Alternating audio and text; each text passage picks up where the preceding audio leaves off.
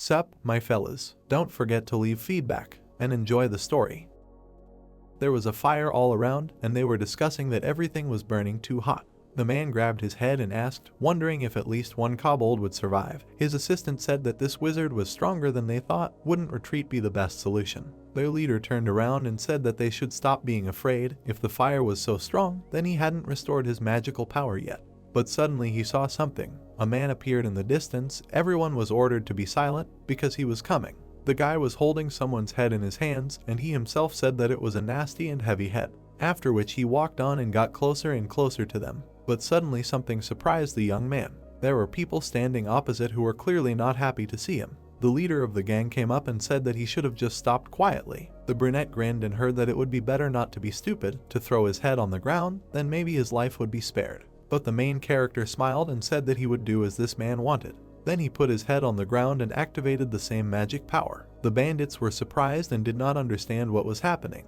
And at that moment one of their assistants crawled out of the bushes and shot the guy straight in the back. He did not immediately notice the approaching arrow, but then turned around and activated even more magic. Thanks to this, the arrow passed him and stuck in the leg of one of the bandits. The man saw this and did not understand what was happening, and his leader shouted what it was worth, "We must attack him." And immediately everyone ran at the magician with swords again. The young man made one movement with his foot and kicked something forward. Then he created a magic sphere, and thanks to this a shield appeared. After which he clapped his palms, and then everything around shone with a bright light. The leader of the bandits looked at this and thought that it was ice magic, but where from? And in front of him, his subordinate had already turned into a piece of ice and could not move. Then the young man passed him and went towards the bandits who were talking, and at the same time he destroyed one of them by simply smashing it on the ground. The man looked at him and thought, do they really want to say that he was not a fire mage? Then this flame was not caused by magic, but by explosives. The guy at that moment said that now it was the turn of those two bastards in the bushes. Then he stretched his hand forward and activated the power of fire. Fire spheres appeared in his hands, which filled everything around.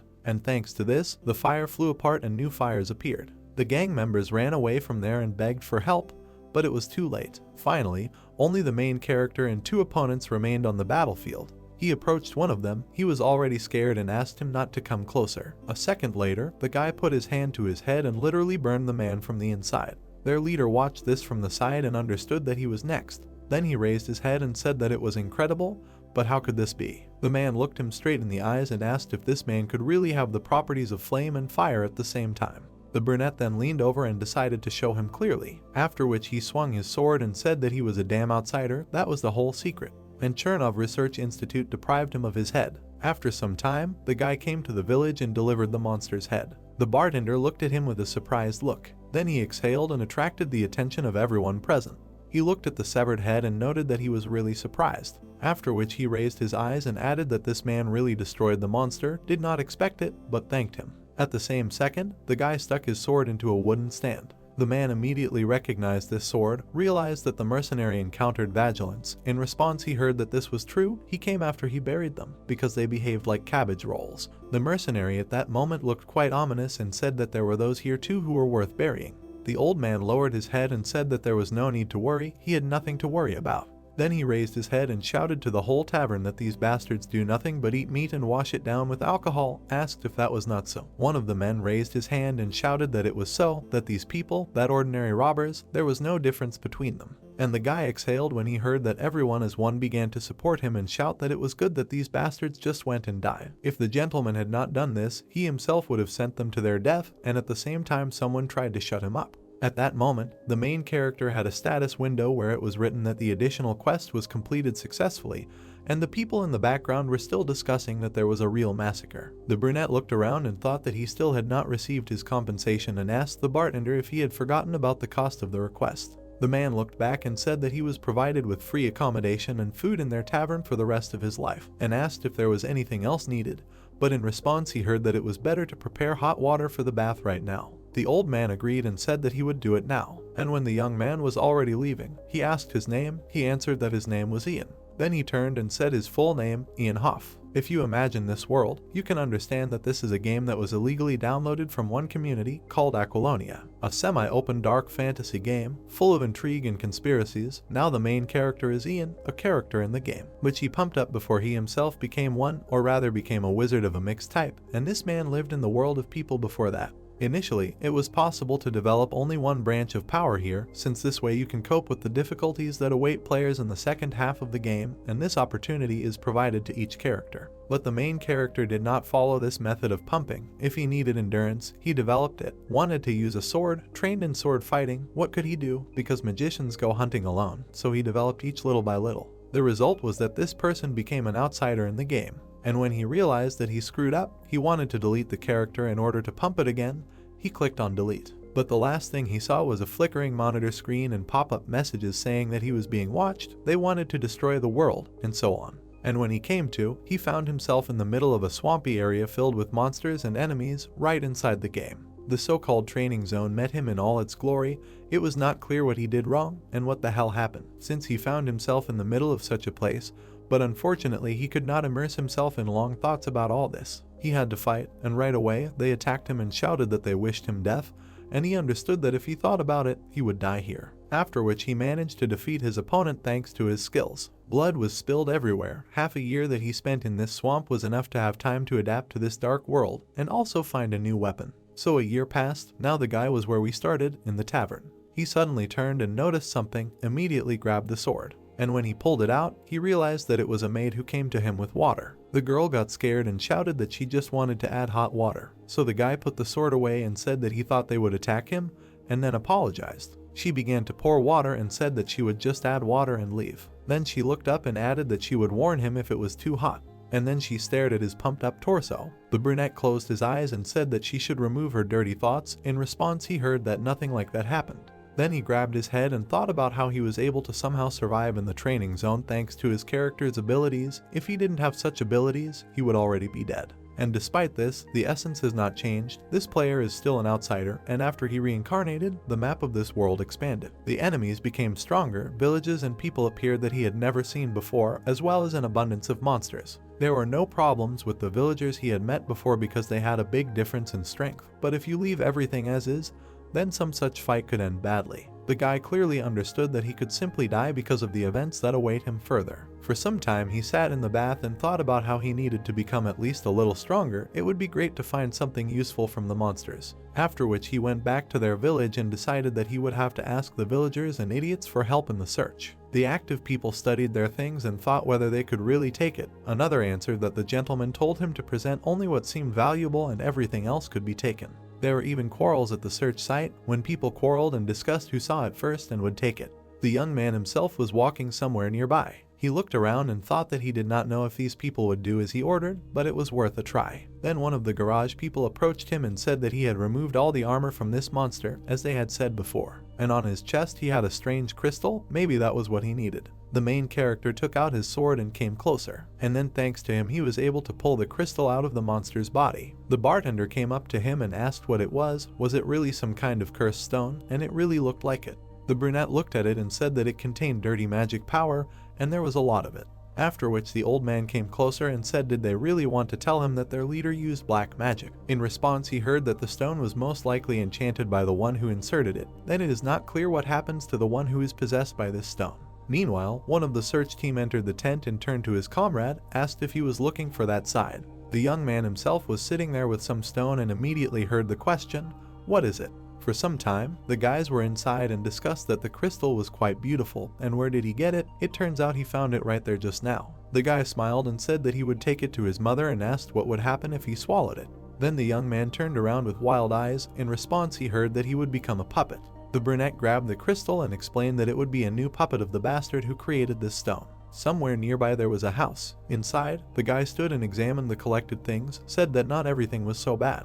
He looked at the mana stones, a necklace made of a bloodshot eye, silver coins, and thought which of these items were found in the hut of the leader of the monsters. Then he picked up the ball and thought that compared to the others, this was the largest catch. It was an item contaminated with magical power from above. After which he pulled it to himself and thought that if he cleaned it, it could become useful and put it in his pocket. Then he turned around and thought that it was a pity that there was little space here, but even so it would do. When he woke up in the game, the skills of this character were at the same level, but everything else was reset to the starting point of the game, time intervals, quests, items, just everything. I had to play from the very beginning. But for some reason then his level and skills were not reset. Someone did not want his character to disappear without a trace. For example, the one who pulled him into this world, like a god who did not let the character die. So the guy turned around and thought that he would thank him for this. It would be much better if they added points to him. Then an old man came up to him and asked if he could really keep his successes. In response, he heard that he should not worry, it was not free anyway. He asked again. The young man smiled and explained that it was better to talk about it later, and now it was time to go back. We need to check whether the people from the city coped with what they assigned.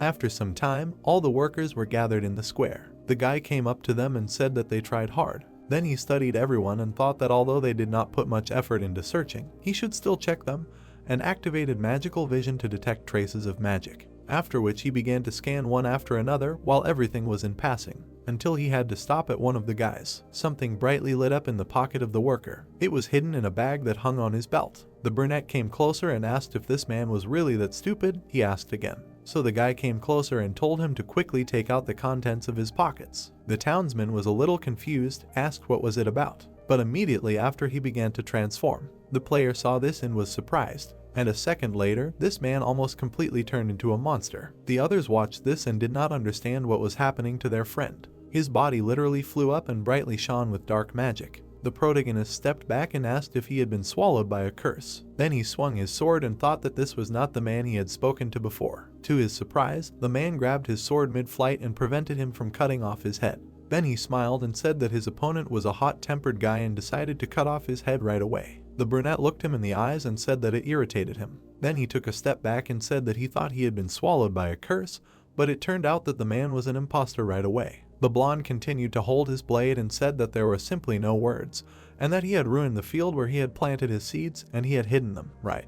The guy immediately understood what was being talked about. He thought that he was talking about contaminated magic. It seemed that the loss of connection with objects placed in subspace was confusing. He also imagined the monsters and thought that, moreover, if it were not for his intervention, the tribe would have attacked the village long ago. Well, he admits, from his point of view, the guy is just a variable. Then he smiled and said that he saw that he was in a hurry, wasn't he? He frowned and added that the magical power he had created would be put to good use, and called him a black magician. The same man began to transform. His hands were replaced by paws with claws, after which the same paw was able to cut his sword in half with one press. The guy stepped back and said that it was a good sword that he had only recently taken out. But there was no time for lamentations, because the monster was already approaching him. The brunette decided to fight with what was left of the sword and struck, and then skillfully dodged his opponent's blow. Nevertheless, the monster was getting closer and closer to him and said that it seemed that he had no strength. After which he smiled and added that he would make him understand who he had decided to open his mouth against. However, this monster did not notice how a fireball flew at him sharply and then a strong explosion occurred.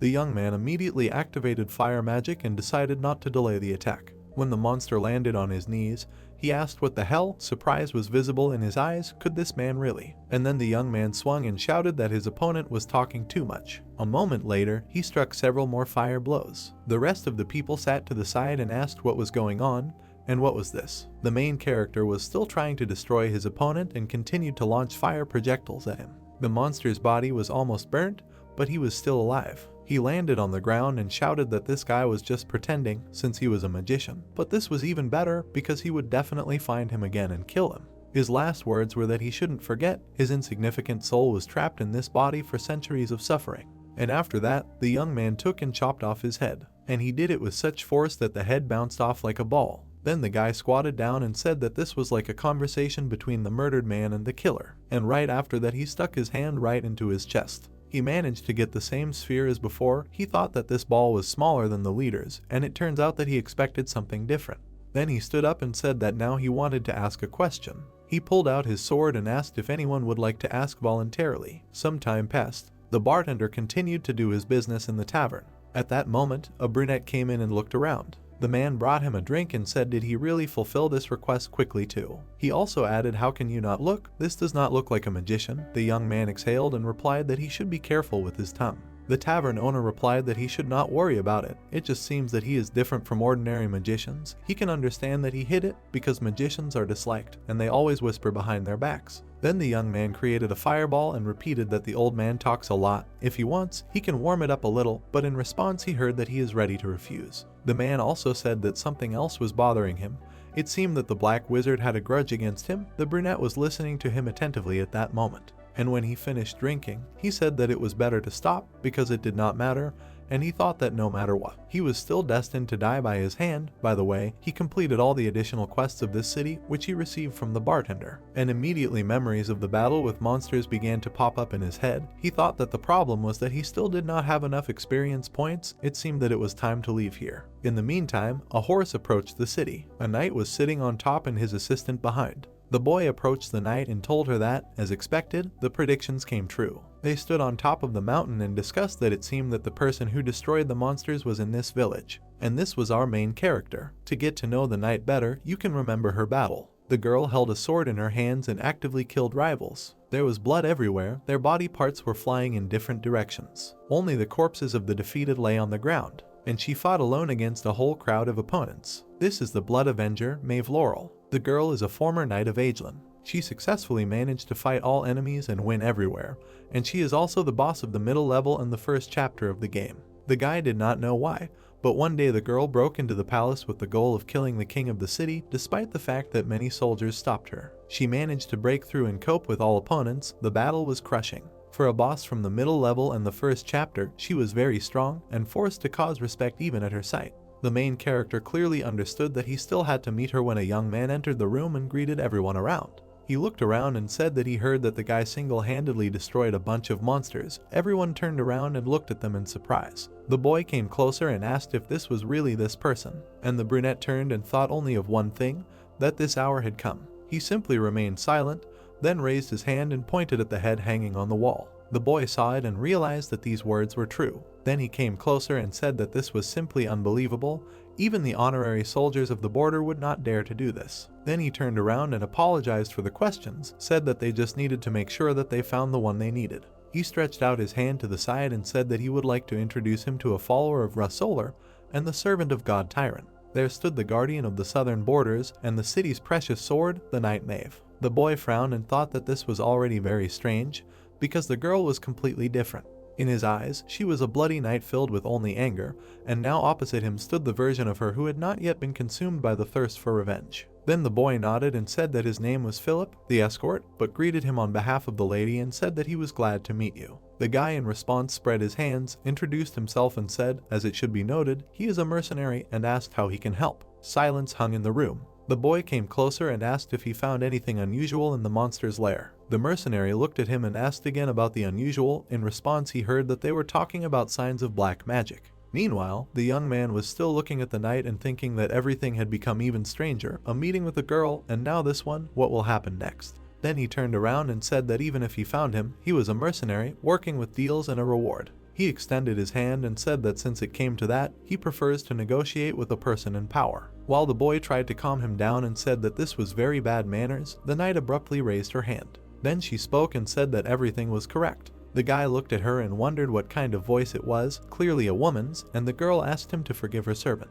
Then she took off her helmet and looked straight into his eyes. Philip tried to object somehow, but the lady said that she usually does not conduct a conversation with those whom she sees for the first time. That is why the assistant spoke for her, nothing more. True, the main character did not listen to her and only thought that this was their truth girl, never really heard her voice, only her heavy breathing and last whisper, just at the moment of the battle. But he was abruptly pulled out of his thoughts and told that it was worth continuing. The lady sat down at the table and said that this information is ready to pay, of course. She put a gold coin on the table and waited for a reaction. The brunette smiled and said that this is a royal gold coin of the highest value, and he was told that it is simply very important. Then the guy raised his head and said that someone deliberately grew these monsters. He looked at the wall and added that their leader wore the essence of black magic on his chest. Then he put the ball on the table and said that this is the essence that remained from the black magician. Then he looked at the guys and said that he had ruined his plans, so he promised to come back for him. The girl frowned and replied that she definitely felt something sinister. The kingdom was in shambles, now all that was left was to track him down. And immediately after, she threw a whole bag of gold on the table, adding that she was ready to give 10 royal coins for this item. The mercenary picked up the bag and said that it suited him, and immediately heard that there was something else. The lady looked up and replied that if possible, she would like him to go with her, because she was the only witness. Suddenly, a status window appeared in front of the guy's eyes. It said that a quest had opened. He had to accompany her and kill the black mage. He thought that he had missed this quest. A whole point as a reward was cool. He needed to complete it. Then he smiled. And when he looked up, he said that, as he had already said, he was a mercenary. If he wanted someone to accompany them, he needed a contract. The same boy ran up to him and shouted that this man had already received enough money, but in response he heard that, nevertheless, if he was hired, he could help in the search. The lady frowned and asked if he really knew where his hideout was, and the guy raised his hand and replied that he did not know, but would try to find out. This is how he makes a living. He thought that these people understood that this was just a bluff, but he still smiled and said that, in addition, this wizard angered him, so he was ready to strike back. Then the knight thought. Then she folded her hands and said that she agreed and was ready to hire him, guaranteeing the fulfillment of the conditions. So she too, night fell. Everyone gathered, loaded onto horses and were ready to go. The girl looked at him and said that she wanted to know if the guy was sure that the wizard was where they were going. And he looked around and answered that most likely this man was hiding in the Forest of Graves. The Forest of Graves is a place where there is an entrance, but no exit, a scary place. Recently the main character was talking about this forest with a bartender. He looked at him and said that all sorts of things are found there. In response he heard that it was enough whining, it was better to get to the point. And the man told him that there is an underground tomb in the forest. It was built by fairies. They buried dead soldiers there. Over time, ordinary people also began to use this place for burial and began to store ordinary people there. He also added that at some point the fog began to thicken and the place began to gain gloom. Then he came closer and said that no one else saw people coming out of there, and the guy thought that in the end everything was like that, it was necessary to go there. Therefore, now in the forest he said that this is the very center of the kingdom, and immediately received the question, does he really think that the black wizard can be there? The young man introduced all the creatures he had killed before and replied that the wizard had scattered the seeds and was waiting for the harvest, which meant he needed shelter, hidden from human eyes. Wasn't the center of the kingdom the best place? Because they say it's darkest under the lamp. Then he began to move forward and added that they should discuss the details later and now set up camp. The knight agreed and said that it was already quite late. Her assistant raised his hand and said that they could go further into the forest. Travelers usually settled on the bank of a stream, and the brunette looked at him and replied that a pack of wolves lived there.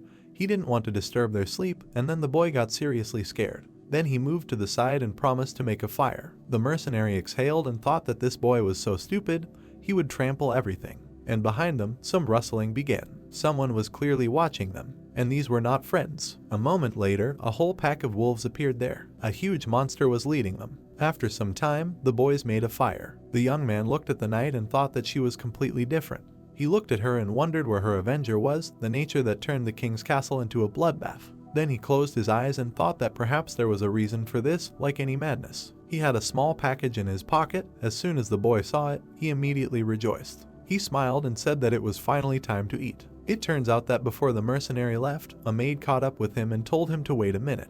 The girl was embarrassed and handed him a package. There was ham and cheese, suggested that he take it with him and be careful. Philip imagined this picture and even felt a little embarrassed. And then he smiled and said that she had a loving look, but the mercenary interrupted him and asked if he was going to shut up or not. The boy turned and asked if the guy really wanted to share with him. In response, he heard that this would only happen if he shut up. The wind around them was getting stronger and stronger. The young man picked up the bundle and froze. The assistant then looked at him and asked what was going on. Was he laughing at him? And the guy frowned and ordered him to shut up. Suddenly, a loud rustling sound was heard around. The girl immediately put on her helmet and said that they seemed to have uninvited guests. After this phrase, the rustling became even louder. At first the boy asked if they were wolves, why the sound was so close, but then he saw that they were already running towards them. There were dozens of burning eyes of their rivals around. It was hard to believe that they were really wolves. The assistant began to panic and ask what they were going to do, and the mercenary grabbed his sword and said that it looked like they were left without dinner today. Meanwhile, the monsters were approaching them faster and faster. The knight frowned and said that these animals were much larger than ordinary wolves. Maybe this was the work of black magic? The brunette replied that they should deal with them and find out.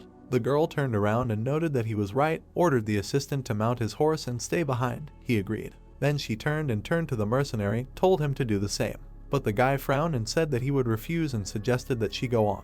The lady turned and asked again in surprise, heard that in such armor she would not be able to defeat the wolves. While the knight was trying to object, her assistant stepped aside and shouted that there were also plenty of wolves there. Then the guy grabbed his sword and said that there was no need to worry and follow him. There was something that only he could do. The girl simply remained silent in response. Then she turned around and told him to try not to die. The guy was even a little offended and said that this was nonsense, but nevertheless asked her not to die either. At that moment, the monsters had already gone on the attack. They were approaching the main character with incredible speed, while he said that there were too many of them. and one after another they began to attack him. Fortunately, this man's martial arts were enough to kill them easily. The guy also raised his head and noted that flame magic would deal with them in a minute. Then he turned around and thought that he could not show them. You never know who might become your enemy, so it was better to fight hand to hand for now. He had to group himself, and then he swung and said that the most invisible to the eye would be a fight with a sword. And he also activated gray magic, wind blades, thanks to which now was the best time to fight.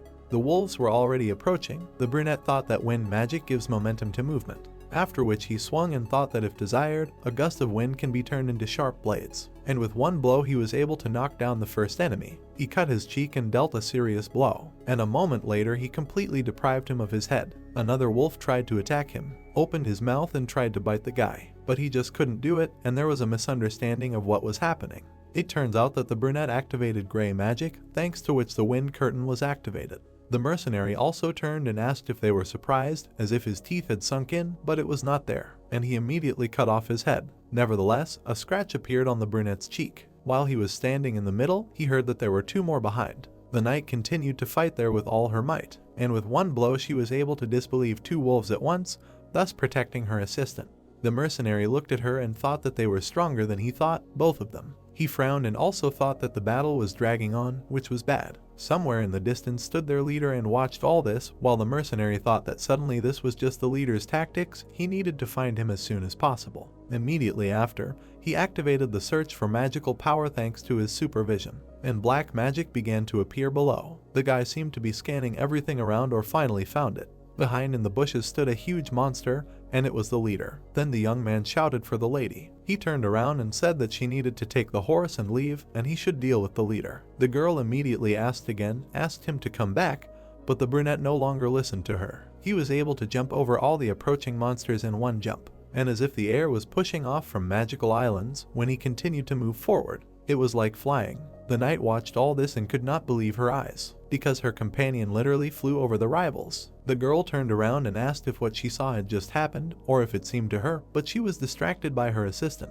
The boy was then lying on the ground, escaping from the wolves and screaming that he was being killed, at the same time asking for help. The knight simultaneously noticed the leader and understood that she had to save her ward. Meanwhile, there was a chase in the forest. The young man was offended by all his legs, pursuing the monster. And finally he was able to land, asked if he understood correctly that a beast is a beast. After which he turned around and said that thanks to instinct, he was simply pursuing a fleeing target. The monster continued to growl and looked at him attentively. Then he spread his arms and was ready for battle. The young man turned around and answered where he had so many friends from, calling him a pathetic mongrel, and immediately asked where the other wolves came from, which appeared behind him. It seemed they were waiting for the moment to attack from behind. The guy smiled and said that in general he was glad to meet. It was time to kill them all and activated under the quest where it was necessary to eliminate the damned wolf. Now he became prey. The monster got seriously angry, and all his charges immediately rushed at the player. True, with one blow the young man activated the blades of the wind and killed everyone at once. Only his blood had time to fly in different directions, and the guy continued to stand in place and said that his opponent was even more vile than in the game. He could not cope with his own anger and was ready to tear him to pieces. The young man smiled and asked if he was really afraid to attack alone. Immediately the monster rushed towards him. He stretched out his paw and tried to hit him. Then he swung, but for some reason missed, and the mercenary jumped back and activated the barrier display case. Thanks to this he was able to protect himself, and the blow of the bridge flew right into this barrier. Everything began to fly apart in different directions. The guy raised his head and said that apparently this is not enough for protection. Therefore, he decided to add strength and activated magic, after which he put his hand forward and used blue magic, a shield of frost. This time he managed to fully defend himself from the enemy's blow. Because of this, the wolf jumped back and thought about what to do next, and the young man looked out and looked at him. His shield was eaten very brightly, and this surprised the opponent very much, after which ice blocks flew straight from there in his direction. The wolf stretched out his hand and tried to hide from them, but the ice scratched his paws, and blow after blow, ice blocks knocked him off his feet. This continued until the wolf was too far away. All his hands were wounded and bloody. The guy came closer and asked if he had refreshed himself and did he want more. The monster's eyes then changed color to red, signaling the approach of danger. Immediately he jumped up and tried to attack the mercenary. He extended his paw and began to accumulate dark energy there, after which he extended his hand and struck back. Thus, even several blows were delivered. The monster frowned and looked at the situation around. All the trees were cut down, and the forest was partially destroyed. However, the main character was intact and was already behind him. The young man was able to cut off his hand with one blow. The pain was incredible for the monster. He looked at him and said that one wind blade would not be enough to completely amputate the limb. Therefore, he began to accumulate energy again and decided to strike again. It acquired a different shade. A decision was made to change the magic. And a second later, a bright light appeared there, which frightened the wolf, and his hand immediately flew to the side. The monster screamed even louder in pain. It turns out that the mercenary, thanks to gray magic and a vacuum explosion, deprived him of a paw, and now he was going to deprive the other one. What did he do? And then the leader rolled back and screamed, and the guy was moving towards him. Then he raised his sword and said that he did not understand how long ago he left the village. Meanwhile, the monster was bleeding and standing in front of him. His black magic was dissipating around, and in a moment it filled the entire space. The young man saw this and was surprised. Had it really already begun? Then he covered his face with his hand because a bright light appeared in front of him. He even had to cover himself with a shield from magic. The brunette also saw something. The monster jumped at the last second and tried to hide from the place. It flew right above his head. Then it turned around and looked around. Its eyes were glowing red, filled with anger and aggression. But then it was stopped by an ice projectile. Ice was flying at it from all sides. Thanks to this, the monster was almost defeated and ended up on the ground. Then an ice wall began to form above it. The wolf looked at this and realized that he was now completely imprisoned. After all, something like a dungeon had formed around him. Then the main character approached him and asked if he was really going to escape from there. After which he extended his hand and added that he was surprised. He thought he had missed him. Then he used lower blue magic, activated the ice prison. But surprise, bloody shells flew in his direction, and they began to pierce his hand along with their energy. It was a counterattack that made him let down his guard. At that very second, the monster broke through the ice cave with all his might. He managed to create cracks and put all his strength into getting out of there. His new prison was destroyed. When the monster already thought that he had managed to escape, he was asked where he was going, after which ice energy appeared around him again. The young man was flying straight at him from above and shouted did he really think to gather his friends and come back for him. Then he swung and said that he would not allow this to happen. The last thing the monster saw was this man. Then a loud explosion thundered. The wolf screamed furiously. The guy then landed next to him and looked at him. Then he swung and activated the wind blade, and with this blade he pierced his opponent, and then he activated the vacuum explosion and directed it towards him again. It seemed that nothing could help the monster and the end of the battle was near. He spat blood and could not even respond to the attack, and then he fell to the ground. The young man grabbed his head and said that it was difficult. The eyes of his opponent continued to shine brightly at that moment, but over time they began to fade. There were corpses of other wolves lying around. The mercenary looked and said that finally everything was over. True, their leader at that moment continued to twitch violently. The guy looked and thought what was happening. Was he really still alive? After all, he almost ran out of mana. But then he noticed something. The huge wolf transformed into someone like a man. Then he looked at him and quietly thanked him. The mercenary immediately sat down and said that he would like to hear what kind of curse was on him. Well, or he could just give away some object. It is not worth dying for nothing. The man at the point of death managed to say only about the old deer, and the brunette was surprised and began to ask again what kind of deer. But his opponent was already dead. After which the guy looked at himself and said that he probably wanted to say that he never got to eat the deer. It was strange. Meanwhile, nearby, his companions also finished their battle. The girl suddenly turned around and asked if there was a mercenary there. A guy really came out of the bushes and answered that everything was fine. Philip saw the severed head in his hands and jumped back, shouted what was that? And the young man picked it up and said that it was a werewolf. He was the leader of the wolves. The lady was surprised and thought, could their companion really have dealt with him alone? Then she looked at him and thought, maybe this man really mastered dark magic. Then she bowed her head and asked why he attacked them. She came closer and said that the mercenary could have died like that. Did he really forget about the promise to get to the capital with her? The brunette turned around and answered that if there had been two of them, he would have simply run away. But the girl immediately asked how he knew, because these were just his guesses. The young man closed his eyes and replied that they could be looked at. They were just some small midges that even Philip could handle. And indeed there were wolves lying there that were easy to kill. They wouldn't attack them simply because there were fewer of them. They weren't sure how strong their team was. The only one who had a head on his shoulder was their leader. Then he raised his head and said that he simply hid and waited, not at all because he was strong. And he also added that he was alone, that's why he attacked, otherwise he would have run away. The guys listened to him attentively, after which the mercenary turned around and added that he understood why she was worried, but he valued his life, and was not a noble knight who would sacrifice himself for others because he was just a mercenary. The lady sighed and thought that she couldn't even object. Then she looked at him and said that however, if he had some kind of plan, it was necessary to report it in advance and he shouldn't act alone. And the young man turned away and said that he agreed, then he would discuss everything with them. He also looked ahead and said that first, they need to leave here, there are a lot of corpses here, and asked what the lady thought about this. She replied that it would be better this way. After which the brunette looked at the assistant and told him to bring his horse. He agreed. The mercenary stood for some time and thought that he had finished. Where was his reward? And then a memory appeared of how the status window appeared, where it was written that he had been given additional physical strength points.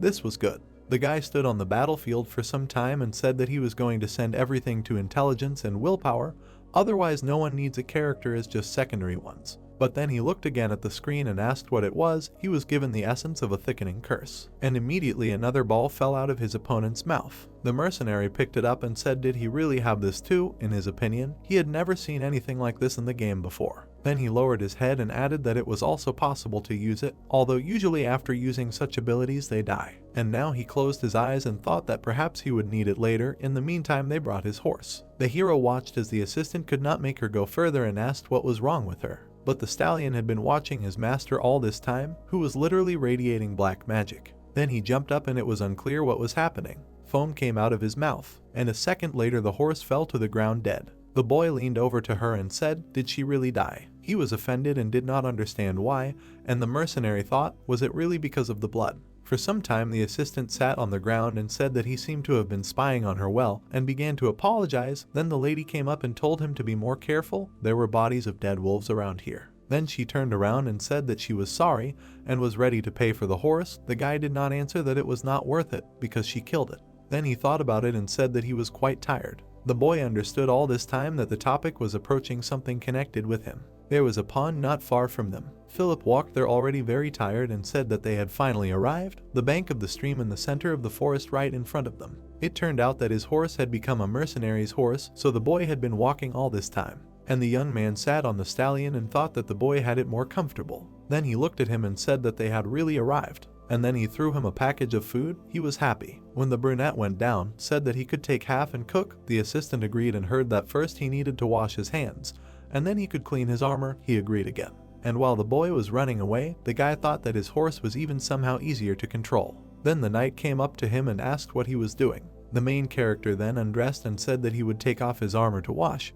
He thought that all the clothes were already sticking to his body. The girl thought about it. Then she also began to undress and immediately received a question about what she was doing. When she took off her helmet, she answered that she decided to wash herself too. Then she looked at him and answered that it would be better to do it together. The young man hung for a while and thought, really, together? The guys went to different parts of the river and began to wash themselves. The mercenary then thought, is this really normal for this world? He even turned away and thought that the girl was too close. Suddenly she turned to him. He asked what was going on. The lady continued to wash herself and asked if the mercenary was wounded. Then he thought, really, decided to ask only now, and said that everything was fine. But the girl did not turn around and said that it was good, and surprisingly, the young man fought with the werewolf and did not receive a single wound. She immediately remembered how he fights and said that his fighting style is, so to speak, unique, and the guy is clearly a better knight than her. If you take into account how he manipulates his assistant and his wisdom, you can say that he is not just a mercenary, although it is not uncommon for an ordinary person to be from a noble family. The brunette turned and asked what if he comes from a simple area.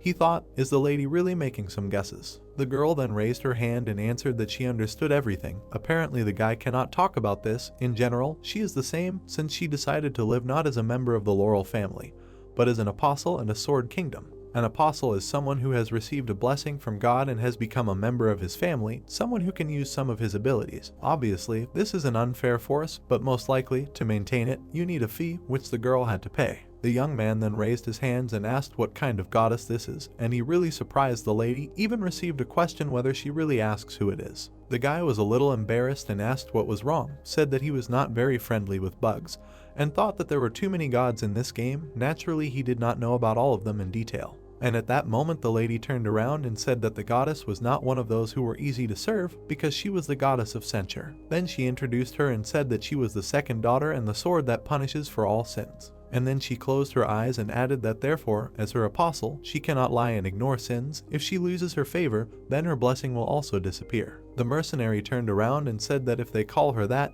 then other names should be even cooler. Then he continued to wash himself and thought that the main motives in the game are betrayal and moral decay. Therefore, the gods, in addition to the well-known names, have additional ones. Other names can become their weakness. Then he imagined a cross and thought that, for example, another name for the god of light is blind faith. Then the girl closed her eyes and said that if the guy talks about other names, of course they exist, for example, retribution. And then it dawned on the main character. The guys were there for some time and discussed that in the end, the intersection of sin can replace someone's revenge, and sometimes, after that, he himself becomes an object together. It turns out, another name for censure, retribution. The lady said that this righteous revenge is under the protection of the goddess. Now the mercenary understood everything.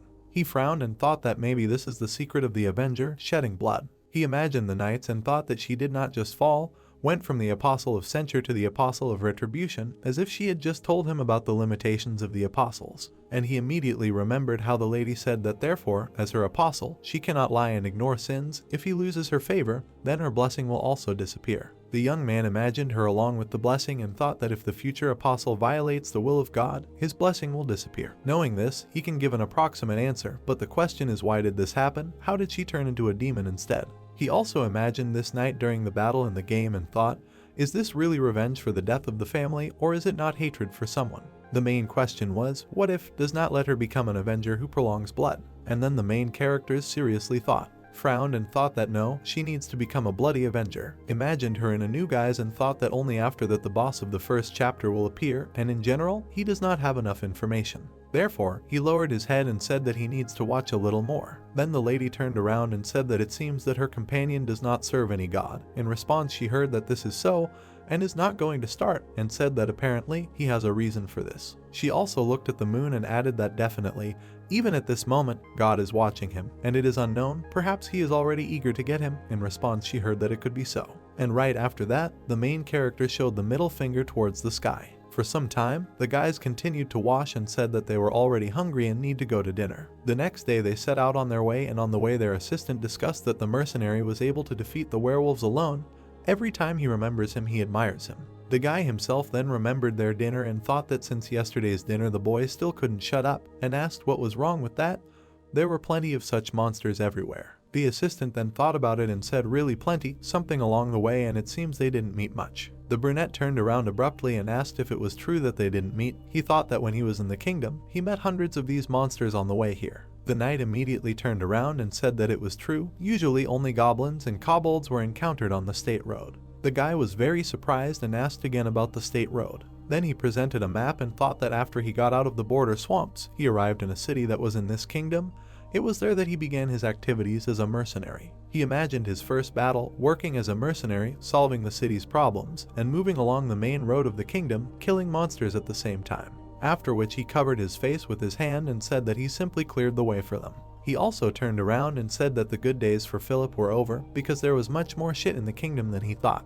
And finally, after some time, their team approached the first city. True, the young man was surprised when he saw that it burned down and said that he did not think that this shit would be found so soon. The boy exhaled and sadly asked if this was really the work of robbers. Then he looked at the knight and said that this happens not only on the outskirts, but also near the road itself. But the girl could not cope with her anger and said that she was not going to forgive this. How can you so easily destroy someone else's house? The protagonist watched her from the side and thought that the girl was being dramatic.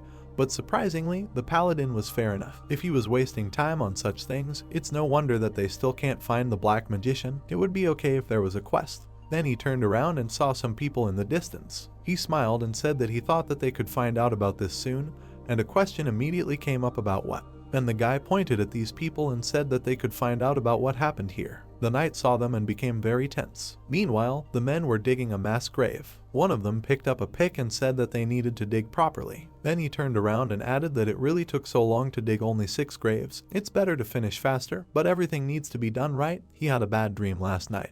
Then he turned around and saw something in the distance. But a horse with a knight on its back was flying at full speed towards him. The man was very scared and asked what it was. Was it really a knight? What was he suddenly flying at them from? Then the people started to run away and shouted that they needed to grab their weapons and aim at the horse, shoot without missing. Real knights give no quarter to anyone except the peasants. And the girl was getting closer and shouting that they needed to drop their weapons and fall to their knees. The brunette looked at her in surprise and shouted for what reason they needed to do this. If she didn't have one, then they shouldn't drop their weapons, but suddenly one of them fired behind him. The man turned around and shouted in surprise at this fool. He wasn't told to shoot. However, the arrow was already approaching the rider's horse. With just one blow, the girl was able to cut it in half and dodge the blow. The peasants saw this and were very surprised. They didn't understand what kind of monster it was. Then the knight swung and was about to attack them, and then with one blow he knocked down the man who shot at her. The poor guy's body literally flew into 2 pieces, and the man remained standing and thought that this was a crazy bastard who created problems for them. And unfortunately, he did not even notice how the knight suddenly appeared above his head. All 3 of them immediately fell to their knees and began to say that they were misunderstood because they did not commit a single sin, but if they were listened to, they would be able to explain it. The lady then came closer and said that listen to their excuse later, but for now they will look after them and ask the gentleman who came with her. And then the man looked at the mercenary. Then he was surprised and realized that he knew him. He looked at the guy and was even able to call him by name. He did not yet understand what was happening. For some time, the man knelt and thought that things were bad. Then he lowered his eyes and thought it was no wonder that he had a bad dream yesterday. Then he heard that he would be listened to later, and now another person would interrogate him, and the thought arose rather than there really be some kind of interrogation, what was going on here? After which the man saw something that surprised him greatly. Ian was sitting there on a horse. The guy looked at him and did not understand how this man knew him. And the man came closer and said that his name was Miguel, a hunter and a mercenary. They often saw each other in the city. The protagonist immediately began to scroll through his memories in his head and thought who it was. Before that he passed the city right after the swamps. It seems that this is the guy he saw in the bar then. At that moment, the girl turned around and asked if the young man really knew them. He replied that he only remembered their faces. Then he heard that the man was glad that he recognized him and said that this is better, promised to answer all the questions, and said that they would be able to determine that he was telling the truth. The guy looked at him and thought that he was ready to tear out his limbs one by one if he continued to pretend to know him, but this man was clearly not deprived of ingenuity. Therefore, he turned around and said that in that case it was necessary to answer the questions. Then the man began his story, introduced the soldiers, and said that it happened even before they arrived here. The entire city was burned and the garages began to be killed. The old people begged them to let them go and asked what would happen, why the great king was allowing this to happen. But the guard turned around and said that this was his order. He raised the torch and added that the order to resettle all residents to the city had already been issued, so they had to move quickly. And then it dawned on the girl that it was not about the king, but about the marquis. An assistant ran up to her and shouted that this couldn't be. Why would the king burn the village to the ground? And she lowered her head and said that it was most likely because of the war.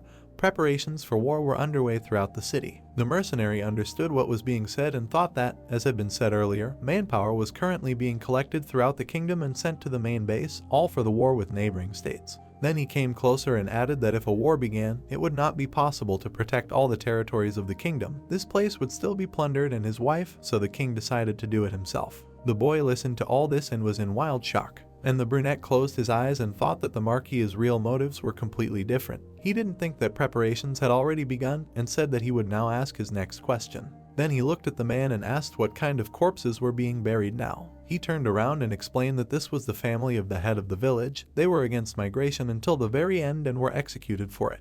And he remembered how when they were leaving, they met residents who had migrated. They gave him a few coins and asked him to bury them. That's why they were digging a grave. The guy came closer and asked what else. In response, he heard that this was all. And a small pause hung in the air. The man could not stand it and began to shout that it was all true and was ready to swear by God that he told him the truth. The mercenary then grabbed his head and thought that it was all in vain. Apparently it was true, since the quest window did not even appear. At that moment, the lady asked the guy this man. He answered that he believed. Then she looked at him and said that now she understood everything.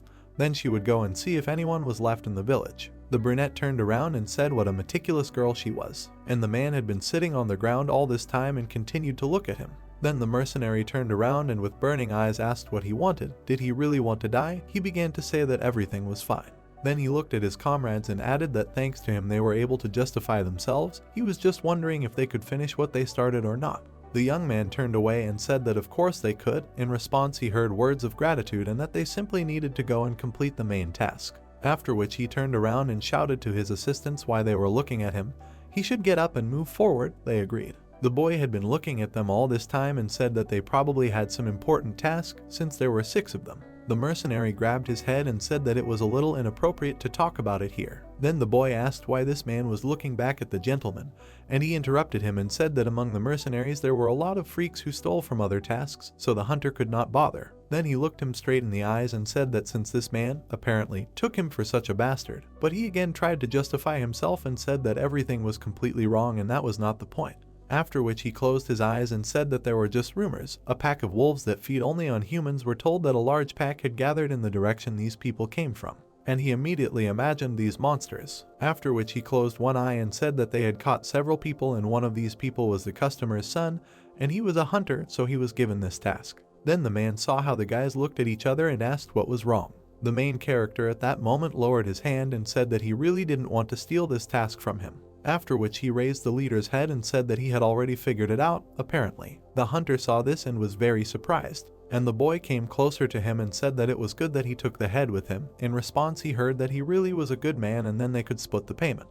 The man continued to say in surprise that he was hearing for the first time that there was a man among the wolves, and he was doubly surprised when he heard that this coward was simply hiding behind the backs of his henchmen, just like himself. The young man looked at him and added that it was worth getting to the point. He smiled and asked where he was assigned. Night had fallen. The girl climbed onto her horse and said that they needed to move to the village, which was at the fork in the road towards the Crimson Gorge. She also looked at the mercenaries and asked if one of them was seeing them off. The assistant then approached the horse and said that it was true, it would take about 2 days. He thought the relatives of the dead should find out the truth about these wolves. And the player came closer and said that even more so, they should stock up on supplies before heading to the Forest of Graves. The girl heard this and agreed, also said that these people were annoying her, the main character of the exception, and the rest were annoying her, they had neither God nor faith. The man then turned and said with a smile that he hoped for her leniency, so the guys stood there for some time until the mercenaries finished. The young man was meditating at that moment and thought that it was time for monsters, he needed to be vigilant. Then he opened his eyes and activated the magic scam. When he looked at the night, the girl was emitting strong energy, so it wasn't his imagination.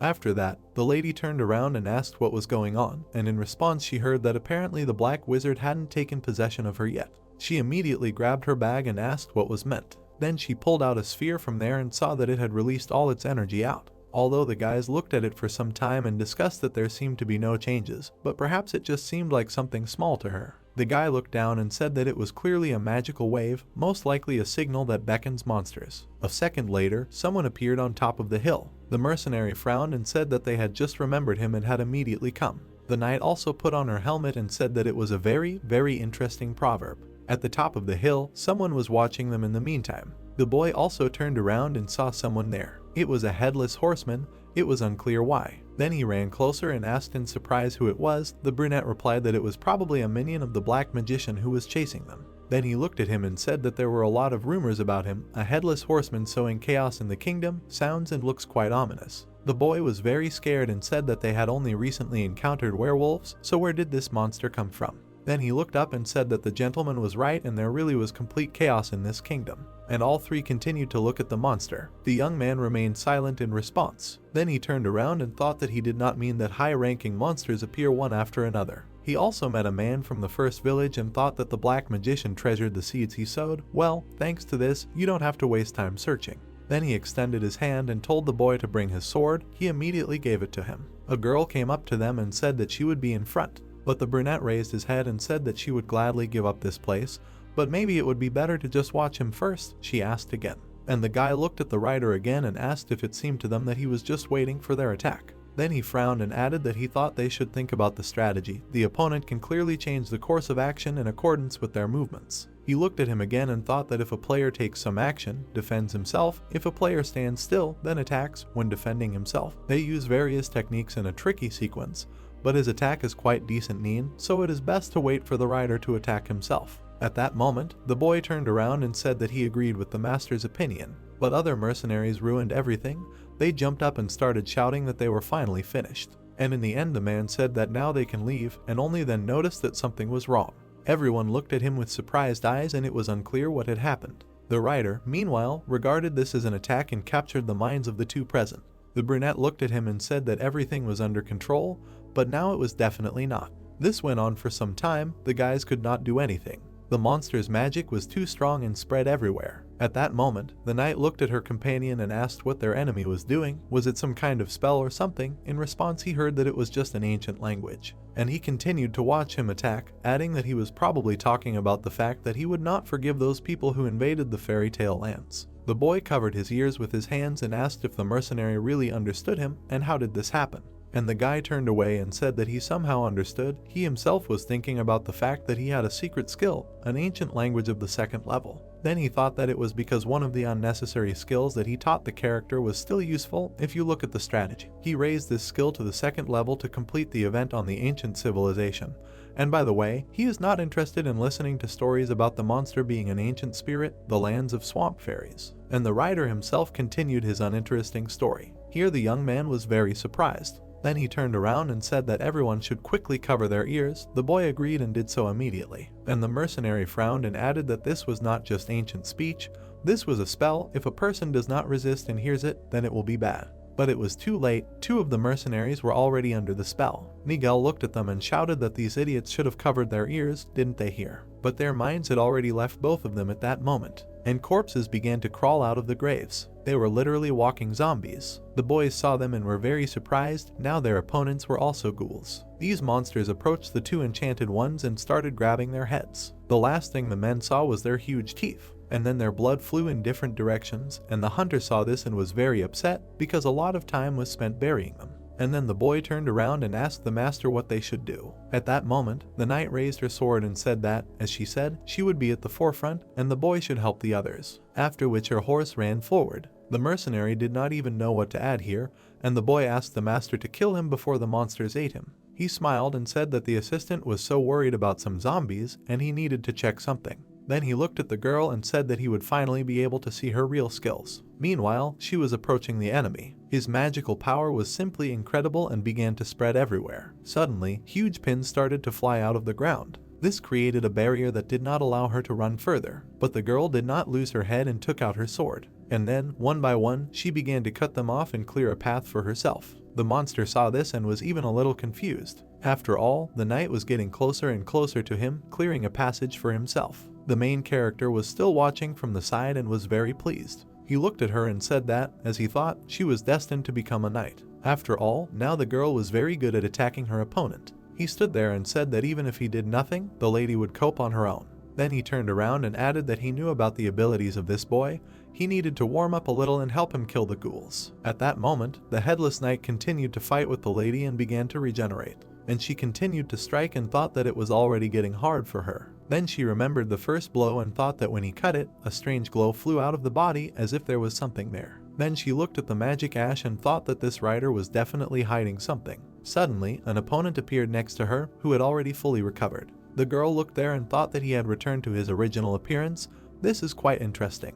And the rider then raised his hand and began to say something again. A moment later, a stone wall appeared in front of the lady's face. She again had to cut it all off and fight. She managed to do it with one blow, but it was already really hard. Although the barrier flew apart in different directions, it became more and more. At the same second, the monster decided to deliver another additional blow, and he threw a huge sharp stone spear straight towards the girl. The lady managed to raise her sword in time and reflect this blow, and when she opened her eyes, she thought that it was a whip made of bones, quite interesting, and then she threw it aside. However, the rider was not going to give up and continued to strike. This time his whip flew towards her from the other side, and a moment later it was right in the back of her head. Then he grabbed her hand. The lady noticed this and thought that things were bad. Her hand was completely immobilized, and she thought that this was a dirty magical force that was breaking through the divine mana. The girl raised her hand and said that she did not feel it at all. But then a mercenary came to the rescue who was able to cut this whip. The lady looked to the side and noticed him.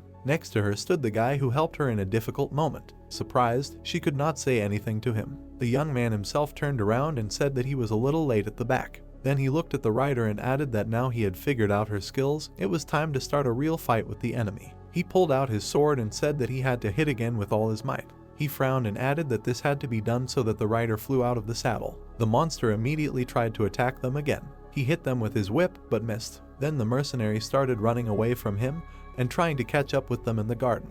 The girl watched all this and thought that she didn't know exactly what the mercenary was planning, but she could be trusted. Then she started moving forward and said that she would be happy to kill this abomination. And then her sword started to glow with a bright blue flame, and her eyes showed complete confidence. Meanwhile, the monster continued to pursue the mercenary. He tried in different directions, but still couldn't hit him. The guy turned around and realized that things were bad. He was already very close, and the rider was really right behind him, saying something again. The young man smiled and asked again if he really thought he had caught him, after which he apologized and said that in fact he had caught him. The horse suddenly started approaching there. The rider turned around and realized that things were bad. Literally a second later, he was stabbed with a sword from behind. The rider's body began to fly apart into different pieces, but after it began to regenerate, the girl thought that he had dissolved again, which meant she had not killed him again. And suddenly her companion began to approach her. The lady looked at him and did not understand what was happening, said that the rider would now return his former body, and the young man then swung and replied that he already knew it, after which he cut another fragment in half. The lady was surprised, did not understand why he was cutting the air. But then it dawned on her. It was some strange piece around which the rider's matter began to dissolve. A second later, a blow flew from the same piece again. The mercenary's horse was deprived of one of its legs because of this blow. Then it fell to the ground and lost consciousness. The young man himself turned around and said that this was excellent. He pushed off from it and again flew towards the small piece. He hit it again, and it was clear that it was not in vain. True, the knight was still watching from the sidelines all this time and did not understand what was happening. But someone's skull began to appear in her eyes, and then it fell to the ground and just smoked. The girl was surprised and realized that it was the skull of that very monster. The mercenary meanwhile continued to attack and his eyes were still glowing brightly. For some time, the young man hit the skull with his sword and tried to defuse it. It seemed that it was already pointless and the opponent was defeated when he said his last word. A moment later, a bright red light appeared from his eye sockets and he began to shout something again. Everyone around tensed up and realized that something strange was happening. Then there was an explosion. Then the girl came closer and asked what kind of paralysis it was. The magic broke through all her sacred power and paralyzed her entire body. She could not move further. So she was left sitting on the horse and thinking that her comrade was also paralyzed. Meanwhile, the skull rose into the air and seemed to be completely intact, apparently going to return to its appearance. But suddenly the guy gathered his strength and decided that he needed to get out of the paralysis, then grabbed him right by the head. The monster did not understand at all how he managed to get out. And then the guy smiled and said that, like the wolf, famous monsters always have at least one special ability in case they find themselves in danger. Then he raised his head and added that he knew that he had the same. Literally a minute before, he was holding his sword and sorting through different thoughts in his head about fortitude, resistance, power, intelligence, magic, and willpower, and thought that all the other passive abilities that he initially considered useless altogether form a synergy with each other. Then he clenched his fist and realized that this was not paralysis, but a very short dullness. Now he held the skull in his hands and said that at such moments, villains are very useful, and asked him if the monster thought so. Then he threw it to the ground with all his might. He also smiled and said that it was time to end this, and again he approached the skull lying on the ground. With one blow he managed to throw him aside so that he flew like a sword on the field, and then the guy caught up with him and swung again. He hit him with all his might with the sword to destroy him. At some point it became more like a mess. It looked scary. Even the knight just watched this from the side silently and could not comment in any way. Suddenly it dawned on her that the paralysis had gone away, but it was not clear how. The girl immediately began to replay the moments of the battle in her head and said that she did not understand how the guy could hit such a strong monster with ordinary physical attacks. Finally, the skull cracked. When the young man swung again, he tried to tell him something, but he was going to pierce him and did not even want to listen, only wished for death. And a second later, he actually did it. Then everything around was enveloped in a bright light. The knight even had to cover his face with his hand. It was so hard to watch. There was also a blast wave. Even the trees bent a little from this force. The young man at that moment was still sitting nearby and finally exhaled.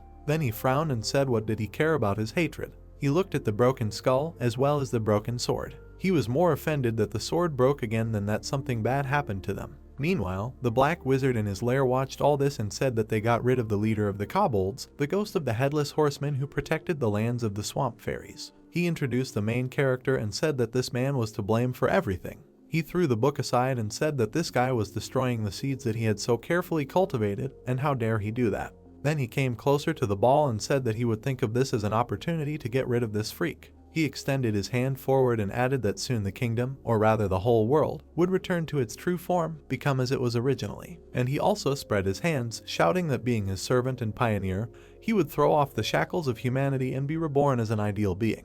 There was a smile on his face when he said that the time would come, and the first one to be devoured would be this vile bastard, a mercenary. Finally, the next day came. In one of the cities, the townspeople were standing and discussing what they were saying, that the head of the village eventually died and his only son was torn apart by wolves. They also introduced the mercenaries and asked if there was any news from them. Because they left, they said that they would definitely catch the wolves. Well, how can I say? Suddenly, someone started making noise nearby, and these people appeared in the village. One of them had a rider's skull on his horse. Everyone looked at the guys and discussed whether this was really a knight who was completely covered in armor, what was going on and what kind of skull was that in the back. Then they noticed the man who was leading them and said that this was the mercenary who went hunting for wolves. They also looked at him and said that it was unclear what he was holding in his hands. Was it a head? Was it really the head of the culprit? Just look at his bold face, he probably finished him off himself. And they also shouted that they did not think that the man would be able to fulfill the request. He was simply amazing, and he was clearly pleased to hear all this. The hunter immediately turned around and smiled at his travelers and said that they had arrived an hour earlier,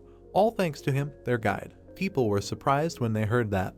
By the way, he didn't want to continue carrying the werewolf's head because it was scary, and it was annoying and heavy, and he immediately heard the question of whether to make his task easier by tearing off his hands. Then the brunette grabbed the head harder and said that he just said it, and the mercenary thought that he was so worried and doubted, but still became a good guide. If we go back that night, everyone was sitting by the fire. When the hunter was reburying, he carefully buried everyone, including his comrades. The boy turned around at that moment and told him to finish, but the man replied that everything was fine. He was doing it for his own good, since only one survived. His subordinates could transform into evil spirits and curse him. Then he frowned and added that in any case, these people offered a lot of effort until the very end. The assistant listened to him and didn't even say anything in response. Then he turned around and reached out to the lady, also asking what they should do. The journey takes much longer than expected. In response, he heard that it was so, since he joined them. They fight almost every day, and they are also late only because they lost their horses. The young man himself at that moment simply continued to eat. Philip looked at him and said that it would take at least another week to get to the grave forest. If this continues, they will not have time to search in other places. Suddenly a man approached them and asked if their goal is really the grave forest. Then he smiled and said that instead of a week, 5 days will be enough for them to get to the village if they go along a side road that only old mercenaries know,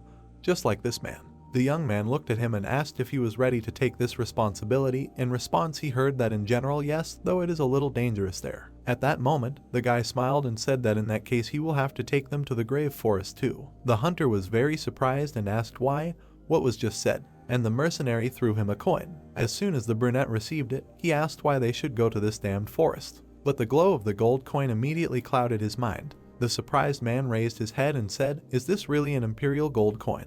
Now the main character looked at him and thought that of course, because this coin is twice as expensive as an ordinary gold coin, it must have been difficult to refuse because he accidentally took his request. He looked at him and thought that since he was going to go with Maeve only to the houses of a separate forest, it would be good if he replaced him as a witness for the black magician, while the man was telling that this tavern has pretty good food and the beer is also not bad. Then he raised his hand and added that they need to gather in this tavern. When they finish their business, he will go get rewards for the tasks with the wolves. At that moment, the main character handed the assistant some coins and told him to go to the stable and buy him a horse, and one for himself too. He said that it would be pretty hard without one and thanked him, but the guy said that he had simply lent him the money, so he would have to return every last penny. The girl intervened in the conversation and asked if the brunette was going to go to the temple and said that she also wanted to pray, and they could go together. But the young man raised his hand and said that it would be better for them to go separately, adding that after that he planned to go to another place, and if one of them did not come earlier, who knows what these two guys could do. The girl lowered her head and said that she understood everything. Some time passed, the mercenary came to the church and thought that knights like her value their faith and honor. Then he came closer and thought that in other words, she was an ideal target for priests. And did he want to lose his money if he came here with her? Of course not, it was better to refuse. After which he went inside and saw a statue. This statue stood in front of him and emitted some divine energy. This is not mana, not light, this is a real miracle, and this is definitely a real temple. Finally you can cleanse it of black magic. Then he came closer and began to study everything that was there. The guy was shocked and did not understand what was happening. Suddenly, a priest appeared behind him, who asked who it was. Then he raised his head and said that now is not the time for prayer, but anyone can come in, and then he was surprised by what he saw. The old man looked at this guy and said that he did not understand how the apostle of the goddess of light ended up in their seedy lands. The young man asked again in surprise about the apostle and did not understand what kind of nonsense he was talking now. And the priest folded his hands and said that of course the only time the goddess emitted divine shine was a long time ago, during the arrival of the apostle of the entire empire. Then the guy continued to look at the statue and thought that the priest had misunderstood everything, or believed in his own belief, as if it didn't exist. This feeling, is this really familiar to him? Then he frowned, after which he turned around and said that he was a simple mercenary, not an apostle and an unbeliever. The question immediately came up whether this man was really not an apostle. And the guy then turned away and thought that he was uncomfortable. He felt as if something was watching him through this statue. He couldn't pretend to be an apostle when the statue was looking at him like that. The old man approached him and said that if so, maybe this man wanted to serve the sacred goddess. But she smiled and thought that it was ridiculous. He kept talking about the apostle, and then, indeed, the apostle's quest appeared. In front of him at that moment on the screen it was written that there was an opportunity to accept or reject the quest, in which you need to receive a divine blessing, become part of the faith and its representative, then you can partially use its power. The young man reread everything again and thought that this quest was in the game, but his level was not enough. It seems that now these restrictions in the game have been removed. The old man meanwhile bowed to him and said that it would be better to think about it carefully, make the right decision, and when this magnificent moment comes, remember him, Sincere Edward. In response, the young man got drunk. Then he said that he would definitely remember this, and by the way, he said that he needed his help. The old man agreed to listen. The mercenary came closer and asked if it was possible to cleanse these objects from dirty magical power, holding out to him the spheres with dark magic, and immediately received the question, does he really want to do this with the help of the divine light of the goddess? Then the priest jumped back and shouted that it was defiled by dark magic, and this was done by a simple monster. And the guy was still holding them in the air and said that he wanted to know if it was possible to cleanse them. He also added that they were leaving the city tomorrow by noon.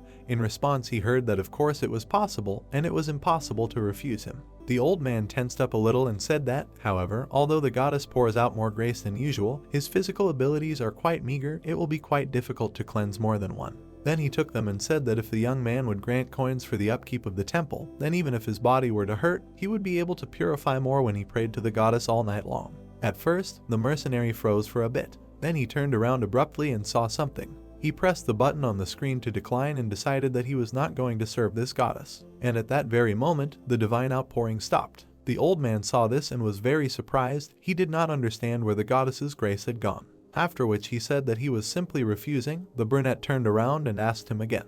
And the priest bowed down and said that he had made a mistake. He could only help someone who was under the protection of the goddess. It would be part of his obligations. But surprisingly, after that, the grace returned again. The young man literally glowed from this grace and told him to try harder, maybe then the goddess would appreciate his loyalty. They discussed this inside the church for some time and finally the man agreed. After some time, the guy came to the tavern and there his friends met him, said that he finally returned. And the boy asked if the young man really hunted swamp dragons, because he heard that he killed him with one swing of the sword, asks to tell about it in more detail. The guy went there and said that the guys had already gathered. Then he sat down at the table and asked what happened to the payment for the request for wolves. Philip handed over the money and said that he also added the change from the purchase of horses. Then, with an embarrassed face, he said that he wanted to know if the gentleman really hunted dragons. The brunette at that moment looked at the hunter, and he said that he had not told much. This guy was interested in learning more about him. Therefore, the main character had to tell that it was not a dragon, there was an individual of the swamp drake, which had only recently become an adult. A real dragon should not even be compared with this winged lizard, and moments of the battle began to emerge in his memories.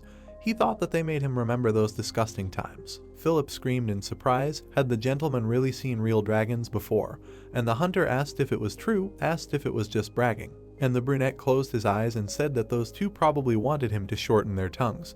But they didn't listen to him and asked how he ended up in the swamp, and in fact, the man was also interested in listening. The guys said that there were rumors that the swamp was cursed and that the young man could say goodbye to his life if he stepped on these lands without being a descendant of ancient people. And the guy continued to eat and thought that it seemed that in the information window of his character there was a mention that he was a descendant of ancient people. That's why he was not affected by the madness of the dark barrier. Then he lowered his eyes and thought about the dark barrier again. If you go back to that time, the unknown black wall dividing the continent in half was the dark barrier. One of the biggest problems in the game. Most of the problems are usually associated with the madness called the dark barrier. People and monsters were literally going crazy there. The same can be said about their current target, the dark mage. Suddenly the girl intervened in the conversation and shouted that they should stop. Then she said that someone was too loose with their tongue, and both seemed too drunk, so they should go to bed. The boy apologized to her, and the man also apologized to the master. After which they both jumped up and went into the room, arguing at the same time and saying that it happened because of them. Although the other replied that it was the hunter who started all these enthusiastic speeches. The mercenary continued to sing and thought that he did not have a minute of peace when the girl once again turned to him. She turned and asked if he wanted to go out for a short walk, adding that she needed to tell him something. The guys went outside and began to discuss something. The knight walked next to him and asked if everything was okay with him after he received that thing after defeating the rider. The guy raised his head and asked if he meant the trophy. After all, if you go back to that night when the mercenary noticed that he had broken his sword again, there was something lying nearby, and this something literally spat right at him. Fortunately, the main character managed to catch this thing in time, but he was immediately enveloped in black energy. It was unclear what it was. Hands began to appear from there, which said that they cursed people forever and wished him death. These demons, along with the fairies, surrounded the young man and began to curse him. He smiled and asked what was happening. Was this really madness, and was this really the level of the opponent? This was nothing compared to the madness he experienced after he found himself in the game as his outsider character. Therefore, he activated his magic and with one movement was able to disperse them in different directions. After which he lowered his eyes and thought that this was all these idiots were capable of. It turns out you can paint them with your mana and then they will try their weapons on themselves. Something strange was happening in his fists at that moment. The guy thought that it seemed that it had become much quieter now. Feelings rushed straight into his head, as if a new part of the body had formed. He felt the same when he first felt magical power in himself, and now he felt complete submission. And then he opened his palm and saw something strange there. It was a small snake that was looking straight at him. The guy smiled and asked if it was she who had just transferred her feelings to him. Well, maybe she could become his pet. And then the snake began to twist around his finger. A second later it turned into a ring. It turns out he got something valuable. He thought that this was the best trophy that can be obtained after defeating the rider. Swamp Hatred, a ring in the form of a snake containing will. In exchange for a certain amount of life force, you can use a curse. And now the young man looked at this ring and thought that it is impossible to use it at the beginning of the game, and you can be confused if your willpower and intelligence are low. He would never have thought that he could remove the restriction in this way. After which he said that everything is in order. The girl caught up with him and said that the mercenary had truly surprised her several times already, starting with the fact that he dealt with the ghost so easily, to the fact that he wears this ominous ring without any problems. Then she closed her eyes and said that although it is quite natural, because he alone overcame so many obstacles, but the damned swamps, and the young man thought that he did not understand why this topic does not come up to this day. The knight also added that she did not know anything about this since she was in the border zone. She was lucky to meet a person like him. Then she even became a little embarrassed, and with a smile she said that she was sincerely saying all this. The guy looked at her in surprise and did not know what to answer, so he simply asked what the girl wanted to tell him before. Almost immediately, the guys stopped near some fence and the lady said that she first learned about the existence of the dark magician a few days after she was ordered to return to guard the state borders. She also remembered that day and said that when she was about to return, she received a letter. It was a letter from her only younger brother. When asked if she really had a younger brother, the girl remembered Vernon and said that he is the head of the family and protects the royal family. This position is passed down from generation to generation. The main character could not remember this character in the game and said that it was strange that the knight and apostle protects the borders, while the younger brother is presented to protect the king himself. In response, he heard that if he had remained, his brother would not have been able to achieve such success. The young man listened to all this and thought that this was a noble sacrifice. It is difficult to meet in dark times. Perhaps this is what attracted the attention of the goddess. And the girl continued her story and said that the problem was that her brother understood this too, that the child always tried to prove his worth, trained all day long and tried hard. Then she turned and added that she thought that was why she sent the letter. In the letter he said that while the king was busy preparing for war, someone in the kingdom was cultivating the seeds of darkness. It was probably the dark wizard they were looking for, or one of them. The brunette extended his hand and asked if he could take a look. In response, he heard a surprised question whether he could really read, and then that the girl should not have been so surprised. When the guy read everything, he said that his brother was very ambitious, saying that he would use the capture of the dark wizard to revive the family. And while he was reading, he thought that he wanted to save the kingdom by exterminating without morality, and also to rule his own lands. A really young guy suffering from an inferiority complex and a desire for recognition, and the whole letter, only a few words were addressed to his sister. After which he raised his head and said that it looked like he wanted to keep her under control so that she would not take all the merits. In response, he heard that it was so. She was embarrassed, but it was the truth. The girl closed her eyes and added that at first she did not even have thoughts of going in search of the dark magician. Then she got upset and added that there was no answer from her brother and a month had already passed. The mercenary asked again in surprise about a month and said that a month was quite a long time. If there were no answers from him for a month after he went to the dark paper, then most likely something terrible happened. The lady turned away and said that she knew what he wanted to say, but this did not mean that something happened to him. He was a strong guy who trained hard, overcoming himself. Then she lowered her head and added that even if her brother got into a dangerous situation, she needed to get to the bottom of the whole truth in the smallest details. The main character stood opposite and thought that it seemed like he now learned a little more about how Maeve became an avenger who prolongs blood, and he immediately remembered a passage from the game where the girl fought, also her bloody armor, and thought that this is why she broke into the castle and killed the king, and it is clear what she was whispering about. For some time he scrolled through this in his head and thought for whom the girl was trying to avenge. That in the end she turned into a ghost, of course for a loved one. And because of this she became someone's pawn. Perhaps the game does not even talk about the life and death of her brother. Perhaps he killed the wrong enemies, having made friends with the corrupter of the kingdom and became easy prey. At that moment, the girl approached him and said that she hoped that they would definitely be able to find the dark magician. This is not the only reason for her long story. She lowered her head and added that now they are in such a situation that they do not know who the enemy is, which is why she needs such an assistant whom she can trust. After which she looked him in the eyes and said that it would be great if his place was taken by someone who had already fought with the dark mage and had excellent combat skills. The young man frowned and thought that he was curious why she was telling a story about which he was not even interested for so long. But then she noticed a status window with new quests in front of her eyes. It was necessary to find and punish the nobles who worshipped there. A quest chain appeared. Well, now this is easy prey in his hands. Therefore, the guy lowered his head and said that he was a mercenary, and a mercenary would never take on a simple request. Obviously, the rewards are quite attractive, but there is one but. The main character raised his head and asked if he understood correctly that they wanted to sign a new contract with different conditions after completing the current request. He was not going to recklessly get involved in quests. The lady came closer and said that of course it was, since it was quite a serious and dangerous task, promised him decent pay, if he wanted, could give him noble status. In response she heard that the main thing now was not the reward. The guy looked at her and explained that before that he wanted to get acquainted with the contents of the contract itself, especially about the cooperation part.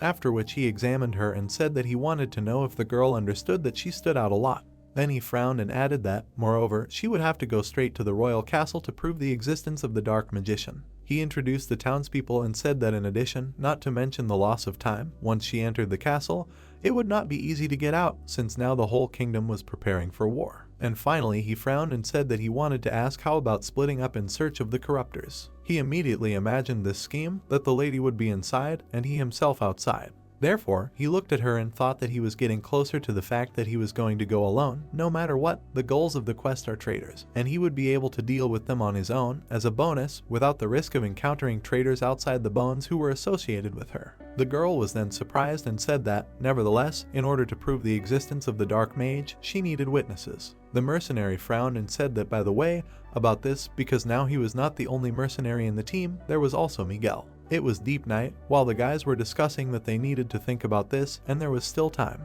The lady also said that she really did not understand him. She thought that first he would want to talk about payment, but the young man turned away and said that he did not understand why they mentioned noble status. The girl looked at him and said that although this was true, she also thought that he could play a big role for the kingdom, and the brunette said that he would refuse this. It would be better to get a lot of money. In his thoughts there was only that he wanted to see the end of this world. The guy stood there and thought that helping a knight who could be a mad demon, an avenger, killing those who fell under the madness of the dark barrier, and in the end, for him it was just a process. The main thing was to find those who called him into this world and get an answer why they did it. If they never get an answer, then at least teach them a lesson.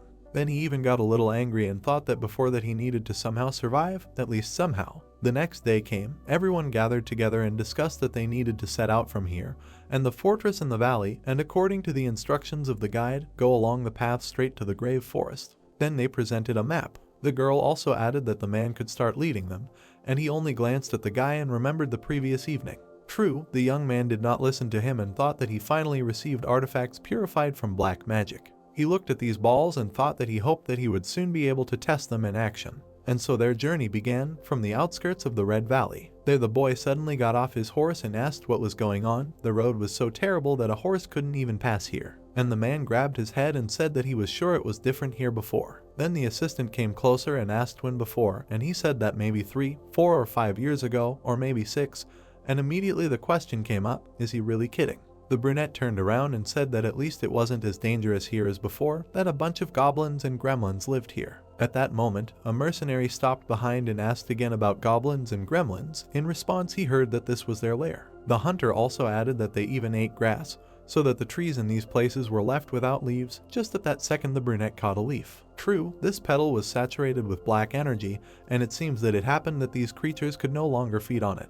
The boy asked in surprise what they meant they couldn't feed and what they were talking about, and the young man replied that hadn't he seen something that moved while dead. The assistant immediately remembered the zombies and asked if they were talking about them, and said that they really wanted to say that monsters could also become ghouls. The mercenary then understood the hand. I answered that if the entire forest had been destroyed by the influence of black magic, anything could have happened, and I thought that as I had assumed before in the game, you can get a quest in the polluted forest. If so, the reason for the madness of this place could also be the dark barriers. I thought that I didn't know how madness could penetrate these lands, but apparently the infection had begun not so long ago. After which the boy came closer and said that in addition to the grave forest, there was also a polluted forest, and in response I heard that from now on you need to be more careful and report immediately if you notice strange things. The hunter interrupted them and asked in surprise if by any chance they were talking about such plants now. A strange big tree appeared in front of them. The brunette looked at it and thought that its fruits were less ripe than those he had seen before,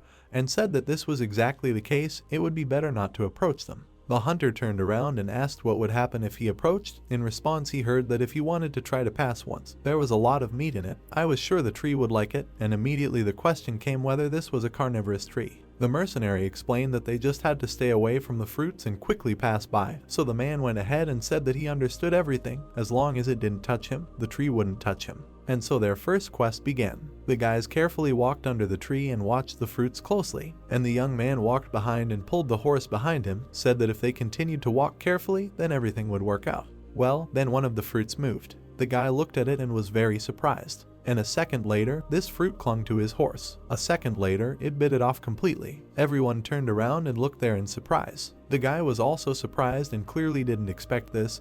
He thought that not even a day had passed since he bought this horse. Then he raised his head and realized that he had to act quickly. He activated his internal magic and immediately headed towards the fruits of this tree. Then he ran up and asked where he was going. After killing his horse, he had to pay for it. With one blow, he was able to cut off this fruit and take its life. At that moment, the guys were standing nearby and saw not only the fruit itself, but also the horse's head inside, not the most pleasant sight. After which the hunter came closer and said that it seemed like the mercenary said that if they were not touched, then everything would be fine, but in response he heard that he also thought so. But it seems that the tree reacts to external stimuli, but for example sound, it is even better, he will no longer have to listen to their chatter. Therefore, the boy and the hunter immediately shut up, and the young man looked at the knight and said that he would protect the front and rear with her, and also, since his horse was dead, he would like to ask if it was possible to hang his luggage on her horse. The girl agreed. Then she extended her hand forward, and suddenly she felt some strange tingling in the area of the wrist. The brunette turned and asked if she really had any problems, but in response he heard that nothing had happened. And the knight turned around and asked if the mercenary could find the root that polluted this forest. He stopped and asked if she was serious about this question, thinking that he was making such decisions while her own brother was in a dangerous situation.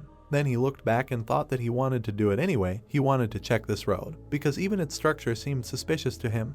And also, is this dangerous polluted forest really near the side path that leads to the grave forest? It looks like someone is trying to stop him from getting to the grave forest. The boy immediately asked what the lady meant by this, but the man interrupted him and asked what the two were talking about. He was hired as a guide to the grave forest, and now they say that they want to go deeper into this devil's forest. But the knight turned around and said that she apologized for such a sudden decision, and was ready to pay him good compensation later, promised that this man would not die or suffer here, and swore on her honor. The man then even got a little embarrassed and said that if the lady knight herself asks him, a simple mercenary, about such a thing, she cannot refuse, and asked if they knew how to find this polluting root. The young man then activated magical vision to detect magic and said that there was only one way, then activated the sixth sense and began to scan the space. Literally everything around him was like an X-ray, so the guy went forward and said to follow him. They came across various monsters on the way, which the mercenary easily killed. And so the evening came. Monster after monster, they did not make their way further. They were already walking with a torch and did not understand what was ahead.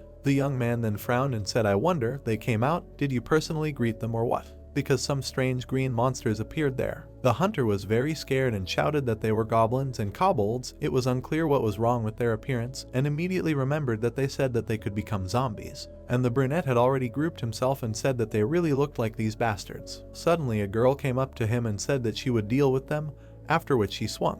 But the brunette turned around and said that it was necessary to use it earlier. Monter at this time ran at them with all speed. The lady was surprised and ordered everyone to personally land. The guys immediately obeyed her and ran in different directions, and she swung well and mowed everyone down at once with one blow. It was quite impressive. The guys watched from the side and thought, as expected, to deal with those who are under the influence of contaminated magic, it is best to use divine power. The young man turned to the side and thought that now it was time to deal with the remaining monsters. But he noticed something. The girl at first emitted a strong energy, very bright, and then gradually began to fade. A second later, she began to spit blood. Then she fell to her knees and immediately the boy ran up to her with questions about what was wrong with her. The brunette immediately understood everything, grabbed his head and said that it couldn't be that simple. Then he got up and told Miguel to bring him all the oil and hold the horses. He agreed. Finally, he brought 4 bags, and then he raised his head and said that he just shouldn't say what he was going to. The brunette interrupted him and said that he should leave him a torch and go to the boy, look after the horses and the lady,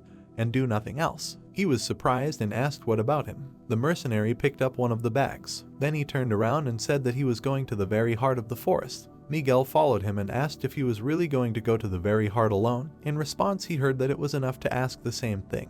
The man tried to object, but behind him he heard the boys scream, trying to bring the lady to her senses. He turned around and said that he understood everything and asked him to definitely come back alive. And the young man continued to walk away and was almost gone. But at the end he looked at them and said that it was better to take care of himself. He hoped that they both would take care of Maeve. Then he poured some powder on his torch and said that first they needed to attract the attention of the monsters to themselves. It so happened that the guy overdid it and burned himself, asked why the fire was so strong. Then he took out his own, frowned and said that this would be enough. Meanwhile, the guys gathered together and decided that they needed to get ready. From now on they were left together responsible for protecting the lady. The monsters turned around and followed the main character. At some point, the young man ran past them and attracted more and more attention to himself. He quickly moved deeper into the forest and asked where these creatures were going, and at the same time they chopped them into pieces. This happened to everyone in turn. Finally, the main characters ran to the killer tree. Of course, it immediately tried to attack him, but the mercenary used a unique concentration skill and was able to literally dodge the blow with one movement of his head, after which he frowned and said that they did not even give experience points for this. Then he continued to kill monsters and shouted that it was necessary to stop annoying him already. Finally, the battle was over. The young man smiled and exhaled. Then he looked around and said that he was really that upset. Well, how about turning regret into anger? And when he turned around, he added that he had just started to act. Thus, the brunette moved through the entire forest, thinking that the rules of all centuries are to let weak mobs through. In parallel, zombies were moving right behind him and chasing, and more new ones were crawling out from under the ground. And finally, a huge earthen monster appeared in front of him. It seemed stronger than the others. The guy jumped up. I pushed off his head, asking in parallel why he was making so much noise, and flew behind his back. Of course, the monster turned around and decided that now he had to be killed, after he struck, thereby breaking the guy's torch. When the brunette landed, he said that it was someone like the boss's MID and that he no longer had a torch. And then he saw something in front of his eyes. Thanks to the unique skill, the sixth sense was able to notice that he had this ability, and now he could clearly see everything that was happening around him. Then he frowned again and said that he had finally found the root of the pollution. The boss was a twisted ancient tree. A couple of minutes later, he was already standing next to this tree and looking at it. He studied the fruits and thought about why the tree was so big. He thought that it would be smaller because it was not as polluted as it was in the game itself. Then he took out the purified sphere and said that it did not matter. He needed to follow the plan. He could finally try the purified artifact in action, and immediately raised it in front of him, added that the artifact attracts his magic like a magnet. That's how it works. Quite interesting. Well, then he noticed something. Right above his head, a fruit from a tree suddenly appeared, which tried to kill him, and they all rushed towards him. Then he left, ran away from there and screamed that they didn't even give him time to think. Quite unpleasant. And the fruits were getting closer and closer to the top of his head. They had only one goal, to kill the mercenary. Then another obstacle appeared, which was already sticking out from under the ground. Huge roots began to crawl out and try to pierce the young man. He climbed into his storage and thought that now he could fight Rinus, but there was no need for this. He had to think of something. And he took out some kind of bag to spray it on the fruits of the tree, after which he actively began to run away from there. Then he activated his fire magic and decided to set it all on fire. Immediately, bags began to blaze in his hands, which, like bombs, he sent back to the monsters. And then everything around began to blaze. The monsters were literally burning before our eyes. They screamed in pain, but could not do anything. Meanwhile, the young man simply watched from the side and said that everything went as planned. The fire engulfed the tree. It turns out that the root of pollution was finally blazing. The mercenary watched for a while and thought that if only he had learned the strategy while playing this game, he wouldn't have had to teach the character useless gray magic and miss out on skill points. But then he noticed something. If you think about it, he still gets by on this useless magic and found something. There was another weak spot that was literally saturated with black magic. The brunette immediately jumped off the ground, saying that he didn't understand why he was placed so high. But it turned out that he didn't have time to grab this source because the tree began to crumble. And there was also a blast wave that threw the guy back. He had to land and think about how to fix this situation. And he also noticed how at that moment the tree's fruits attacked him again. All the survivors were pursuing the goal of killing him. Then the guy smiled, frowned, and said that he was wondering when the tree would be able to use its steam technique. If you imagine a tree in a stalemate, the twisted tree's steam technique, which is used in a crisis to put out a fire, emits steam, and then uses a powerful long-range attack using all its heads. This is exactly what happened now. The important thing is that this period takes some time, which means that now is the best time to use magic skills. So the guy lowered his head and immediately began to use the flamethrower of low red magic. And at the same time, he saturated the magic sphere with it.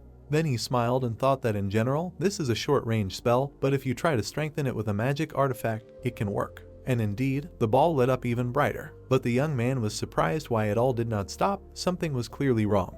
The light became even brighter. The mercenary realized that things were bad. He was completely scared and could not stop this process. The sphere was draining his magic more and more, and this was not in the game. The ball seemed to absorb all his strength into itself, and also a bright light appeared. And a second later some kind of magical explosion occurred. All this time the main character tried to contain this magical power. He frowned and directed all his energy to stop the explosion. After a while, he still managed to stop the blast wave and simultaneously destroy the tree. After which he grabbed his head and said that his eyes hurt. It was not the magical power of the purified artifact. Most likely, it just absorbed its magic and strengthened it. And when he looked up, he added, "Why is this so different from the game itself?" He imagined his hero there and thought that if in the game he was fully armed with magical weapons and artifacts, maybe then all these items controlled the artifacts themselves. When he looked at the sphere again, he said that the concentration of magical power became lower than before, and he was also going to use it more than 50 times, but apparently it will not work. After which he looked at the burning tree and said that it became just charcoal. It was necessary to try to use magic before arson. Nevertheless, the center of black energy was still intact. The guy came closer and said that he even felt sorry for the poor guy and that he had enough, let him rest. Meanwhile, on the other side of the forest, his friend was waiting for him, and he was wondering what the hell the mercenary had done with that oil. When he was leaving, there was an explosion, so the man turned around and shouted that the pillar of fire that had recently shot up into the sky was really the work of Ian. He was then seriously scared and thought that there were still ghouls left. He had to continue working. And at that moment, the main character appeared there, who said that it was him and that he could relax. The man came closer and asked if everything was okay, because it didn't look very good. And when asked if everything was okay, the brunette said that he'd better have a rag to wipe off the dirt.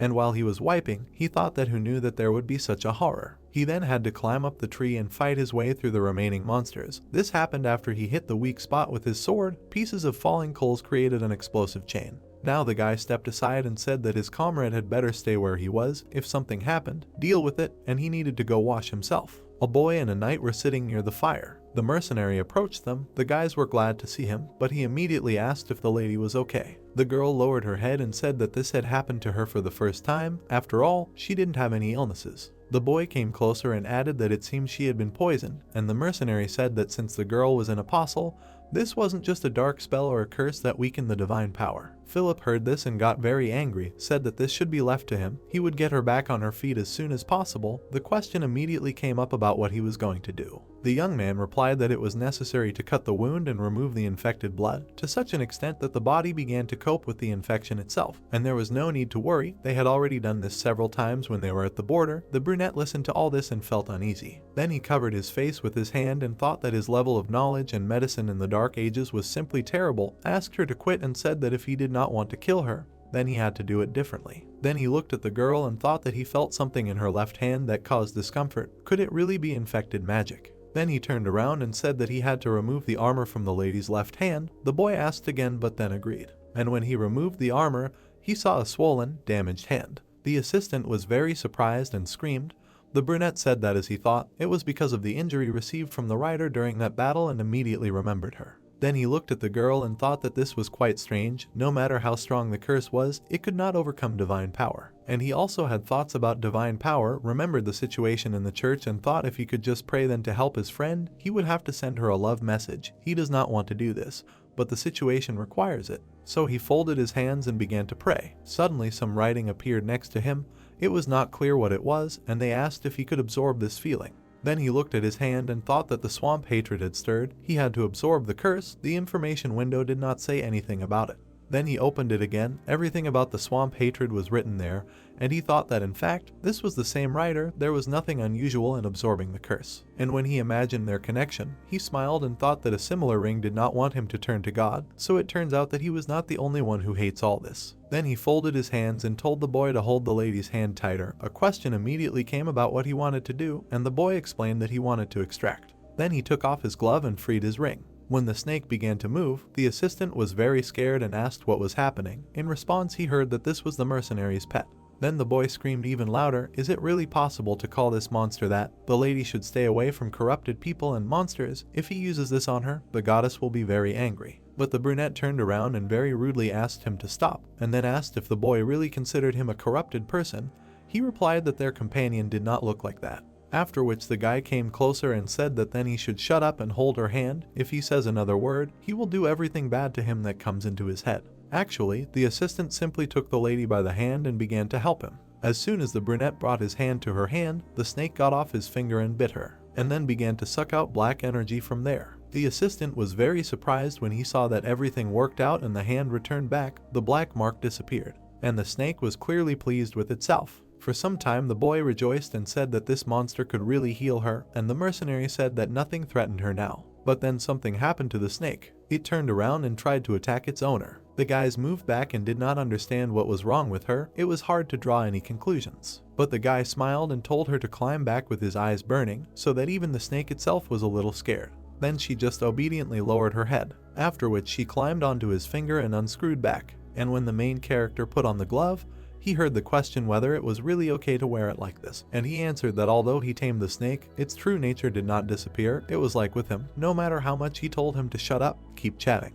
Then he looked him in the eyes and said that now it was time to start treating her for real, so he had to shut up and bring him a dagger, bandages and alcohol, and activated the first aid skill. Some time passed. The lady finally began to come to her senses. The guys saw this and were very happy. The young man immediately asked if everything was okay, and she raised her hand and answered that she was getting help from him again. She decided to find the root of the pollution herself, and in the end it all ended like this. The mercenary then jumped up and said that he had already solved the problem with the root of the pollution, and everyone else there was surprised. The knight turned away and said that everything turned out this way again, and added that the polluted magical fact had taken possession of her. He was very surprised by this phrase, and the assistant was also surprised. He immediately asked how that was. The brunette also added a question: is he really saying that the dark wizard was trying to defile her? The lady presented some entity and said that, strangely enough, he only sent a warning, said that it was impudent to use red magic, and that this person would soon pay for everything, and then disappeared. Then she frowned and added that he probably meant some specific magician.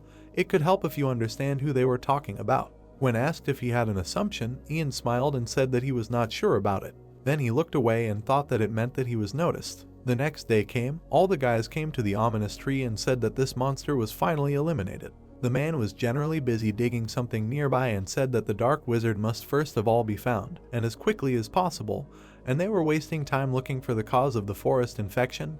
It was pointless. A mercenary looked at him from above and said that digging was his unique ability. He could also use the power of a whiner to dig a hole faster. He thought that there could be good prey there. And below stood the assistant with the lady and discussed that this was a very large tree that had burned completely. It was good that the fire did not spread further, all because it used to be a fairy forest. As you know, a fairy forest practically does not burn. People even lived there before, which is why many fortresses of the kingdom were built in the forests where the fairies themselves lived. The girl also added that the mercenary probably knew about this when he set the fires, although this was not true and the guy thought that he was hearing about it for the first time. Then he smiled and found something. In front of him hung a seed of an ancient tree. An additional skill point after the fall was guaranteed to him.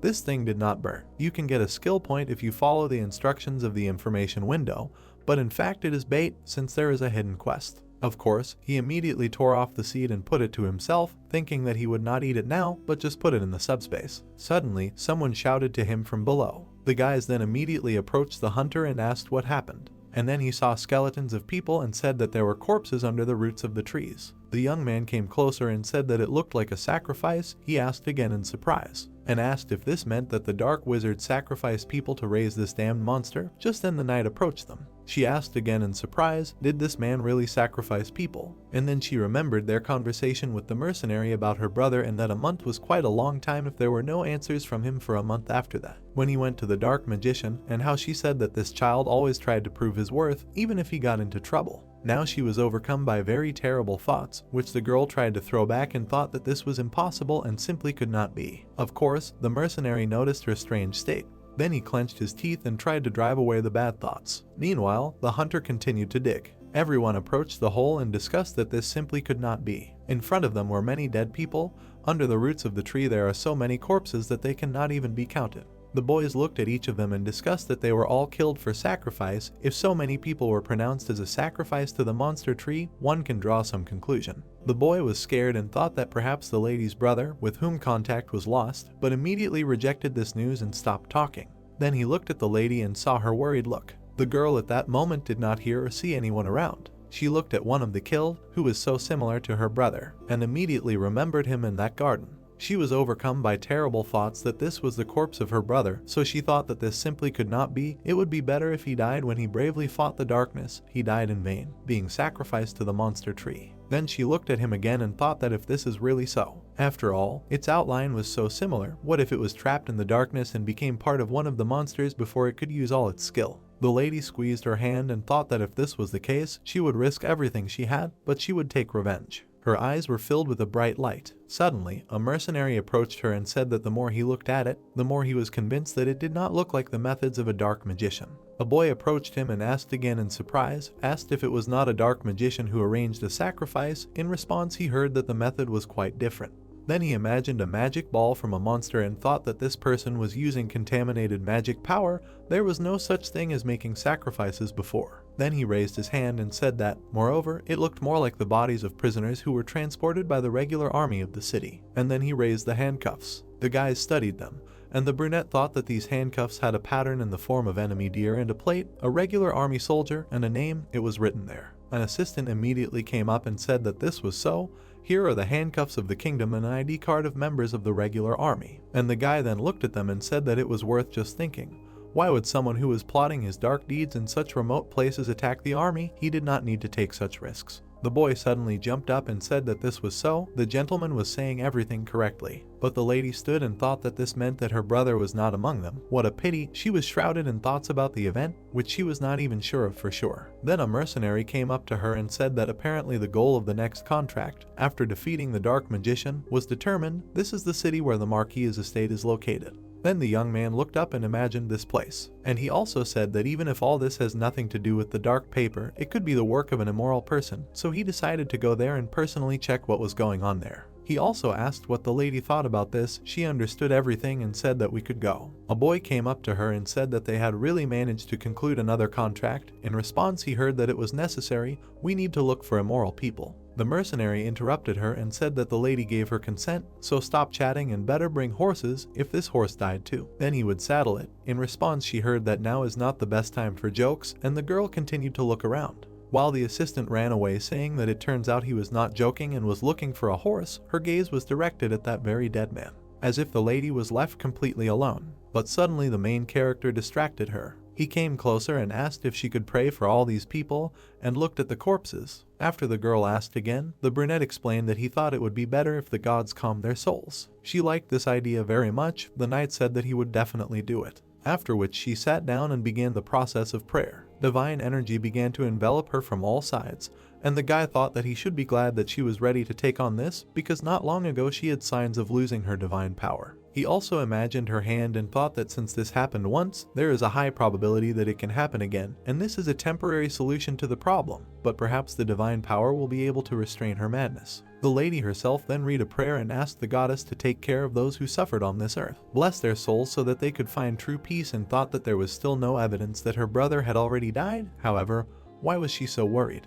She remembered his training again and thought about what her brother was doing now. In her mind, he seemed to turn around and say that he would prove something. Then he turned away again and said that he would prove that he could bring her and lead the entire family. The knight jumped up and asked why her brother was in front of her, and said that she did not need to do this because he had already done enough. But the young man did not turn around and asked if that was so. In response, he heard that yes, he did not need to try so hard. And then the girl heard something that surprised her very much, that is, she thought his sister did not know anything at all. After which he turned around and with blood from his eyes and mouth said that his sister did not know that he was already dead.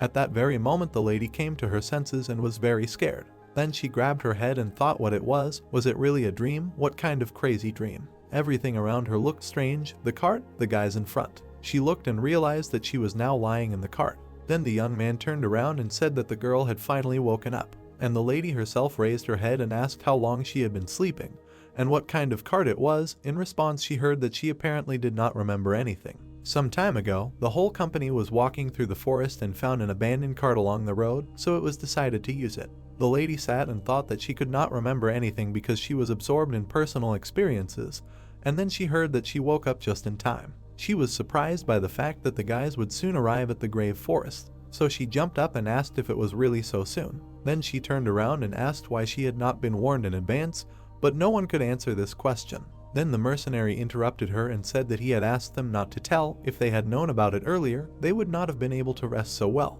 And he added that if she had nothing to object to, then they could rest a little longer, and the lady really had nothing to object to, so she simply nodded her head. And then she looked and said that she agreed. This time she would give in to him and did so. But the main character himself sat in front and thought that now he would be ready to rip out the eye of the hunter, who was literally drilling him from the back. At some point, the carriage stopped. The man asked why there was a stop, and the mercenary explained that the matter was that the horses refused to go further. The girl behind also stood up and said that the ominous magical power was everywhere, similar to the one contained in the contaminated artifact, and in front of them was that very forest. This was the place where the lands of evil began. At that moment the boy raised his head and asked what kind of lands these were. Did they really want to say that they were cursed? That was it. The mercenary immediately began to explain that these lands were cursed and corrupted by the influence of the Dark Wall. Even the laws of nature were different here. It was impossible to say for sure what could have mutated. But people died and disappeared like that. They say that those who enter this forest never leave it again. What if it really was impossible to leave it? At that moment the lady stood up and said that it seemed they would have to leave the cart here. They had to take everything they needed with them. And the man told her that they had just said that whoever entered the forest would never leave it again. The brunette approached him and said that everything was fine. If he killed the dark mage, the curse would probably be lifted, and the hunter was very worried about the fact that the guy was absolutely calm. Also, Miguel said that if you think about it, then his job was just to bring them to the burial forest. The young man immediately asked and what, said that if he wanted, he could just kill him, but in response he heard that he did not mean this. He just wanted to show him loyalty even in such a dangerous situation as this. Finally, everyone got off their horses and cart. They stood together and looked at the upcoming path. The boy exhaled and said that he was ready for this, but was still very nervous. The hunter added that in the end, he would have to go there too. The brunette looked at them and asked if everyone was ready. The knight answered that of course. Then she frowned and added that it did not happen there. She was not ready to retreat. And so the mercenary immediately activated his magical gaze. A huge silhouette of a black magician appeared right in front of him. Then the guy smiled and thought that perhaps he noticed his presence, that this does not change anything. Apparently he was not ready to meet guests, and yet it is nice to see his stupid face. Then he looked around and thought that he would have to pay for tormenting him when he sent his monsters. Then he raised his head and thought that he also needed experience points and rewards. Some time passed. The boys continued moving through the forest. At some point, the boy turned around and said that he did not understand whether they were going the right way, and the young man answered that everything was right and asked how many more times he was going to ask. The assistant became even more upset and thought that he had asked in vain. Then he remembered how they stopped in the evening and discussed whether the dark wizard was definitely in the grave forest, whether it would be a waste of time. In response then he heard that if he was just scared, it would be better to say so, and the boy asked again in surprise, then shouted that he himself would lead them through this forest. And now he realized that he did not even suspect that they would really allow him to lead them. Then he looked at the lady and thought that this was all for her sake. Then Philip gathered his strength and decided that he needed to pull himself together and went on. And the mercenary walked behind and thought that the assistant was not so hopeless. He frowned and felt some strange feeling, did not understand what was happening here. There was some kind of green strange slime everywhere. Contaminated mana cannot flow endlessly, but it looked like it. Suddenly, their leader came out of some space into another, and then the remaining guys passed through this wall, began to discuss whether they really came out from there. The assistant and the hunter literally glowed with happiness and said that they thought that they would really succeed, thanked the goddess. And the man said that he also did not believe in the leader. They can literally hear how fear comes out of him, and the brunette said that the guys are happy in vain because everything is just beginning.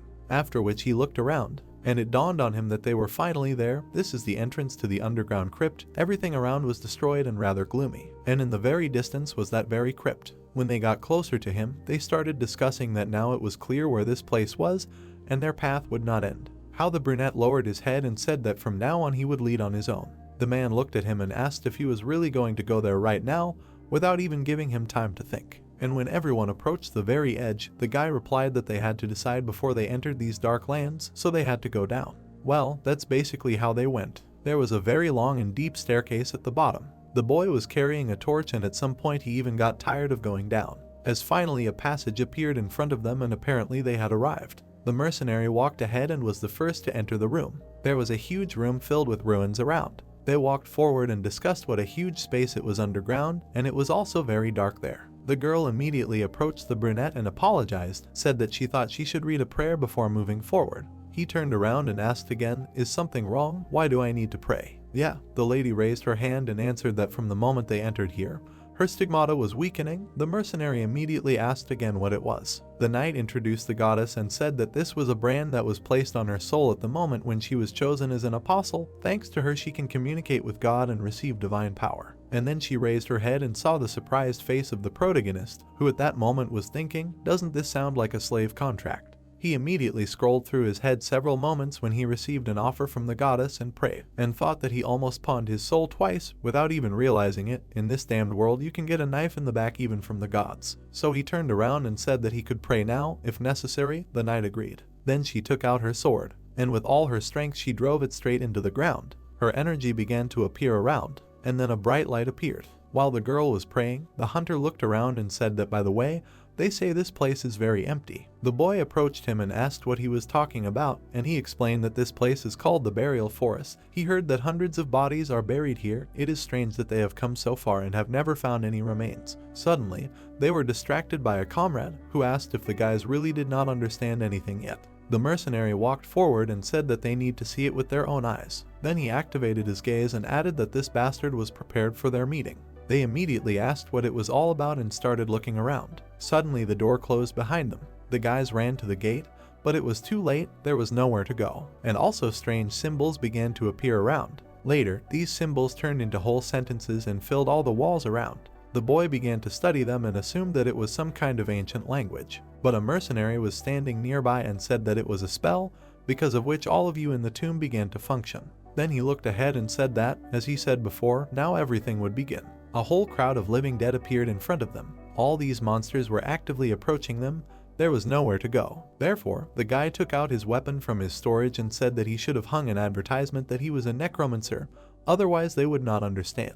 Everyone else saw this and were surprised, asked where he got the mace from. The man generally thought that he was hallucinating. But there was no time to talk about this because skeletons were attacking them. The mercenary jumped forward and shouted that both of them should protect the lady. In response he received a question, "Are you really going to fight alone again?" And then, jumping from place to place, the young man changed the location. He literally broke through all these monsters and killed one after another. It was not difficult to hit them, but nevertheless there were many of them. And thanks to the weapon itself, it was possible to break their skulls with one blow. Therefore, the monsters fell like seeds. However, this did not make them much smaller. It was decided to activate his gaze. Thanks to gray magic, it was possible to activate a rotating barricade and kill several opponents at once. And then he swung again. And again, thanks to gray magic, he activated another barricade. First, a shadow from the weapon appeared over the monsters, then it smashed their heads with a rattle. This continued for some time. The guy noted that this was pretty good. Then he looked at his weapon and said that this is what using a wind blade with a mace means. It's like a hammer. After which he noticed an interesting character somewhere behind him. He looked at him and thought that he was hiding and watching through them like a rat, but he wasn't moving. Then he looked back and decided that it was not time yet. The more of these monsters there were, the higher the probability of one of them dying, and what he had to do right now was attack again. So he turned around and asked their leader directly what he was afraid of, let him watch while he was cowardly hiding behind the monsters. He smiled and swung his weapon and said that he would instantly smash their skulls as if they were toys and that it was a provocation. The wizard got angry at what he heard and ordered everyone to get out of his way. Then he acquired his true form and screamed. The guys saw this and asked what was going on. It was unclear, and the monsters began to part and make way for the mercenary. He continued to destroy them and said that he was grateful to the wizard for getting angry, and it was worth seeing who of them would last longer. The battle began, so much so that dust flew in all directions. At that moment, the boy looked at the man and asked if they didn't need help. There were too many enemies. And he replied that he had really forgotten what he had been told before, that he needed to protect the lady, because the girl herself continued to pray at that moment. Her eyes were filled with divine energy and magic, and she finally came to her senses and ordered everyone to get out of her way. Skulls, one way or another, in different directions. The brunette destroyed one after another and continued to move towards the magician. Suddenly, someone began to approach him, and it was the lady. She ran closer and was very determined, and the young man noticed her and said that the night was even a little late. But he couldn't say anything more because she simply flew past him. For some reason, the girl grabbed the sword by the blade. Then he threw it forward, and like a boomerang, she killed everyone present there. Their knuckles began to fly in different directions so that it would not have been possible to gather. Then she grabbed the sword again and went to kill the next party. This continued for some time. The mercenary stood nearby and thought that he felt so insignificant every time he saw this, but what can you do? Then he saw how they were trying to attack her from behind. He was able to throw the monster back and thought that he still can't just stand and watch, he needs to help. And then the guys looked at each other. Their weapons acted as if together, you look pretty impressive. And the guys began to kill everyone who tried to kill them at double speed. Philip was still standing aside and watching all this in surprise. Nigel came up to him and asked why he was standing there. He needed to quickly follow him. And the assistant finally came to his senses, began to move forward. Meanwhile, the battle continued. The guys tried their best, but the girl was already a little exhausted. The young man looked at her and thought that one of her weaknesses was low stamina, but wasn't it strange that she got tired so quickly? Then he imagined her again and thought that it looked like her divine power had weakened quite a lot. Maybe the connection with the stigmata had weakened. The hunter who was standing next to him asked if everything ahead was really clear and he could move there. But the mercenary himself became wary and thought about what was happening. The magical power began to flow through the spell targets and immediately the room became very bright. No one understood what was happening.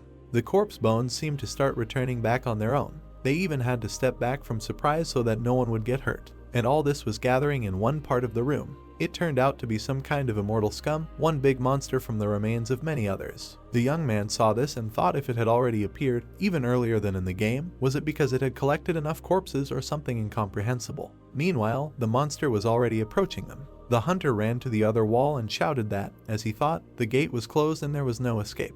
Then he smiled and asked if something was really descending, after which he joyfully shouted that the gate was opening and the exit was open, but only new monsters were waiting for them there, and it seemed there were even more of them, and armor had also appeared. The guy immediately imagined the magician and thought that the squad, which was originally supposed to be in a deeper place, was now here. Apparently he was well prepared. Then he looked around and realized that now they were trapped by monsters. At that moment, the girl came up to him and said that it looked like they would have to fight this huge army of monsters. That's what she heard, that you shouldn't try to kill them all, just stop them and clear the way. She immediately rushed forward and said that she understood everything. The fight began. Everyone was fighting. More precisely, almost everyone. The guards and the boy just watched from the side and tried to survive. But the mercenary was actively killing all the monsters. The girl did the same. While he thought that everything was like in the game, the broken skulls were absorbed by this huge monster. Then he looked back and said that there was no infinite supply of magical power, so we must act quickly. He also looked at the approaching monsters and thought that everything had been going more or less smoothly before. And when he raised his head, he thought that although there had been some changes, but if everything continued according to his plan, there would be success. Although something really surprised him. Some spirit appeared above. It was unclear what he was doing here. It was a lake ghost that lives near lakes and possesses men, absorbing their energy, and also lures women into the lake and enters their bodies, making them obsessed. The question immediately arose, weren't they supposed to meet him later? Was he also enslaved by that dark magician? The ghost seemed to be at the head of the advancing monsters, and he directed them straight at the mercenary. He was fast enough. The guy continued to fight and quite effectively, and the ghost itself was still flying above and watching him. Then he tried to reach him, but the ghost dodged in time and flew away from there. The guy turned around and saw something behind him. It turns out that this monster switched to those who did not fight at all. These were Philip and Miguel. His claws were still very scary, dangerous. The monster immediately began to accumulate energy to destroy the guys. The guy turned around and thought that at that moment he felt something. The ghost screamed with the sounds of death agony, and he flew right above the guys. He had an ability that not only inflicted damage, but also imposed a confusion debuff on opponents. As soon as the guy heard this, he understood everything very quickly. Meanwhile, the knight tried to cut this big monster, and the mercenary thought that if he did not stop everything that was happening, then their assistants would simply die. And he immediately imagined them in the afterlife. He did not hesitate and immediately shouted that both should cover their ears. His eyes began to take on quite different shades while the young man shouted that it had to be done right now. And then he activated his fire magic. Everyone turned around and was very surprised by what they saw, because finally the main character showed that he is a magician. He started to destroy all the enemies around him with fire, including the ghost. More precisely, he was not damaged, but was completely destroyed by the explosion, and a huge monster died from the same explosion. The guys were still covering their ears with their hands and did not understand what was happening. Then the mercenary finally approached them. Everyone turned around and started discussing that this could not be. This man used fire. Could he really be a magician too? But they suddenly came to their senses when the guy asked why they froze. They had to get ready quickly because this was not the end. Then he turned around and went back. He also smiled and said that he wanted to hold on to this trump card, but now that he used it, he feels great. And he started using fire again, because now he has nothing to hide and can fight without any embarrassment.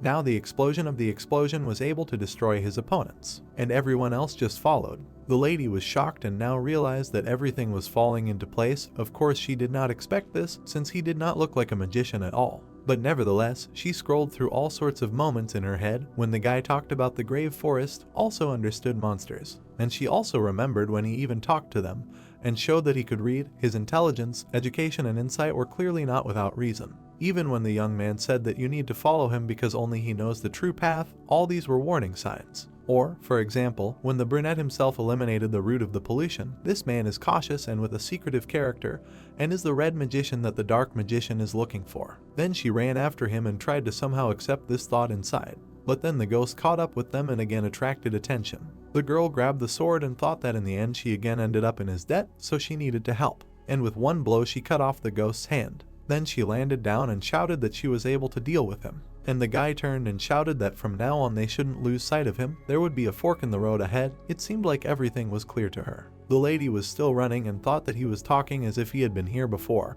and that was also connected with the fact that he was a magician. Interesting.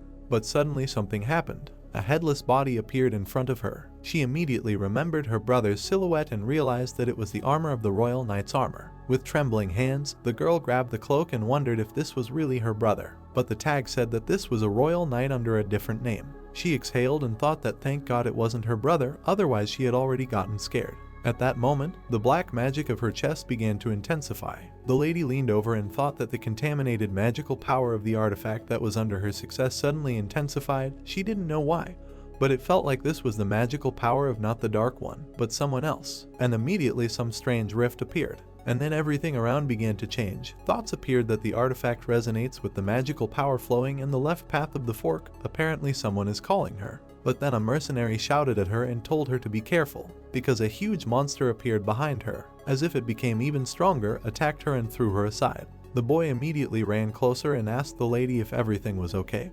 But the hunter said that he did not expect this at all and asked how she got hurt again. The brunette stood to the side and shouted why people were stuck there. Everyone should run to him and quickly. He frowned and shouted that they had to quickly come here. Well, then something terrible happened. Only the guys raised their heads and looked at him. How abruptly the gate closed in front of them. It turns out that the team was cut off from each other. The young man was left alone and said that he did not understand what the knight saw to take herself like this, as he thought they were separated at the fork. Then he turned around and said there was nothing to be done about it. There was a crowd of monsters in front of him, while he was saying that first they needed to kill the dark mage. Meanwhile, on the other side, the hunter was very angry and shouting all sorts of obscenities, and the boy asked the lady what they should do. After all, this huge monster was approaching them from behind. The girl turned around and thought that there was no other choice.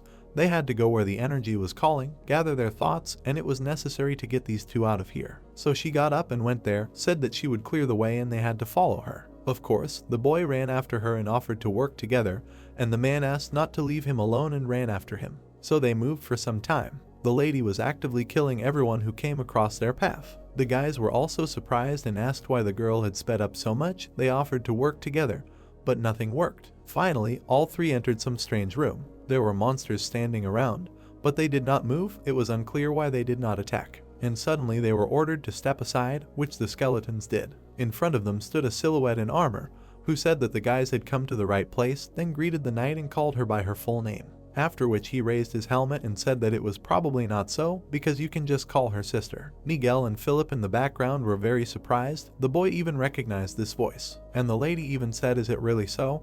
Did not want to believe that this could be. But her brother really stood in front of her. Then he put his helmet back on and received a question, "Why here?" But he did not answer, and immediately decided to attack his sister. The girl blocked his attacks in every possible way and asked why so. She looked at his sinister smile and asked why he pointed his sword at her. The man continued to laugh and asked did the girl still not understand. And when he hit her again, we say that the time has finally come when he can surpass her. Then he swung and added that he is strong enough to kill her. The main character was also actively fighting at this point. He defended himself against his opponents and said that it was already annoying him. Then he simply threw his hammer at them and ran away, offering to take it for himself if he wanted it so much. Somewhere in the distance, a statue appeared in front of him. He finally found this puzzle. The young man was offended by all his legs and was already very close to it.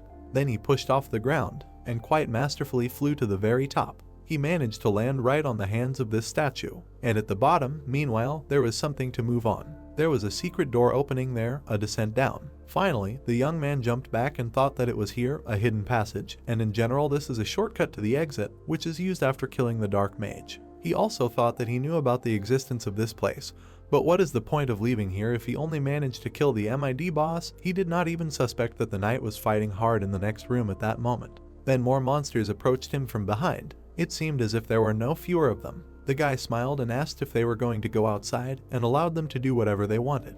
And then he just jumped up and jumped to the side. While he was flying, he thought that even the king of the kingdom did not know about the existence of this place underground. It was a temple where ancient fairies prayed to the god of death. And then he landed. In front of him on the throne sat that same black wizard. The man smiled and said that this guy went too far, but this was his territory. Then he raised his staff and added that this was the cursed land that he created with such trepidation. For some time he continued to talk about how he would enjoy reprisal against him with all the magical power he possessed thanks to the cursed land. And he began to tell that something was happening here, and the guy could not stand it and launched a fire projectile at him. It was unexpected and spectacular, after which the young man smiled and said that this man does not learn from his mistakes at all, continues to talk nonsense, although he has already dealt with him. After which he looked at his ball and thought that if this continues, there will be no problems with using the purified artifact. Suddenly a scream was heard. The man was clearly unhappy with what was happening. First his hand appeared, then a thicker neck. And in general, the whole old man transformed a little, looked creepy. The brunette saw this from the beer and did not even understand what happened. He began to examine the monster with 6 arms and think that he looks even more pathetic than in the game itself, smiled and said that he talks a lot and has not even taken his final form yet. Then he activated his magical power again and added that he should come closer if he is not afraid. Of course, the monster could not stand it and began to scream that he would kill him now. Then he raised his staff and directed his black magic forward. All the skeletons began to rise when the old man shouted that they had to answer his call and the ancient fairies had to kill him. And the wizard also remembered the situation with the weapon and said that in addition to red magic, this guy uses gray and also brought artifacts with him. But now that he has lost them, he is not capable of anything, and he will be forced to understand how insignificant he is. And then they launched some kind of magical ghost at him. This huge silhouette was heading straight towards the brunette, as were the skeletons. But the old man was clearly happy and already felt the victory. He looked at the mercenary and shouted that his body was probably frozen with fear. True, he did not calculate that the young man would immediately jump up. Therefore, he looked at him and asked what was happening. How was it possible to fly so instantly? Ian himself stretched out his hand and activated fire magic again. Thought that he was using this skill for the first time, pumped it up to the 2nd level. Since it is quite simple, of course, now it will be difficult to forget to aim, but this is not so important at all since the enemies are everywhere. And a second later he literally arranged rain and fire. It was red magic and the effect of dancing flame. Of course, all the skeletons were shocked and watched this fire show. Meanwhile, fiery projectiles were flying at them, and a second later they began to break and destroy them. The old man got very angry when he saw all this and began to ask what kind of childish tricks are these. The mercenary himself was already approaching him. The dark magician immediately pulled out his staff and tried to attack him. after which he activated a protective barrier and a ghostly wall, saying that now the enemy would definitely not be able to escape from it in the air. But not everything is so simple. The main character took good aim. Then he threw the projectile and flew in the other direction. Because of this, an explosion immediately occurred right behind his back. The old man saw this and was surprised again, did not understand how the young man was able to fly away using the recoil from the explosion. Then Ian decided to surprise him even more and took the next weapon out of the storage. Then, with glowing eyes, he swung, and a second later, he created some kind of whirlwind. Everything began to explode right in the air. Thanks to this, the mercenary was almost able to fly to his opponent. He covered his face with his hands and started screaming that it was simply impossible. And he didn't notice how the young man was already at arm's length from him. Actually, that very arm that the black magician almost immediately lost. It was very painful and very unexpected. And the guy landed nearby. He lowered his weapon. Then he turned around and said that he missed. This fact upset him. Then he came closer to the enemy. He swung again and said that, as he thought, this thing is not easy to use. After all, before this, he had to use his wits several times to save himself. He thinks it is worth continuing to study various combinations in combat. Then he looked at his opponent and said that if he were not an outsider, he would not have to study. Then the old man decided to remind him of his existence. He looked at him and said that he was surprised that he had more than one artifact of gray magic, deceived him and weakened his vigilance. It was a shame.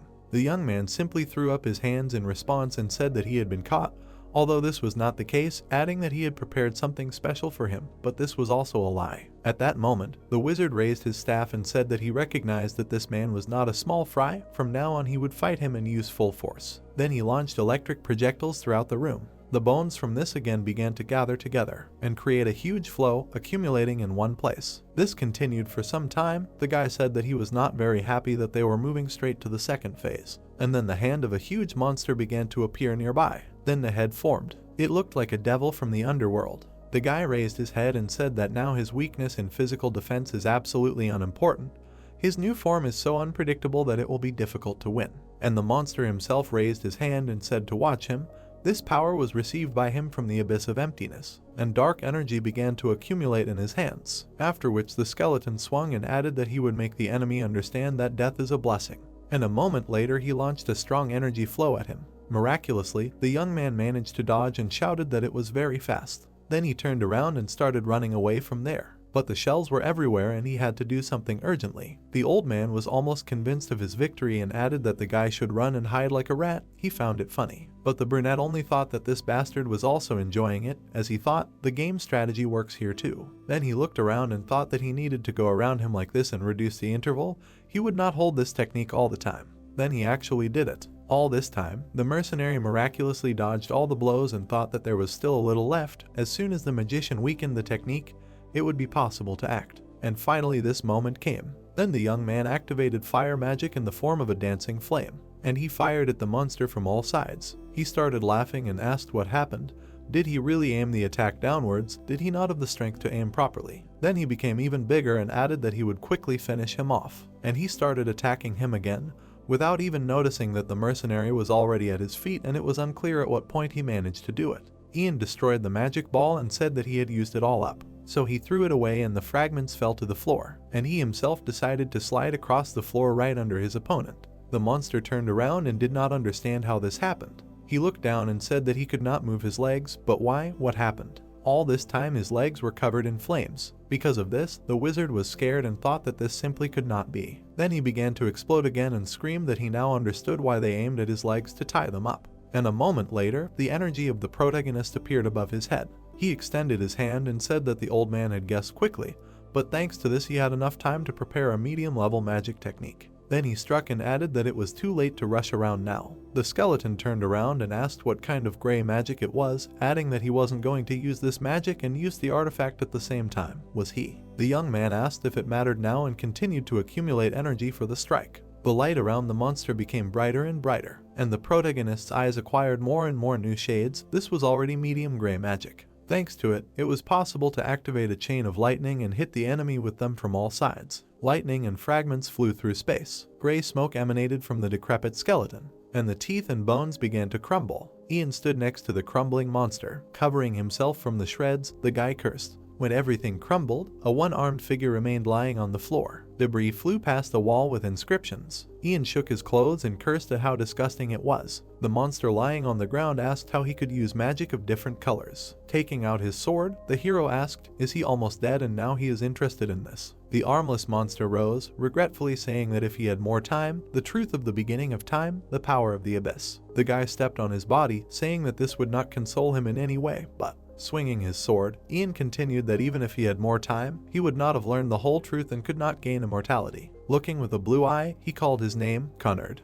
The monster opened his mouth in shock, screaming that it could not be. He turned his head questioningly and asked how he knew. A bright flash drowned out the words, his name. The bald head flew to the side. Hiding the sword, Ian wondered why so many questions. He would not understand even if he told. Suddenly the guy touched his eye. He was sick, and the hero said that he had overdone it again with the use of magic power. If he had used it again, he would have earned exhaustion. He was already shaking.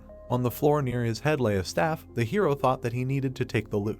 He could keep his magic staff and use his head as proof of his murder. A purple haze stretched from the monster's eye. A dark spirit came out of the mouth of a severed head. Looking at it, the guy thought, the spirit of a dark magician, so it has 3 phases. The spirit's eyes were glowing. The guy exclaimed that this was not in the game. Suddenly, the monster rushed to attack with a roar. Ian called for fire in displeasure. Blue cracks appeared above the spirit's head. A bright glow appeared in the resulting hole. The monster turned around in surprise. The bright glow began to draw him in. He moved into it as a purple haze. The spirit of the dark magician almost disappeared into the crack, after which the fragments returned to their place, closing. Ian looked at the bright cracks. He watched carefully, thinking, is this the void? Imagining the cloaked worshippers, he thought, the void, the chaos of the beginning of time, the abyss. These were the words spoken by the cultists in the game. The guy spread his arms and said that he wanted to go into the abyss, so he went there. Looking at the purple inscriptions, the guy asked why the spell continued to work. Ian stood in the ruins near the body and wondered if it really did not stop working even after the death of the dark mage. There were purple letters on the walls of the room. Ian stood by the pedestal with the sphere hovering above it and said that this was what was hidden behind the altar. All the chains of the spell were gathered here. Looking at the book, he said that this mage kept his diary of notes like some kind of madman. I should read it, maybe there is useful information here. A glow was spreading from the purple sphere. The hero asked, is this the source of energy? Looking at it, he said that this is a dark entity. He had not seen such large ones until now. Examining the surrounding glow, the hero thought that its power was different from contaminated artifacts. It was more pure magic, like divine power. Ian touched his chin and said that it was a pity to simply destroy it. Should he trust his inner resistance? Looking at his palm surrounded by blue light, the guy said that he would try to gather some magical power just in case. He reached out his hand to the sphere, and it pulled his hand inside. The hero was amazed. A bright flash appeared under his curses. It became brighter and brighter, and finally it shrank to a spark. Ian seemed to be floating among the planets, mentally asking what was happening and where was he. He was floating upside down, amazed to think that he did not know what it was, but it looked amazing. There were different planets in front of him. The darkness was surrounded by bright light. The hero thought, is this a black hole? Everything was moving towards the darkness, and the guy was amazed to realize that he was being sucked in.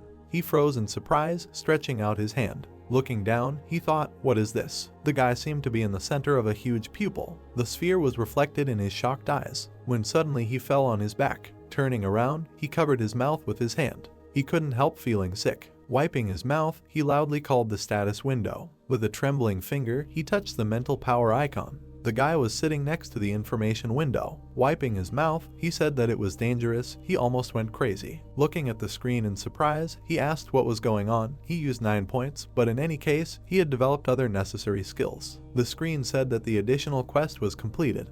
He managed to return the fragments torn from the chaos of the beginning of time to the abyss. The reward was a fragment of chaos. Looking at this, the hero thought, suddenly an additional quest appeared. How could he complete it if he didn't even receive it? He looked at the inscriptions and asked, emptiness and fragments of chaos. Remembering the black hole, he thought, does this mean that it was emptiness? Remembering how he hovered there, he thought that this creature meant the most ancient deity. He imagined the silhouette of a creature with bright eyes, deciding that he could only think in this direction. Connard saw it too, but if he saw it, he would not have survived. Holding a shining purple shard, Ian said that this was also a reward, a shard of chaos. Looking at the purple flashes, he thought about what he said earlier, that he felt something inside himself. The same magical power emanated from it, like a large source of energy. Suddenly, the guy's eyes opened wide with realization. He said that chaos, could it be that this was the power of chaos? A bright lightning appeared behind him. He said that this could not be the power of chaos. Ian turned around abruptly. The blue glow and purple haze were separated by lightning. The hero said that a familiar wave, a wave of confrontation between divine power and polluted magical power. The blade pierced the body through and through. The girl looked at the blood splashes while the hero thought,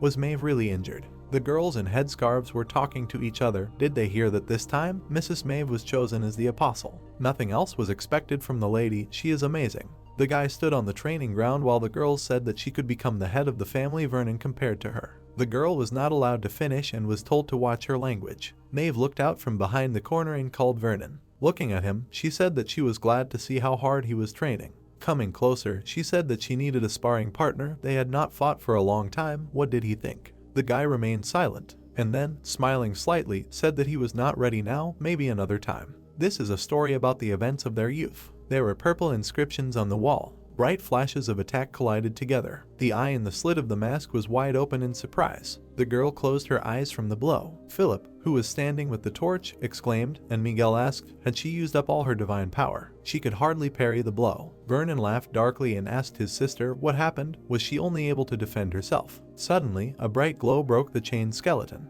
The guy looked there sharply. Maeve held the sword and called her brother. He stared forward in amazement, saying that this feeling, the energy of the Lord, had disappeared. The heroes looked at him in shock. Philip asked, saying, the Lord does not mean the black magician. Philip added that he was sure that Ian had finished him off. The girl exhaled, thinking that he had done it. Lowering the sword, she told her brother that if so, they did not need to fight further. Resolutely looking at him, she called him to return to their house. Vernon smiled under the mask, hearing that even though his body had changed, there was probably a way to return it to its previous state. She was amazed to hear him ask, what kind of nonsense was this? Now that the one who was holding him back was gone. His eyes shone brightly. He said that he was completely free. Imagining a burning city, Vernon said that the first thing he would do when he got out of here would be to burn the damned kingdom to the ground. And then, when he took the lives of all living things and became stronger, he imagined how people bowed before him and said that he would become the sole and all-powerful ruler of his own territory like the demons behind the black barrier. He imagined black multi-eyed monsters. The eye in the slit of the mask shone brightly. He said that all this would begin after he killed his sister. Maeve stood there confused, lowering her sword. Bright lightning appeared. The man with the sword froze. The companions looked at it in surprise, exclaiming about the chains of spells. Miguel exclaimed to look there. There was a blinding light around her. He said that it was the divine power of the lady. The girl's look was very surprised. She said that the divine power was overflowing her. The knight standing opposite laughed, saying that the goddess was probably angry that her beloved apostle first cut off communication with her and then restored it. Vernon squeezed the sword, saying that this was excellent, and quickly rushed to the attack, shouting that then they would fight each other with full force. Maeve exclaimed in fear, trying to stop him, this is all meaningless, why doesn't he understand? The swing of the sword left bright marks. The girl clenched her teeth. Resolutely holding the sword, she called out to her brother. He looked at her furiously from under the mask, and, jumping up, he raised his sword. Blood splashed next to him. The blade came out of her back. The boy with the torch said in shock that it couldn't be, and the man called out to the lady. The blade was visible from under the armor. However, it was Maeve who pierced her brother's body. A cry was heard that the lady had won. Vernon dropped the sword. The girl said in fear, no. She remembered how her brother attacked. His hands clutched the sword, and she thought that at the very end Vernon was unable to point the weapon at her. Her eyes widened when she heard that his feelings prevented him from delivering the final blow. As he thought, he remains a weakling until the very end. Lowering his head, the boy said that he hated her. He remembered how his sister smiled, and he said that he hated that she smiled at him, not even realizing that she had everything and he had nothing. He remembered how she watched him train. He said no, really. The leg turned. The boy then wiped his face and noticed his sister in surprise. He tried to reach the girl surrounded by a bright glow and said that he wanted her to acknowledge him. Vernon, in bloody armor, said that in the end he could not surpass her. His sister screamed his name. Looking at her from under the mask, the boy said that he was still glad. He recalled the dialogue from the past, saying that because he wanted to fight her. Maeve caught her brother who fell into her arms. Her eyes were wide open. She continued to repeat his name. Frightened, Miguel extended his hand, telling her to calm down. But instead, the crying girl screamed. She hugged her brother, spreading a bright glow around. It became simply blinding. The energy spread throughout the room. Ian quickly ran forward, thinking that he was so distracted by the power of chaos that he did not notice how the spell was lifted. He imagined her in armor and thought that the only one who could have caused all this was the Death Knight. Stopping abruptly at the turn, he thought that this was the knight's boss room. He froze, looking at the blinding light. His eyes widened in shock. He thought, what happened here? Looking at all this divine power, one could say that Maeve won. The girl stood with her brother in the middle of a bright beam. Looking at this, Philip said in a trembling voice about his poor mistress. The man turned to Ian, who asked what happened to them, and exclaimed that he had returned. The body, surrounded by a glow, was hovering above the ground, and then the heroine held her brother's body in her arms. She took off the helmet from his bloody face. Without turning around, she told Ian that he had returned, and then she thanked him. If not for him, she would not have been able to go so far. Looking at her, the guy heard that, however, they could not continue the journey together and asked what she was talking about. Looking at the wounded guy, she said that Vernon was dead. He was here. He had already been killed and forcibly brought back to life to manipulate him like a puppet. The guy was struck by the guess that Maeve's brother was a boss death knight. He could not even imagine it. The comrades were amazed to hear that she prayed to the goddess to save the soul of this defiled boy, but she, of course, did not answer her. The goddess reproaches the soul for its sins, but does not save it. The girl in armor said that if she wants to take revenge for him, she will answer. The hero remained silent. He asked the heroine, surrounded by a red glow, does she mean that she will kill everyone who was involved in this? Maeve turned, looking at her with glowing red eyes, and said that this is the revenge she wants to take. Ian looked at her. Then he touched the hilt of the sword and, drawing it, apologized, saying that he will not let this happen. The girl turned around, hearing the hero say that he will not let her do this. Turning around, Maeve asked what he meant. Looking at her, Ian asked, is there not a contract between them? Philip and Miguel stood behind, and the guy continued, she did not forget that she asked him to find out the full picture of what happened to that huge tree. The girl said that then she asked to cancel this contract. The brunette shook his head, saying that until now he had never cancelled a contract at the request of the customer, not once. Moreover, the customer who unilaterally broke the contract or did not pay compensation. Looking at her sternly, he finished that he had never left alive, so she would have to fight him. Surrounded by a red glow, Maeve asked, fight him. The hero said that it was not difficult for her. Anyway, she would soon kill many people anyway. She could add him to this list too. Looking with blue eyes, Ian said that or else. Maeve's hands trembled when she heard that or else she would die. Miguel covered Philip's mouth with his hand, who was trying to calm them down, and said that he did not understand the situation, so he should not interfere. The girl turned to him, and looking wildly, she asked, was he going to kill her? Ian stood silently behind. Maeve's eye blazed red. The look of the guy's blue eyes was determined. Lowering her head, the girl exhaled. Touching her brother's body, she said that today she had already lost one person dear to her. Her eyes became normal. She said that she did not want to lose another one.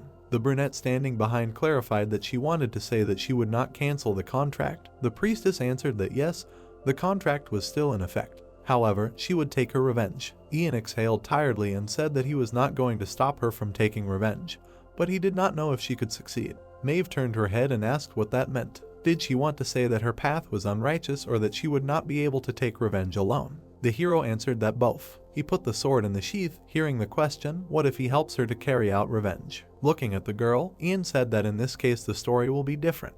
The writings on the walls stopped glowing. The hero said that first they should get out of here. They will talk about this later. The heroes were standing by the cart. Miguel, sitting by the fire, told Ian that he was amazing, to which he asked in confusion. The man held the food, telling him not to pretend, because he knew that the lady would not kill him despite the fact that she was not herself. The brunette looked at him in confusion and asked, what if not? He closed his eyes and in response to the man's surprise, said that regarding exceptions, as soon as you start making them, there will be no end. He looked down, thinking that although he did not want to kill her, imagining Vernon's headless body, he thought that he planned to make her submit to him, even if it meant ripping off her arm. But obviously, in that state, she would go crazy and eventually die. He didn't want that to happen. The hero remembered the enraged girl, thinking that it was surprising that she even grabbed the sword. Obviously, there was madness raging inside her. It probably wasn't easy to suppress. Sitting by the fire, the guy thought that in the end, he couldn't stop her from becoming an apostle bringing vengeance. Philip approached and asked if he had no boundaries at all. Miguel shoved a skewer of meat into his mouth, saying that he didn't understand anything. Let him eat instead. Looking sideways at the girl, Ian asked if she had cried for her brother. In the darkness, there was a cart covered with a cloth. She answered that she had, thanks to him. The four heroes sat by the fire. Maeve was surprised to hear the question, is she okay? Looking at the brunette, she asked him what he was talking about and heard that she had become an apostle who brings vengeance. It seemed that many things had changed in her. He imagined the red flashes around the redhead and thought that the red divine power was different from what it was before. He remembered how her eyes glowed under the mask and thought that now she had definitely become an apostle who brings vengeance. Just like in the game, Maeve looked at her palm and said that now the goddess would grant her power only for the execution of vengeance. Ian imagined how the figure stretched out his hands to her and thought, extreme restrictions. However, when it came to the execution of vengeance, she would be able to gain even greater power. To suffer injustice, the restriction that the Apostle of Vengeance must observe was gone. Now, for the sake of vengeance, one could do anything. There were drops of blood on the ground. Maeve clenched her fist and declared that she did not regret the choice she had made. She imagined a figure in a cloak and thought that she would regret all her life that she could not kill the dark mage with her own hands. She imagined a freezing body and how her comrades held her, and continued that driven by personal goals, she missed the main goal and revenge. A bag fell to the ground. Ian waved his hand, saying that it was a head, he could take it with him. Unfolding the cloth, she saw a head with a tattoo, and heard that the battle with him was completely ordinary. He fought and killed. Maeve looked at her silently. Philip leaned his fist and awkwardly began to speak. Looking at the hero, he timidly asked, did he kill him with magic? Ian closed his eyes, mentally saying that he was thinking about it. Why did he not ask? And answered out loud that it looked like it. Miguel pinched the bridge of his nose and said that he was giving Philip advice because he was worried about him. He was not smart at all, did he think before he spoke. There were skewers of meat by the fire. The man said why he hid his magic, maybe because he didn't want them to know about it. But since he had no choice but to use it to protect them, they should thank him and not pester him with questions. Let him just pretend he didn't see anything. Clever. The guy awkwardly scratched the back of his head, and then bowed and asked for forgiveness and to accept his gratitude. Ian winked when he heard that he would take his secret to the grave. Sitting opposite, Maeve said that she owed him additional compensation for killing the dark mage. What did he want? Ian held the meat with thought. That initially he wanted to keep all the loot for himself, but in the end he made concessions. But he should get at least something. With a smile, he replied that he wanted something worthy. The redhead thoughtfully touched her chin. Swift movement. Maeve took out the sword in its sheath and handed it to the hero, asking if he could take it then. Philip shouted in amazement to the lady that it was a sword made of imperial steel. She said that it was quite a worthy reward. Ian looked at it excitedly. Taking the sword, he thought that he would never have thought that she would give it away, and promised that he would treat it well. The system reported that it was a sword of condemnation of an unusual class. The guy was surprised to think that the name of the item and its abilities were different from those in the game. It was much better. The hero remembered the sword of revenge from the game, which was defiled by the blood of innocent people and could not be repaired. He pulled out the scabbard, thinking that in the game it was a trophy that could only be obtained after killing Maeve. And now, since it was not defiled, there were no restrictions except for the recovery time. He heard the girl say that this sword had been with her for a long time. Although it was not so famous, it would still be useful to him. The hero objected as he took out his weapon. He picked up the shining jug and said that the sword was amazing. Ian swung it and thought that the balance was good, although it was heavier than it looked. He couldn't swing it as easily as Maeve could, but if she could handle it, he would have to use a few points of strength. The guy with the sword heard his name being called. The girl sitting opposite him said that from now on he would be temporarily replacing her. She hoped that he would be able to get to the bottom of it and find out what happened to the tree in Orendel. With a determined look, Maeve asked him to return alive. Ian sheathed his sword, saying that the only thing she needed to worry about was herself. Looking ahead confidently, he said that if she wanted to take revenge, she would have to be extremely careful. She could not kill anyone and she should hide her feelings, at least until he returned. The heroine lowered her head, hearing that she had to stay alive. Someone would have to pay him for the information that he would find out. Looking down, Maeve said that it was true. She swears that until he returned, she will not make a noise. The stars shone in the night sky. Miguel coughed into his fist and asked, were they finished discussing important matters? Reaching into his bag, he said that they had all suffered, so he took out a keg with a wide smile and asked, how about a drink? Philip asked discontentedly, alcohol. Ian thought in bewilderment. He walked into the dungeon with a keg. How did it even remain intact? Maeve nodded, saying that she did not like alcohol, but she did not mind having a drink today. Words were heard that this was a good idea. They had been through fire and water together, so they could not part without a last drink. Ian smiled slightly, thinking that on a day like today, he could have a drink. Alcohol poured from the keg into the mugs. Philip saluted with the mug. Miguel smiled widely. He clasped his hands, telling something to the others. A bright moon was shining in the sky. The hero held the mug and chuckled. Looking ahead, he said that he could clearly see everything that was happening in this dark forest in the middle of the night, even without resorting to the use of magic. There were bodies on the ground behind him, and he was thinking, all thanks to the Chaos Shard. One of the men stood up, holding his head. There was blood on his face. He asked angrily, how can he drink poisoned alcohol and still be okay? Even an elephant would faint from the amount of poison. Turning around, Ian asked, does he want to know? He had a general skill, immunity, level 3. The hero thought that he had put a lot of effort into this skill, all in order to survive in Chapter 4. He stood up and came closer. The man abruptly pulled out his sword from its sheath, ordering him not to come closer. Ian pulled out his own. The blades of the blades clashed in a blow. The enemy's gaze was surprised. His sword broke, flying into pieces. The man fell. He held the rest of the sword and asked him to wait and listen to him. The hero pierced his hand with the sword. The man screamed. Holding the weapon, the brunette said, "What nonsense. If he plans to kill someone, he should be prepared for the fact that he himself can be killed." The man said that the poison should have simply made him fall unconscious. They wanted to steal something from him. Ian reached for the mug, asking again. He sharply turned the sword in the palm of the enemy. When he screamed in pain, he poured alcohol into his mouth. The bloody man coughed. The brunette holding the mug asked, "Fall unconscious." If it was true, he would let him live. The bandit cursed sullenly. Blood splashed on the ground. Ian hid the sword, saying that if he had told the truth right away, then he would have died painlessly. Hearing someone's voice from behind, Philip pierced the enemy with the sword. His eyes wide open, he was breathing heavily. Ian crossed his arms and said that even his face lost courage. The boy turned around pitifully and asked why he hadn't helped him after defeating the rest of the enemies. The boy, arms crossed over his chest, said he had already told him this was different from their previous walks. After leaving the grave forest, their group split into two. Ian sat on a horse near a carriage. Taking Miguel as a witness, Maeve decided to go to the royal palace to report on the battle in the grave forest. She turned around and told Philip to go with Ian. The boy exclaimed, "Why?" The girl said that although it was only her request, how could she send their valuable witness alone? Standing in front of him, she said that he would help him and become a witness to what he would have to go through. The boy threw up his hands, saying that he was her squire. The redhead turned to the man on the carriage and said that they had Miguel, and asked him if he would become her squire for a while. He, of course, agreed. Looking ahead, the brunette thought that she did it on purpose. She needed another witness. She would be useful as an assistant.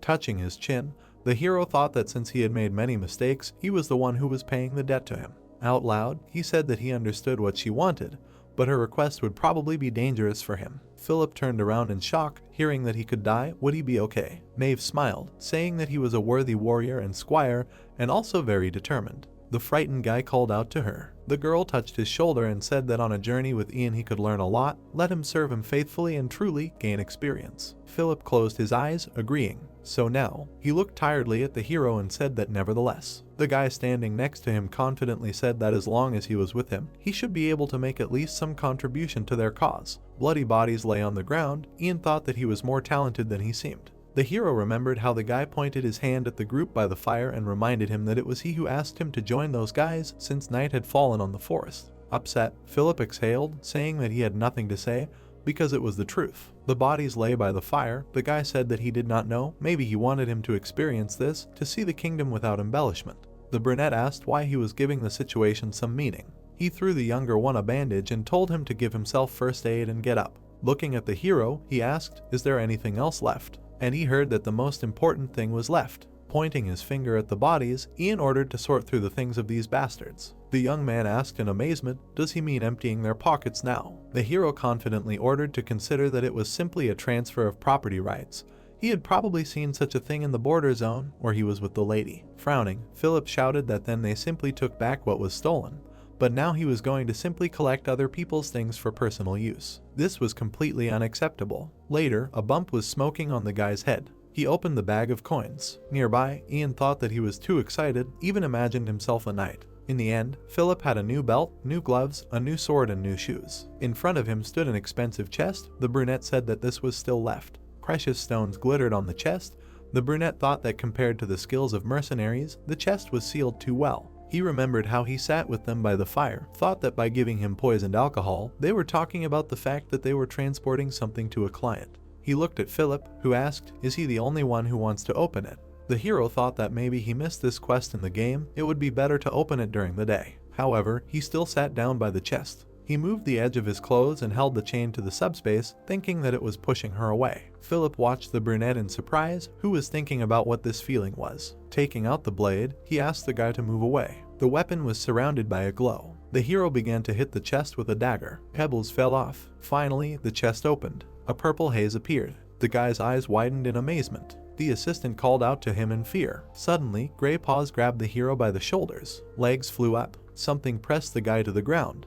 He looked at it carefully, a pointed ear among gray hair, a red eye with a vertical pupil. Looking at the gray-haired creature, Ian thought, an elf. The hero looked at the gray-haired girl in bewilderment, thinking that no, this was not a simple elf, really. Suddenly the creature opened its fanged mouth. Philip reached out with his hand, calling out to the master. Pod quickly extended the blade. Sharp teeth closed on it, gnawing. A fragment fell to the floor. The girl spat out the rest there. Smiling slightly, she said that it smelled very tasty. Ian clenched his teeth, thinking that now he understood. She was sealed in the chest because she cannot be placed in subspace because living creatures cannot be in it.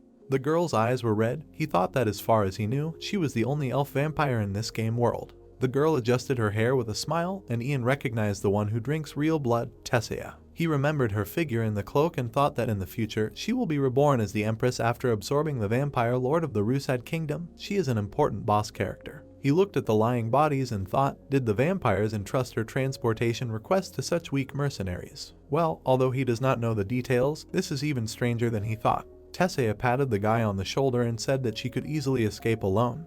But thanks for this, she will kill him quickly. Ian threw away the broken hilt, asked, is this her usual gratitude, to bite the neck of a person? The vampire shook her head, saying that she was just hungry. In fact, she was even drooling. She smiled slightly, saying that looking at him. The guy began to pull out the sword, hearing that he was not one of those whom she could easily eat, and replied that she understood correctly. The girl laughed into her palm, saying how hot-tempered he was. She turned and promised him the following, she will not forget his smell, because it is so sweet. Turning around, she said that they will meet later, let him not die before then.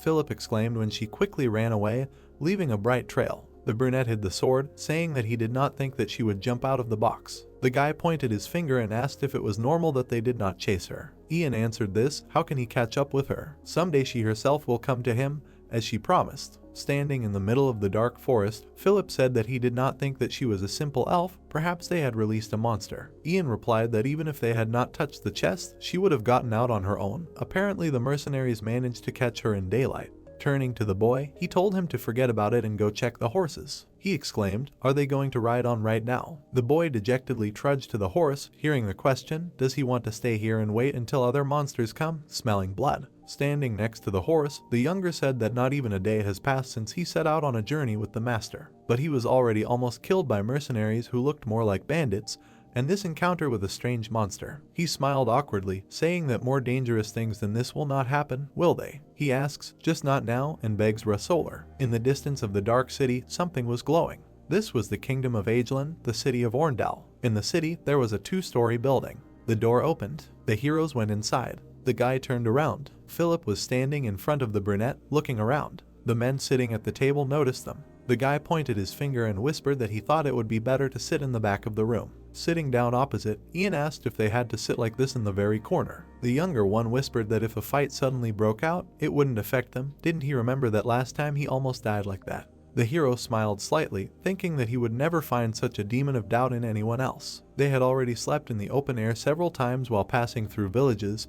He thought he had learned a lot during this time. The guy remembered how Miguel fought by the fire while he ate. The boy looked around. The brunette thought that despite the fact that he was still a child, at least no one seriously saw this guy as a squire of a paladin. Covering his face with his hand, he asked what they were going to do next. The brunette wondered why he kept speaking in a whisper, to which he received the answer that because they could be heard. Looking at the visitors, Ian said that he did not mind others hearing. In fact, if they looked calm, they would not even be noticed. The assistant nodded, saying that this was another thing he taught him. Ian exhaled, thinking why he kept talking about studying. The men at the tables were talking. The brunette said that they would stay here for a few days and see the situation. It would be strange if they suddenly showed up and immediately started asking questions about the missing soldiers. For now, they would take orders and earn money. A girl came up to the table and asked what to bring. She looked at the brunette and, hearing the question of what they had tolerable food, answered that they did not have anything special.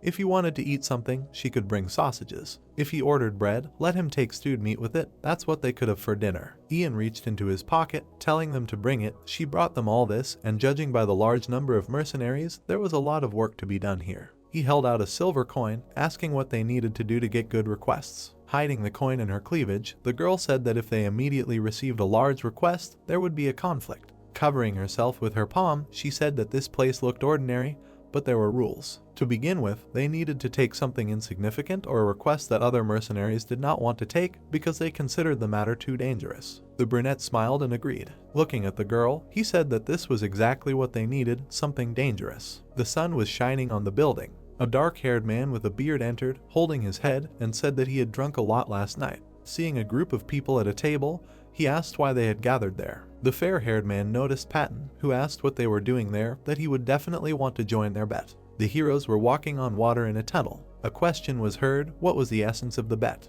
And the answer, that the guys who came last night. Does he know about the underground tunnels that were dug by fairies a long time ago? They say that those guys went there. The man imagined a toothy monster and said that it was full of waste, and then realized, exclaiming that they really went there to catch a four-eyed man-eating crocodile. The comrade smiled broadly, saying that it was probably so. Patton asked, there are only two of them, crazy ones, what is the bet? The man pointed at his comrades and said that depending on whether they returned by midnight or not. If they returned, someone would take all the money, if not, that someone would buy everyone a drink. The brunette chuckled, remembering the heroes. Ian, surrounded by a glow, looked resolutely forward. The man with the beard heard him being asked why he doubted he would just get drunk for free in the evening.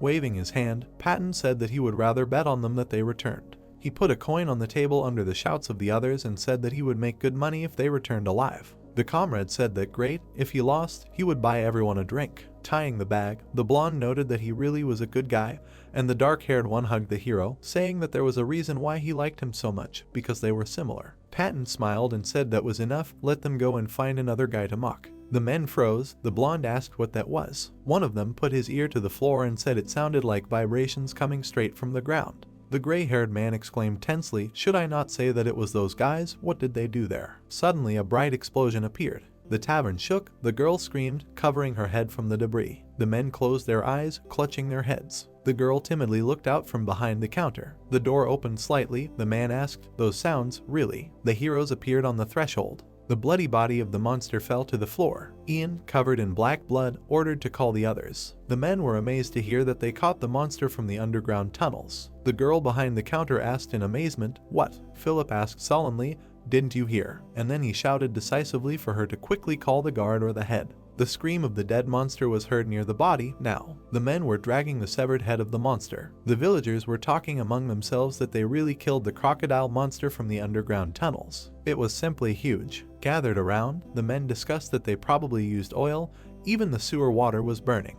The second one objected that they used a sledgehammer. It seemed that everything was about to collapse. The third one added that he heard someone say to block the exit so that the monster would not break out. The man in armor asked in surprise, do they mean to say that they really caught this crocodile? There were plates of food on the table. Ian nodded, saying that during the battle the aqueduct was damaged. It would be nice to send masons there. The man answered discouragedly that he understood. The reward will be paid within 3 days. The carriage was driving down the street. Curses were heard in the building. The brunette crossed his arms and said that he had already bathed 3 times and changed all his clothes, but they still gave off a disgusting smell. The things were hung out to dry. The hero thought that he had cleaned the equipment too, but the smell did not go away. What to do? If only there were cucumber soap here. Philip looked at his plate with disappointment, saying that he thought that such an experience could be had once in life, but not more. He would not stand a second one. Looking at the elder, he said that by the way. The man in the tavern smiled at him. The hero said that compared to yesterday, the attitude towards them seemed to have changed. Looking at him, Ian replied that yes, the world of mercenaries is determined by the ability to live and the skills you possess. Now no one will look at them askance. The heroes turned when someone called out to them. Patton smiled broadly, saying that here they are. Coming closer, he happily said that thanks to them his bet had played. Now he could walk and eat his fill for a whole month. Turning to the girl, he ordered that food for the gentleman be brought to this table. He would pay for everything. Throwing up his hands, the man asked if they would mind if he sat down with them. The brunette answered that if he didn't talk too much. Sitting down next to him, the man said that they had a cool character, the same as their skills. Since we met, his name was Patton. The heroes sitting next to him introduced themselves. Philip glanced sideways at the long-haired guy who had approached. The brunette, looking at them, said that it was impossible that in their area they would not talk about such a talented person. Where did they come from? Closing his eyes, Ian answered that from the swamps. Patton, sitting opposite, exclaimed that they probably did not want to talk about it. He understood where he worked. I was sure that somewhere he was a real celebrity. Philip frowned, saying that if he was going to conduct an interrogation. Suddenly, he looked away in surprise. Ian looked there too and said that he thought that what he had said was enough to prove that he did not have a criminal past. Patton was silent, hearing how he ordered to get down to business, but not him. The long-haired man standing next to him heard that the hero wanted to listen to the person who really had something to say. The villagers were surprised. Philip was shocked when the elder asked why the nobleman was acting like a commoner, or was he acting like an influential person from the shadows. The long-haired man smiled. He scratched his head, saying that he did not think that he would be seen through so easily. Was his acting that bad? He put his hands on the shoulder of the brunette, who sadly apologized for letting down the master and replied that everything was fine. Apparently, he was the kind of person who could not be fooled. Sitting down in his place, the brown-haired man apologized for his rudeness. Smiling, waving his hand, he said that as they knew, many mercenaries have a dark past, so he needed a little verification. Ian nodded, saying that he understood and accepted his apology. Looking at him, the guy asked for permission to introduce himself formally. His name is Declan Burchard. Philip looked at him in amazement, recognizing him, and the brunette said that he was the son of Lord Orndell. Why would he need to check the identity of a simple mercenary? Sitting opposite, Declan said that his duties included managing the mercenaries of this city. Moreover, he was eager to meet such talented guys as them. The hero remembered how they walked down the street and thought that despite the fact that the city was full of mercenaries and it was quite peaceful here, he thought it was an additional parameter that was not explained in the game. Philip looked at the young lord and said that he took on such a difficult job. Let him apologize for the recent rudeness. He replied that he was not a young lord. The guy heard him say that he was born out of wedlock. His mother was a free citizen. Sitting opposite, Ian asked if he was sure of his identity. Do you need additional evidence? And received the answer that no, this is enough. Looking at him confidently, Declan suggested getting down to business. Sitting at the table, he asked if they wanted to work together under his leadership. The heroes were surprised to hear that he wanted to appoint them a centurion and adjutant. The brown-haired man opened his mouth in amazement, asking, does he mean to say that he is gathering regular troops from mercenaries? Looking at him, the lord's son replied that one could say so. There is a war ahead. Other lords neglect mercenaries, but he will do otherwise. The brunette sitting opposite asked, did he receive permission from the king? The nobleman replied that of course, it is also good for his father. After all, they are serving at the front. A chandelier with candles hung from the ceiling. Words were heard that he likes being a leader. Declan said that he will not deny it. If they survive, they will become big shots in this world. He smiled, asking, well, how is it? A tempting offer, isn't it? Ian touched his chin and chuckled. He looked at the nobleman in front of him and thought that he had a relaxed demeanor, a completely honest and serious style of speech. Even his eyes and facial expressions. In many ways, this is impressive for a villager. He smiled a little. Declan was surprised when he answered that he couldn't tell him the solution right away and asked why. Ian replied that he still had a request that he hadn't completed. It wasn't such a small offer that he could take on without completing the previous one. The brown-haired guy raised one eyebrow, saying that he had taken on the crocodile, and then he realized that they had originally come to complete a different request. The guy nodded in confirmation and thought it was great that he was getting it so quickly. The long-haired guy rubbed his chin. With a wave of his hand, he agreed. With a determined look, he promised that he would help with the request, and in return they would consider his offer. Looking at him, the brunette said that if that's all he wanted, and thought to himself that it was easy. Philip awkwardly apologized. Looking at Patton, who was sitting behind him, he said that in that case their request would be disclosed. Declan waved his hand at his assistant and said that these were the unwritten rules of the mercenaries. He was sorry, but could he please leave? Patton agreed, saying that he would go elsewhere. He laughed with his comrades, sitting at another table. On the table lay a silver plate. Ian said that Dave was from the regular army. Looking at this, one can conclude that he is already dead. He was transporting prisoners before his death. Crossing his arms, Ian said that was true, so their first goal is to find the person who gave the order for the transfer. The guy sitting opposite asked what happened to this person. The hero replied that they could not give details. He remembered the lying skeleton and said that he was unfairly killed. The guy looked closely, saying that unfairly, does this mean that there are corrupted people inside the regular army? The brunette waved his hand, answering that it depends on how to say. He thinks he knows more about this than they do. What are his thoughts on this matter? The nobleman replied that he was ashamed, but he knew little of what went on inside the regular army. He pictured the men standing in front of a large force and said that it was commanded by his father and his successor, Mason. Ian closed his eyes, saying that if that was the case, he could do nothing to help. Then he opened them, hearing a denial. Declan touched the tablet, saying that he had not said he could not help. He was also interested in his request. Holding out the tablet, he told them to wait a moment. He promised they would get what they needed. Burchard gave his word. Under the evening sky stood a building. People gathered in it. Words were heard that he had learned something. As he said, there was something strange here. Declan sat opposite the hero and said that he was talking about that soldier Dave and the prisoners he was transporting. All the boys had a similar trait. Looking forward, he said that each of them either grew up an orphan or lost their family later. Ian held the mug, asking if that meant they were taking the guys no one would look for. He heard that it was true. Their brothers and sisters and friends thought they were going to Ageland. He introduced the stern man and said that there was an order given for their transportation by a man named Bradley. He was the right hand of his brother Mason's commander. The guy smiled and said that they found out what to do next. Ian said that he wanted to talk to him without prying ears. Declan looked at him in amazement and asked again, "Talk to him." With a surprised look, he said that Bradley was a very cunning man. It would be very difficult to get him to talk. The brunette stuck a dagger into the tabletop. Holding the weapon, he said that he knew one good method for getting him to talk. There is magic that will make anyone talk. The brown-haired man laughed loudly. Sitting opposite, he said that he would like to see this magic in action. Will he also insert a knife into it? Ian noted that there was nothing that he could not do. Let him provide a place for negotiations. Getting up, Declan asked to wait and said that when he prepared the place, he would immediately send a man for him. The face of the guy was reflected on the blade, who said that it would not take much time. He was very interested in how his request would end. Standing next to the aristocrat, he waved his hands, saying that this is called drinking a mug for everyone at their own expense. Words were heard, as expected from the gentleman. Ian looked in that direction, said that he would do all the dirty work for them. Philip said that the gentleman definitely has a talent for manipulating. With a serious look, the brunette said that he should just continue talking, as if nothing had happened. Did he do what he asked? Looking at him, the guy replied that yes, he did everything as he said. He coughed into his fist and said that he thought and that he had talents. The boy remembered how he had followed Declan and said that his route was almost the same as usual. One could say there were no significant deviations. Incidentally, he also found out the reputation of this man. Ian smiled, saying that he was evolving, even did something that he did not ask him to do. The assistant replied that even if he did not want to,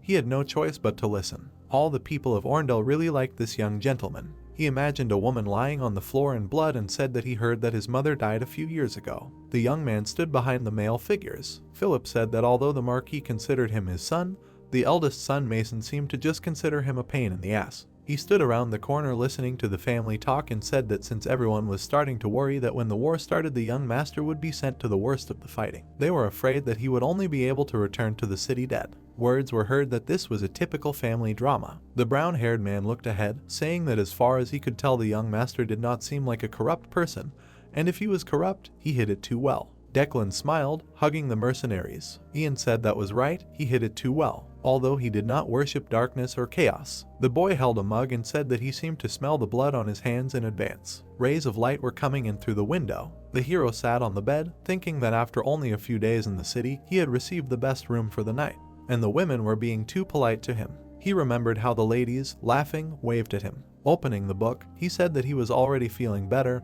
He would see if there was anything useful in Conrad's record book. Although he denied and was angry at first, he eventually listened to the priest's words. Everything he had believed to be true until now turned out to be a lie. Reading it, the hero said that these were typical memoirs of a psychopath. Not a single magic formula, not a single rule made any sense. Closing his eyes, the brunette sighed that at least for people from this world, and for him, who studied magic thanks to experience points, it was even more absurd. Holding the book, Ian thought that everything was as he expected. The one who beckoned him into the catacombs was in Ageland. He imagined a figure with a glowing staff and thought that Conrad, like his servant, were going to go out into the world when the time came to plunge the kingdom into chaos. Sitting on the bed, the guy thought that in order for the creatures of the void to eventually descend to the earth, so that the ancient gods would rule it and not the current gods and demons, Ian remembered a huge shining eye. Wincing, he slammed the book shut, saying that he felt like he could smell vomit again. The brunette looked at his palm. Purple flashes appeared above it. The hero thought, the power of chaos. Looking at his hand, he thought, pure energy of the void. It feels like a very pure magical or divine power. The light reflected in his eyes. The hero thought that the power of chaos, it was ridiculous that he could feel it again. It must be a power that only a small number of heretics and demons could use, or decomposers. He imagined the first addition to the game, decomposition.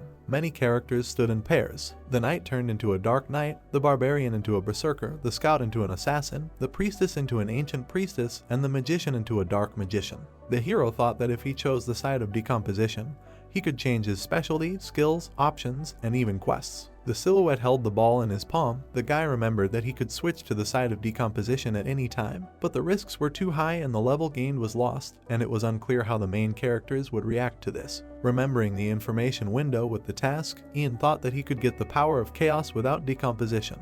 It was the same during the Apostles' quest, all restrictions were lifted. Clenching his fist, the brunette thought that he was already feeling better.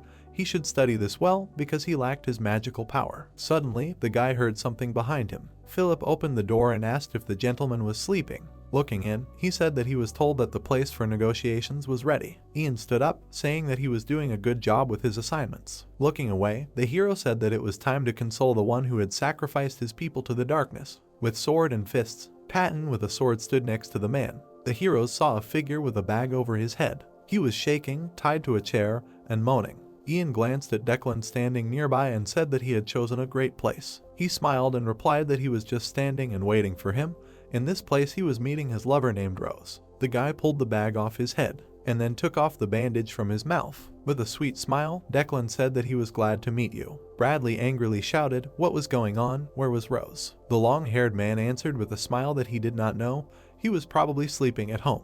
The man clenched his teeth, saying that he had set up this trap. What would happen if the Archduke found out about it? Pointing his hand at the heroes, the guy told them to take better care of themselves. These guys wanted to talk to him today, not him. Ian approached the man and said that here they met. He asked who he was seeing him for the first time. The guy held out a sign, sweetly saying that it was right, he was seeing him for the first time too, but this guy knew him firsthand, right?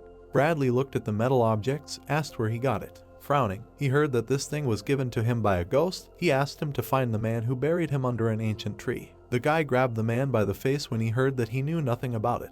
His eyes glowed brightly blue. The man looked at him sullenly. Removing his hand, the brunette said that this was the last warning. He would ask again, by whose order were the subordinates sacrificed? Bradley turned away, saying, "An ancient tree, a sacrifice, what kind of nonsense is he talking about?" Suddenly his eyes widened in shock. He screamed as the boy broke his finger. Letting go of him, Ian asked whose order that was. Receiving no answer, he took another finger, hearing if he knew who he was. The man groaned with broken fingers. Bradley turned to the nobleman and said that although he knew he was mean and stupid, he could not believe that he had been tricked by him and was allowing him to do all this. The hero grabbed another of his fingers. He asked darkly where he was looking. He had to concentrate on their conversation. He would not end up with one broken finger. There were many more he could break. The sweating man heard from fear that he would of course make sure he did not faint. He would feel absolutely everything, he promised. Finally, Bradley said that it was the Archduke's order. Ian leaned over the man. Declan looked at him in shock, repeating, "The Archduke, his brother Mason." The man with the broken fingers said it was the Archduke's order. Leaning over, Ian asked, "Mason, why would he give such an order?" Frowning, Bradley said he didn't know either. The hero continued to break his fingers. Breathing heavily, the man said he had ordered the road to be closed if any road leading from Ageland to Orndell was closed. He produced a diagram with the road crossed out and said it would give him a strategic advantage in the coming war. Crossing his arms, Declan repeated, "A strategic advantage." Ian twitched his finger, asking, "Of course the Marquis knew about it." The man shouted, saying yes, that was what the Marquis wanted. He said it wouldn't take long. The boy with the blue eyes said a strategic advantage that wouldn't take long to prepare. What he wanted was the independence of Orndell and the founding of a new nation. The sweaty man screamed that that was what he heard. He was just following their orders. He pictured the bodies of the boys, saying that these small sacrifices for the sake of Orndell's independence and eternal glory were nothing at all. Ian smiled, repeating that it was just a small sacrifice for the sake of a great cause. The man exclaimed that he had noticed that exactly. Bradley resolutely screamed that he did not want to do this, but someone had to do it. The brunette opened his mouth, answering that exactly. Standing next to him, he resolutely continued to hide the fact that he was a rotten, having come up with a lie of such proportions. Declan was very surprised. Bradley looked at the boy in amazement, and then turned away, saying that he started again. "What rotten?" Ian took out his blade, hearing that he was weaving some incoherent nonsense. With a sharp movement, he chopped at the man's hand. Blood splashed, and he screamed in pain. Leaning grimly, the brunette said that the games were over. If their king was a rotten one, then he couldn't help but be one too. Bradley's eyes widened when he heard the question. What was he promised in exchange for working together? Immortality, strength, power. Declan looked forward in surprise, hearing him admit it. Sweat ran down the man's face. He asked how he knew about it. Ian grabbed his hair. He smiled, hearing him ask, other people, someone besides him knew about this. The hero let go of the man's head, saying that perhaps, in fact, he didn't even know about it. Swinging his blade, Ian explained that he only knew that the Archduke he served was a rotten one, from which it became clear to him that the Marquis was the same. Bradley gritted his teeth, hearing that he himself had just confirmed everything, and cursed. The brunette covered his mouth with his hand. Taking out his sword, he said that as a reward for his cooperation, he he would plunge the blade into him up to the hilt. Suddenly, Declan jumped out, blocking the man, and told him to wait. Standing opposite, he said that he was not against killing him, but maybe he should explain everything to him properly first. Frowning, he said that it turned out that his father was preparing a rebellion and was even behind these murders. Looking at him resolutely, the brunette heard that they had not yet sorted out the accusations against this man. His brows furrowed. The boy looked surprised when he said okay, he needed to get a promise from him. The noble turned around, asking what that sound was. A shadow fell across his face. More hands were emerging from Bradley's body. The boy touched his collar. Ian pushed him back and, drawing his sword, asked Philip to protect the master. He stepped forward and told him to stand behind him. The fabric was torn on powerful muscles. Scars were visible on the skin. The monster raised its head and screamed. A purple haze emanated from the building. Ian jumped up, flying at the monster from above. It swung a tentacle. The hero struck him with his sword. The blade sank halfway. Looking at him, Bradley said that his blows were lousy. The monster smiled, saying that he was afraid that he would never be able to get his body back after accepting this great power. Ian, who had jumped on his tentacle, asked if he considered him a nobody. Turning his head, the monster said no, he was just bored with him, but they shouldn't worry, he wouldn't let him go without a fight. The guy replied that these were typical words of someone who was about to die himself. The blade was engulfed in a blue glow. Surrounded by the light, the guy resolutely clutched the sword. Declan opened his mouth in surprise. The monster was also surprised. He asked, was this divine power? It couldn't be. How could such a non-entity receive it? Ian swung his sword, saying that he was speaking in typical phrases again. The tip of the blade shone brightly. The man cursed, directing his tentacles towards him. The guy's eyes lit up. His attack left a bright mark. The monster looked at the approaching glow in shock. Ian drew his sword back and quickly cut the monster in half. The tentacles fell to the ground. Bloody pieces lay on the floor. The guy came closer. His silhouette was reflected in the purple eye. The blade of the sword was stained with blood. The monster's head flew off. Declan watched in shock as it fell. Looking at the heroes in surprise, he asked who they were. Were they really just simple mercenaries who came to fulfill a request? Philip shook his head. Ian tiredly touched his forehead, telling him to do whatever he wanted. The shining guy returned the sword to the sheath and asked to let him introduce himself again. The guy with the scar said that he was a swamp dragon hunter, a slayer of dark spirits. Blood-stained Ian looked questioningly at the guy, who said that he dealt with werewolves, ancient tree monsters, and even beheaded a headless horseman, as well as cleared the burial forest of demons. The aristocrat looked at the guy in amazement, hearing that in addition, he was an apostle of Tyron, a guardian of the southern borders and the sacred sword of Agelin. Pointing his hand, he said that this was the only true representative of Lady Maeve. He pointed to the disgruntled hero, around whom there was a bright glow, and said that this was Ian Huff. And then with a smile he touched himself and said that he was Philip, the servant of the master. It was already deep night over the kingdom. Lord of Orndell, Marquis Burchard clenched his fist into his palm and asked about the victims that would be sent to Agelin, were they ready or not? Young Master Mason Burchard, standing in the shadows, said that they were ready. The transportation was scheduled for the morning. Mason stood under the moonlight opposite the Marquis and said that there was one nuance. Young Master introduced Declan and said that nothing had been heard from him lately, but added that there was nothing special. Marquis began to laugh maliciously from under his brows and said that there was nothing to worry about. He imagined a black deer with antlers burning in the fire, but explained that it was an old deer that could not leave Orendel. Two mercenaries immediately burst into the tavern and asked the master if he had finished his business yet. The group of mercenaries were shocked, their eyes bulging. They saw in front of them the bloody protagonist and his assistant next to the corpse of the monster. The protagonist, all in bloody clothes, looked back at them intently. Declan looked back at the mercenaries and said that they came just in time and should clean up here. The guy with gray hair looked at the master in confusion and tried to understand what all this meant and where Bradley was. He looked at the floor and saw the remains of a bloody monster and was told that this corpse belonged to him. The group of mercenaries with the blonde man were shocked to see the decomposed one and realized that Bradley was exactly him. Declan looked at the bloody Ian with disdain. The group of mercenaries began to look at each other anxiously and shout that this was the same rotten one who was spreading the madness of the Black Wall to the people, and perhaps he could not even die, because if the top of the kingdom noticed, they would send their order here, which would destroy everything in the area, and the person occupying such a high position turned out to be a rotten one. The brunette in bloody clothes put away his blade and was going to leave, because he was already tired of looking at this blood. The brunette in drops of blood looked intently at the indignant Declan, who told him to stop because he himself said that he now had doubts about his person and received a positive answer. Ian and Philip looked back at the gentleman, who extended his hand and asked what he should do in this case and wanted to hear hints. The main character answered that he himself had already told him about this because there were still rotten ones and they needed to be dealt with. The long-haired brown-haired man frowned intently and said that the decomposers were his father and brother. The group of mercenaries were shocked, their eyes bulging from such news. Ian, covered in someone else's blood, frowned slightly and answered in agreement. The bloody remains of the monster lay on the floor. Declan immediately clapped his hands. He continued clapping his hands and, closing his eyes, said that this was an excellent answer. The guy in the cloak exchanged disgusted glances with his comrade and realized that they should not have heard about this and needed to somehow leave unnoticed. Philip immediately closed the door. The guys looked back at the door, where the servant stood with his arms crossed. The brunette looked at Declan, who asked if he would stay for a few days until the end of the case. The protagonist, looking angry, imagined a burning and bloody throne, and told him to think for himself. If the feudal lord his successor died, then these territories would plunge into chaos, but it was no longer his concern. The long-haired gentleman stood in front of the protagonist and asked what would happen if he said that it would make his future work easier, and Ian was going to listen.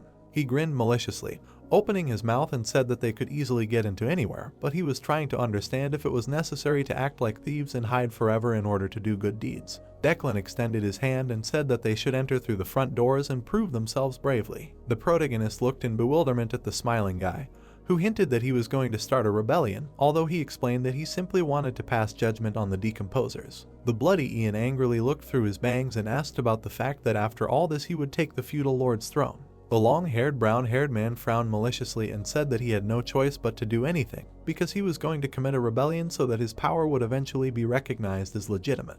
Ian also grinned in response and tried to understand why he should do something that would only benefit Declan alone. The brunette immediately turned around, shook his head and said that it seemed like it would be difficult for him to do something like that and asked him not to forget that he was just a mercenary. Declan put his hand to his chest with a smile and notified that he should have said so right away. If he helped him, he would pay a generous reward. Ian immediately exclaimed, his eyes bulging. A system window popped up in front of him, where there was a task, revenge of an illegitimate child, and an explanation that Declan was born with a freedwoman, and I don't know it. He conceals a sort of me in himself, and he was offered a choice to help or refuse, and it was surprising to him that the quest window would appear at such a moment. The brunette immediately looked back at his assistant and asked if all this made any sense. The young guy closed his eyes, lowered his head and explained that these territories definitely needed a lord, and if they could get proof that the feudal Lord Burchard and the successor were decomposers, then even His Majesty the King would recognize the legitimacy. The protagonist stood sideways to Declan and asked again differently, that is, he hinted that Declan was ready to bring the heads of Marquis and Mason. The long-haired guy answered that it was so, because he was obliged to kill at least one of them with his own hands. Declan immediately smiled maliciously, lowered his head and said that it meant a lot to him. Ian sighed, and holding out his hand, he understood that he didn't care at all and offered to make a deal. The long-haired gentleman immediately looked back with a smile and explained that this guy notified that he would help him. Declan looked at the group of his mercenaries and asked them to join. He smirked with a sarcastic smile and said that this was their chance to get a good position through merit. The group of guys immediately began to worry and get angry in the sweat of their brows. The guy with the beard immediately began to laugh loudly and said that the choice was obvious. This guy stretched out his fists of joy and said that this was the future he dreamed of since he began serving him. This guy immediately stretched out his hand to the gentleman, looking at his comrades and did not understand why they were standing, and asked a question, do not they want to take advantage of this opportunity since such outstanding warriors will fight side by side with them? These guys immediately began to rejoice and be happy, because the guy in the cape was already tired of being a mercenary and now he will live well. His blonde friend looked at his hands and said that this is a chance to turn from a commoner into a nobleman, and so he and his friends wanted to try. Ian and Philip looked closely at Declan and asked him to make sure that everything goes perfectly, because there will be no second chance. This long-haired gentleman maliciously put his hand on his belt and said that there is nothing to worry about, because in his life there has never been a second chance. It was the ringing of a bell. All the doors began to swing open. A group of people walked along the ground. It was Ian and his team. The brunette looked back intently at the mercenary and did not understand why everyone was so worried. He met Declan in front of him with a group of guards, who ordered them to move without delay. Ian adjusted his armbands, closed his eyes and said if they were ready, they could move out, and saw that Declan was very excited.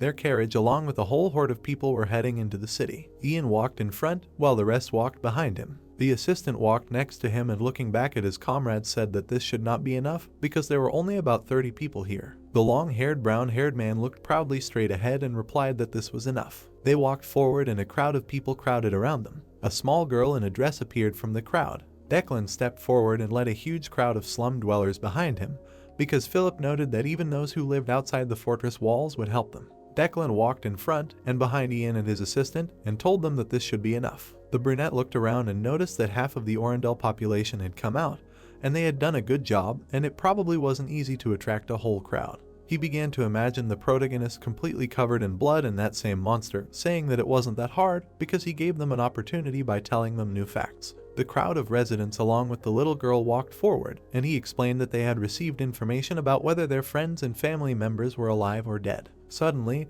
they stopped in place. They stood in front of the huge gates of the fortress and raised their heads. An old man began to shout from behind the fortress for the guys to stop. The old knight looked at the lord angrily and asked what was going on here. Declan along with his comrades looked at Doran and told him to bring his brother and father here if possible. They continued to look up, and the old man did not understand why they came, because no matter how you look at the situation, it looked like a rebellion against the Marquis. Declan and Ian stared up, and the brunette explained that Doran was wrong because it was Marquis who betrayed Orendel and the entire kingdom.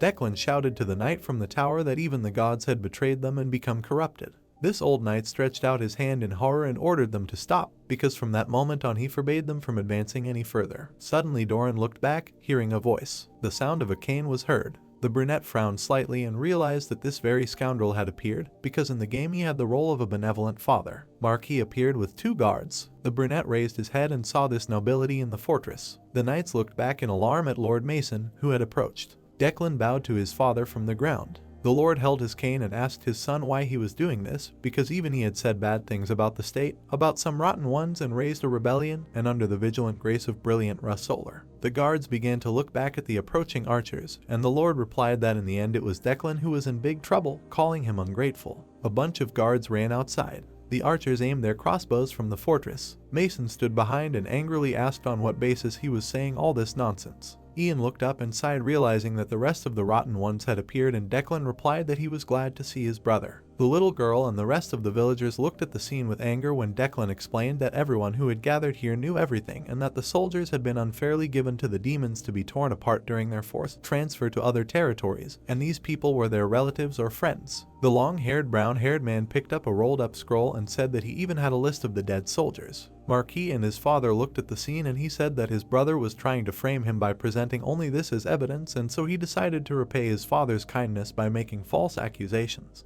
The long-haired guy raised his hand and began to look around, explaining that he had more than this, and moreover, he was trying to understand where Mr. Bradley was, saying that he had not been seen today. Mason grinned angrily and understood that they had lost contact with him 2 days ago and was trying to understand why he needed this person. And his brother smiled and closed his eyes, raised his hand and said that if you think about it, they will definitely not see him again, because they brought Bradley with them. He immediately snapped his fingers. All the people parted in the fortress. A carriage was approaching. The mercenaries began to unload a wooden coffin from there. They opened it and the remains with drops of blood of the monster fell out. Marquis and his son bulged their eyes in horror. All the other guards also began to turn their heads away in disgust. Declan opened his mouth wide and ordered to look carefully. They dumped all the remains of the bloody monster on the ground and said that this monster was Mr. Bradley. The archers from the fortress looked at what was happening with disgust and horror, and Doran understood that they wanted to say that this was the very commander, but they did not believe it.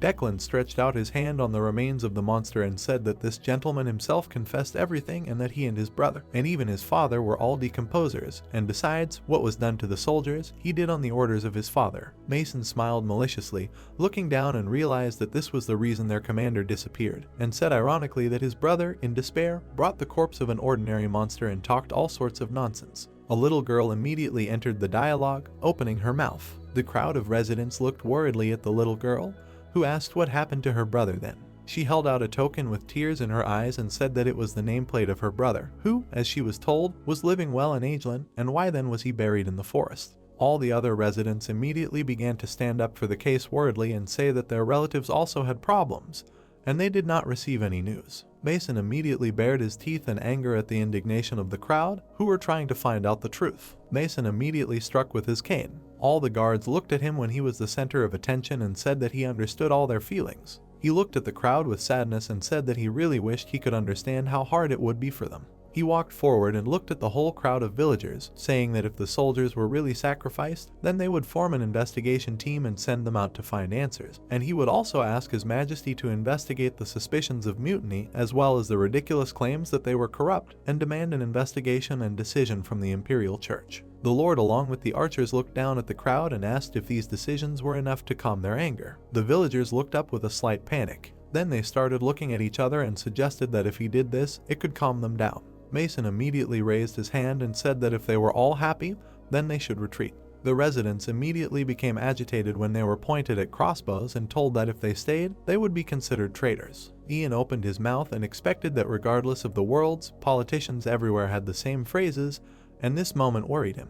He looked closely at what was happening and realized that this was a battle that could only be passed the first time, and the second time it would not be possible to gather such a number of people. He imagined the demonic appearance of the Lord with his son against the background of fire and realized that if they came with such speeches a second time, a bloody wind would blow. He imagined how all these residents would be executed one by one. The brunette sadly looked at the smiling Declan and realized that this was not the end. Shaitan turned to his father at the fortress and said that he had just realized that he would accept the investigation of both His Majesty and the Imperial Church, which made the old man try to understand the meaning of the words. The Lord looked with disdain at his son, who said that he just happened to know someone who fit the bill and was curious. Declan raised his index finger and looked back at his assistant, and Ian said that they could do what they had done before again.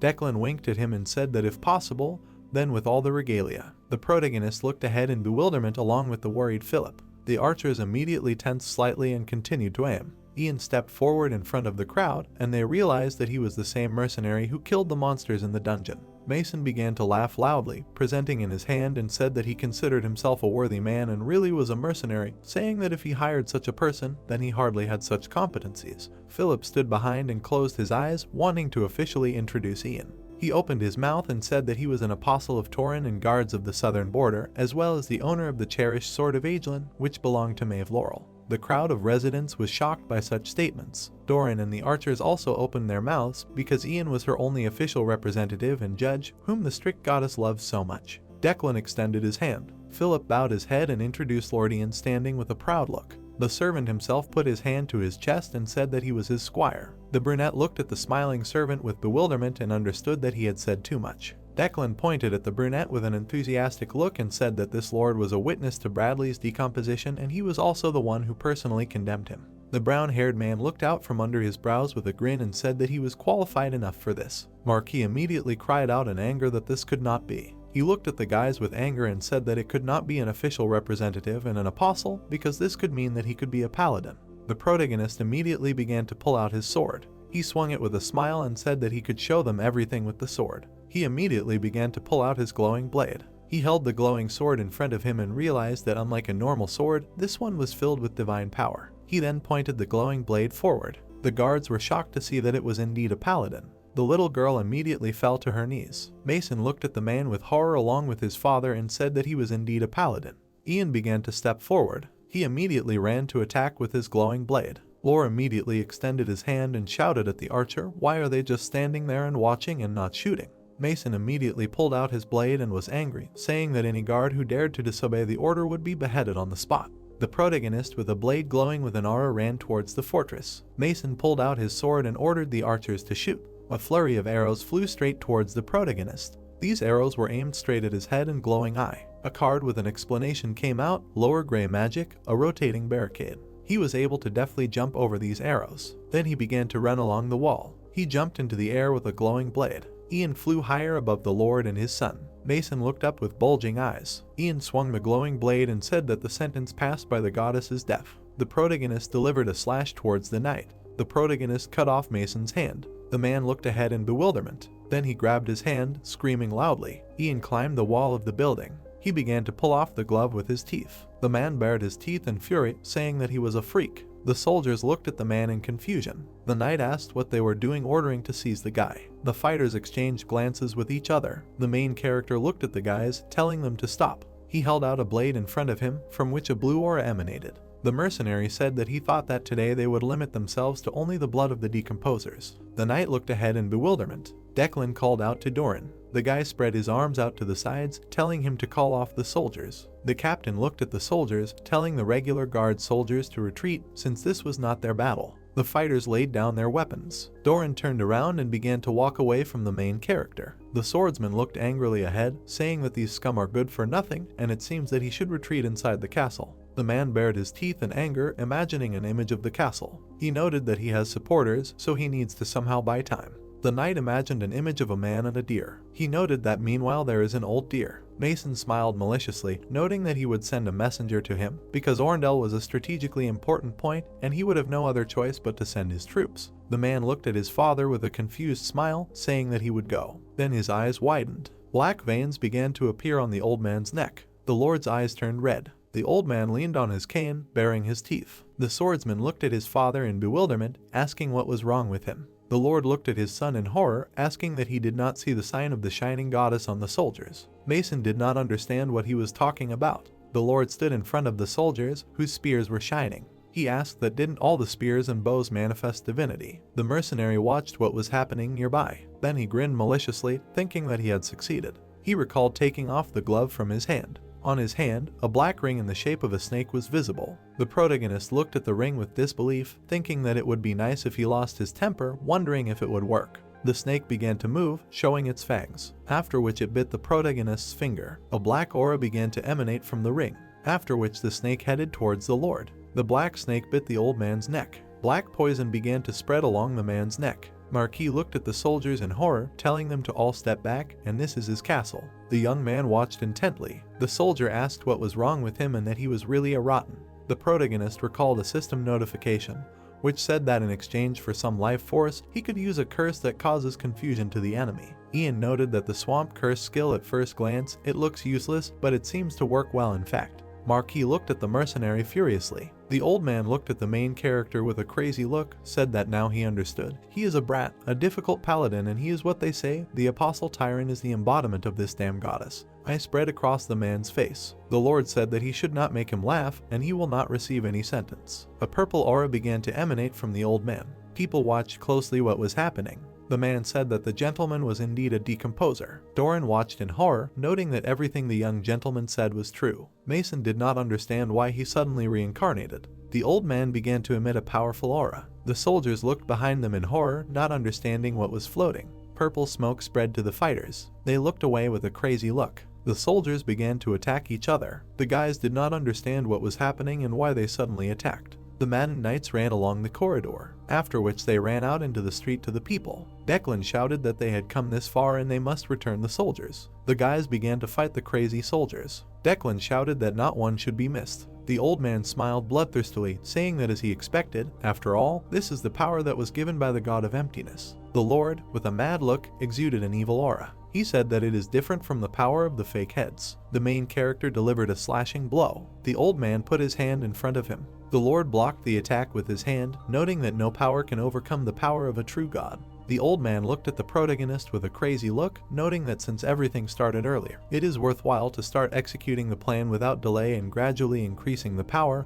They will subject everyone, starting with Orndell, to mutation. The young guy slightly opened his mouth, saying that no matter what, without dialogue, it is difficult to find a decomposer. The mercenary cut off the man's hand using low-grey magic, vacuum explosion. Marquis looked at his hand in bewilderment. The protagonist appeared behind the man, holding a blade to him. The old man did not understand how this happened. The protagonist flashed a white gaze, noting that instead of just chatting, he should have started acting.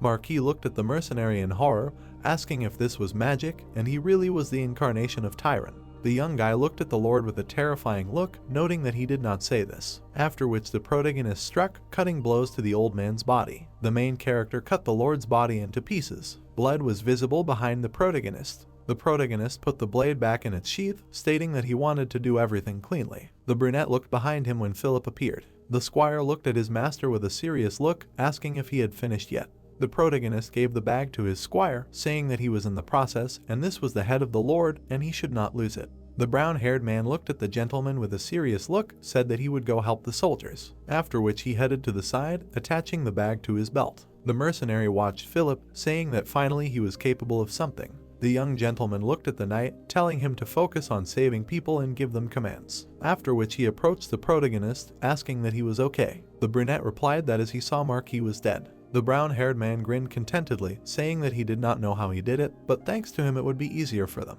The brunette with a serious look looked at the guy who asked where his brother went. The blue-eyed guy said that the moment Marquis showed his true form, he ran away. Mason ran down the corridor with the soldiers. The brown-haired man noted that he had taken advantage of the confusion and escaped into the castle. The guy smiled slyly, saying that the man who was the successor had simply run away without caring about anything and that he needed to be taught a lesson. In the memories, Declan was a young man. His mother called out to him. The girl showed a basket with a smile, said that Marquis had sent an apple pie as a gift and he would not throw them away. There were plates with apple pie on the table. The girl swallowed the pie with a smile. The young man looked at his mother happily, thinking that she was smiling for the first time in a long time. After which the guy began to bring a piece of pie to his mouth. The girl dropped the fork from her hand. Then she grabbed her son by the palm. The brown-haired woman looked at her son as blood flowed from her mouth. The girl clenched her teeth and told him not to eat it, after which she fell headfirst on the table, bleeding. The knight pierced the man's body with his blade. Mason looked at the fighters, telling them to quickly bring the horse, Marquis. The Archduke kicked the post in displeasure. He asked if the last thing he would see in Orndell was a stinking stable. The Archduke gritted his teeth, noting that if he ever arrived in Agelin. The man looked angrily ahead, noting that he needed to somehow meet the old deer and gather troops, and then kill everyone there. Mason looked at the fighter with displeasure, asking what he was worth since he ordered him to bring a horse. Blood gushed from the fighter's mouth. The protagonist pierced the knight's body. The fighter's lifeless body fell to the ground. The protagonist asked what he was talking about the old deer. The blue-eyed guy smiled slightly, asking what he had just talked about, noting that he would like to listen. The boys stood opposite each other. The man asked when he had time. Declan appeared behind the soldier and attacked the fighter. The brown-haired man looked at the man with a smile, saying that he had finally found him. The young gentleman looked at his embittered brother with a bloodthirsty grin. The Archduke asked what he thought he would get away with after everything that had happened. The young gentleman asked what about him. The Archduke was surrounded by the boys. The brown-haired man asked what he thought he would be safe by turning away from God. The man looked sideways at the protagonist, asking why he had turned away from God and what kind of nonsense he was talking.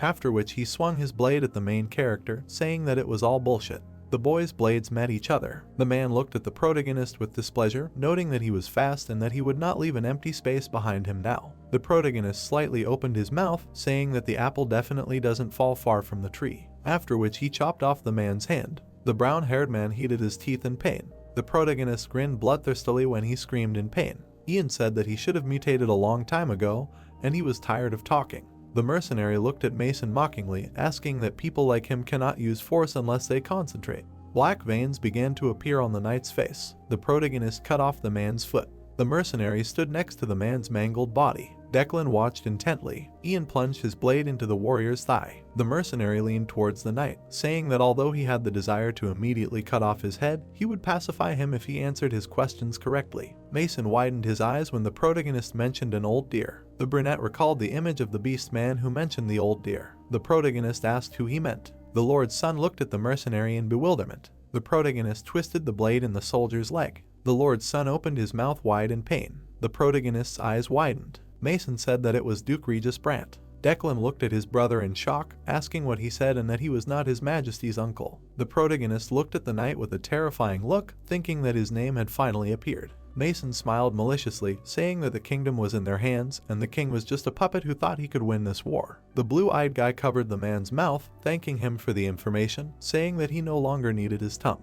The young gentleman sat down next to the protagonist, asking if he could ask him for something. The brown-haired man lowered his gaze and smiled slightly, noting that he would take his brother's tongue. The Archduke looked at the brown-haired man in bewilderment. The main character said that it was a good offer. The protagonist looked at the man with a sly grin, saying that he held back as he promised, but his brother was such a person to me. The Archduke did not understand what they were talking about. The young master grabbed his brother by the face. He looked at him with a furious look. The man looked at the guy with fear. The brown-haired man noted that he did not even know how long he had been waiting for this day. The young master closed his eyes and smiled slightly. He stated that so many years had passed since his brother gave him and his mother an unforgettable gift. The guy remembered how blood was coming out of his mother's mouth. The woman clenched her teeth in pain. Declan grinned slightly, noting that she bit her tongue to come to her senses. She almost bit it. Mason looked at his reflection from the blade. Declan brought the knife to his brother's face, saying that this is why he really wanted to hurt his brother like that one day. The knight looked at his younger brother in horror,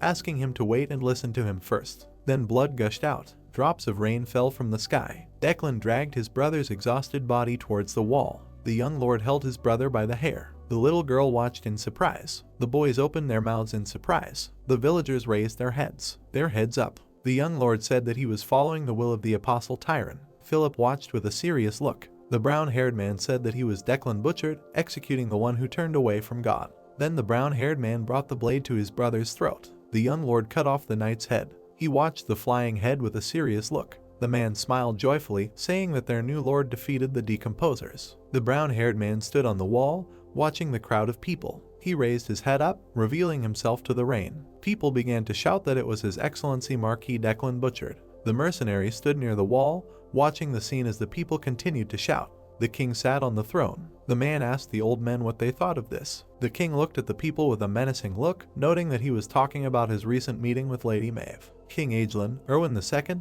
Erwin Archibald Brant. The man stepped forward, telling His Majesty that this was just nonsense. The bearded man looked at the king with a serious look, saying that Lady Maeve must be paranoid. In the memories, the fighters brought in a coffin in which lay a man and next to him a severed head. The brunette said that she returned to the royal palace and presented the corpse of the monster as evidence of the activities of the decomposers, but this is not proof that the decomposers are plotting a secret plot in Aeglin. Moreover, this information will simply sow chaos in the kingdom. The old man rested on his cane, asking what he said about paranoia and how can such a thing be said, and that wasn't Lady Maeve, a paladin who represented all of Aeglin. The king raised his palm. The brunette said that it was obviously due to the grief of losing his younger brother. Erwin stated that she was pleased. His Majesty looked at the men with a serious look, noting that he also thought Lady Maeve was being overly dramatic and he would order her to stay home for a while. The old man's mouth slightly opened. Erwin said that he understood that he cared about Lady Maeve, but they needed to do some investigating.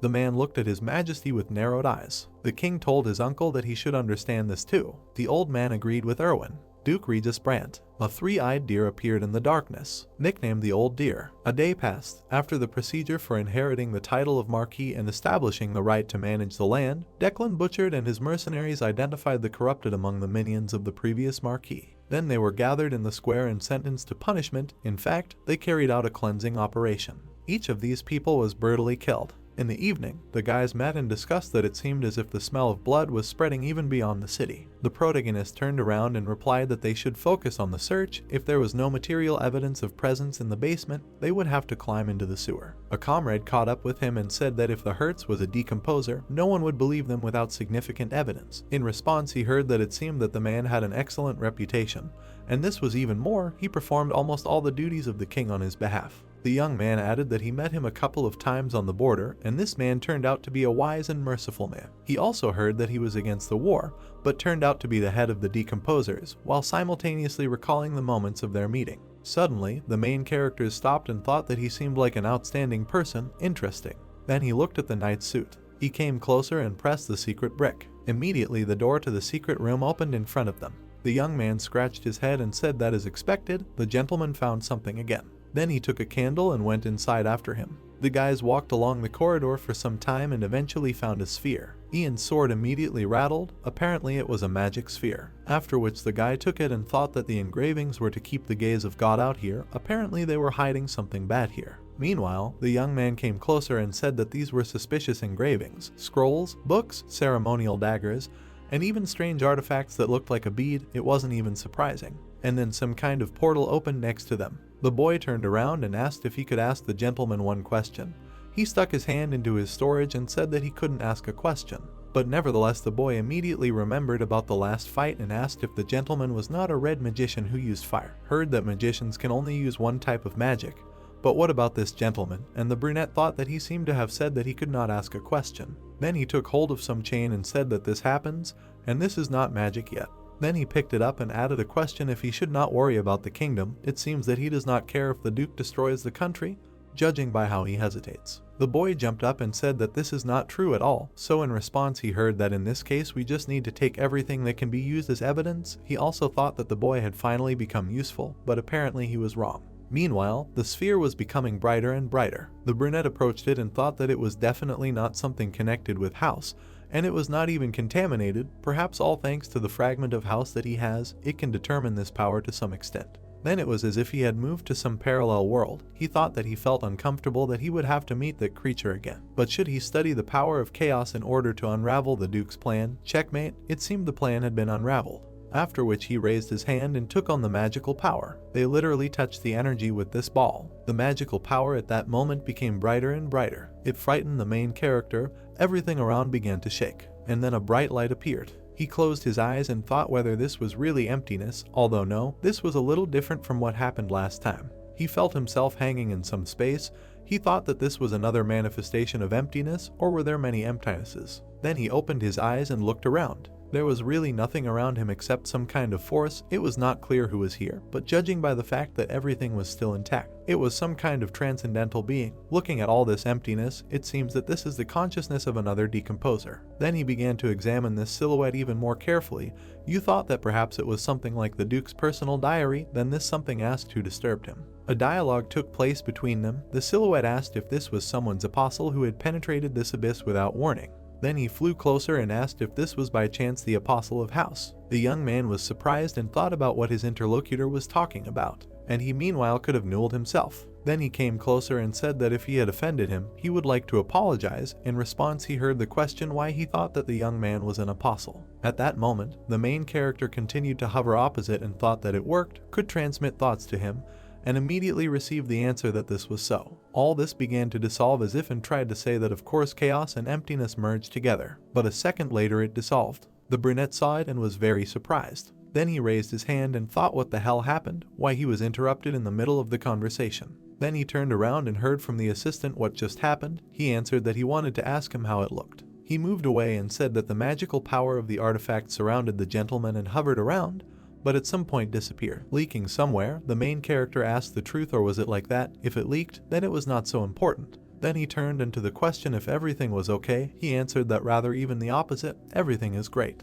He extended his hand and thought that this was a fragment of the house, which became larger, and this is definitely good. It turns out that in this way you can increase the number of chaos forces. He was pleased with this thought. He also thought that he found one reason to kill the decomposers. Then his assistant asked if everything was okay, hadn't he become possessed by black magic? And the brunette replied that considering that he was still alive, he didn't think so, it was better to take care of the evidence. He imagined the moments of the meeting and thought that he was called the apostle of the house. After which he looked around and thought that if you think like that, it might not be entirely untrue. Some time passed. Near the castle, they met a man and asked if this would really be enough. The brunette turned around and said that this would definitely be enough. In the meantime, he adjusted his uniform and thought that these were high-level items, information about which he could check. In a real fight, the maneuverability would be quite good. He also said that, moreover, a new horse made of gold coins is even a lot, but of course he will not refuse. They answered him that it was a bribe and laughed, and the boy meanwhile just stood aside and watched the dialogue.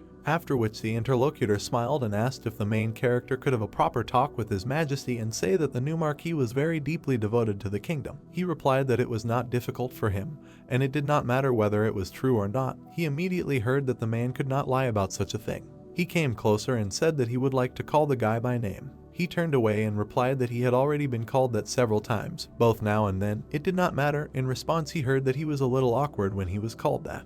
And he also asked if the guy would like to stay here after all. It would be good to have him as a right hand at least until he gained more experience, but the main character immediately climbed onto his horse. Then he closed his eyes and said that he was sorry, but he could not stay in one place for long. The man looked at him with a smile and said that he thought so. Then he raised his hand and said that she was really very worried. Now that the uprising had succeeded, the mercenaries would cause him trouble. And the brunette replied that if he was worried about other dogs, it would be better to get hunting dogs to fight for him. The marquis asked again in surprise. And the young man introduced the captured subordinates and said that those who were abandoned by their owners, who now do nothing but wait for death. The man understood that she was talking about the commanders and officials who survived the purge, and agreed that it was necessary to simply find a balance with them. Meanwhile, the guy had already moved forward. His horse turned around and began to move. The marquis immediately raised his head and asked if the guys were really leaving. The brunette smiled and said that they were. Then, leaving, he added that he wished him luck and now it was up to him, and the boy added that he would be able to see him again someday. The man watched him for a while, then a subordinate approached him.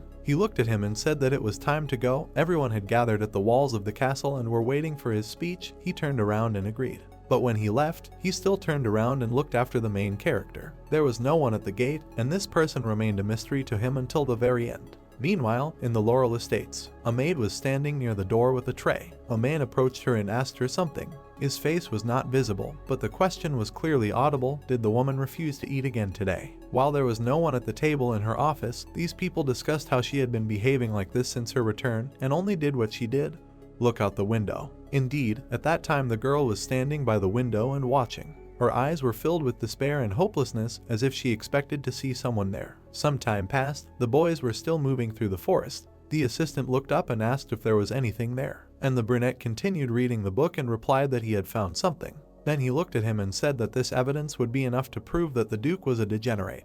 The boy was delighted and asked if it was true, asked what evidence they could find. Would it finally be possible to punish an immoral man who had betrayed the entire kingdom? And in response he heard that he probably already knew what the gentleman wanted to tell him.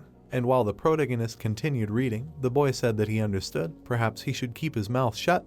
The latter thought that in the end, the Marquis did not know the true purpose of this man. And he also thought that, judging by the fact that there was no mention anywhere of the quest he had seen in the game, they were all just the old man's puppets. After which he imagined this picture and thought that he probably pushed them over the edge, giving false promises, inflaming their ambitions, in any case, will disappear as if they never existed. And he continued to walk forward, while he thought that while such crazy people's secrets operate throughout the continent, their world will not be destroyed, and countries at this time are thinking about double with each other. Then he was distracted, called and told that there was a fork. Indeed, two paths appeared in front of them. The guy looked at both and said that the road to the left turns and leads to the city of Bach, and the road to the right leads to Allegan.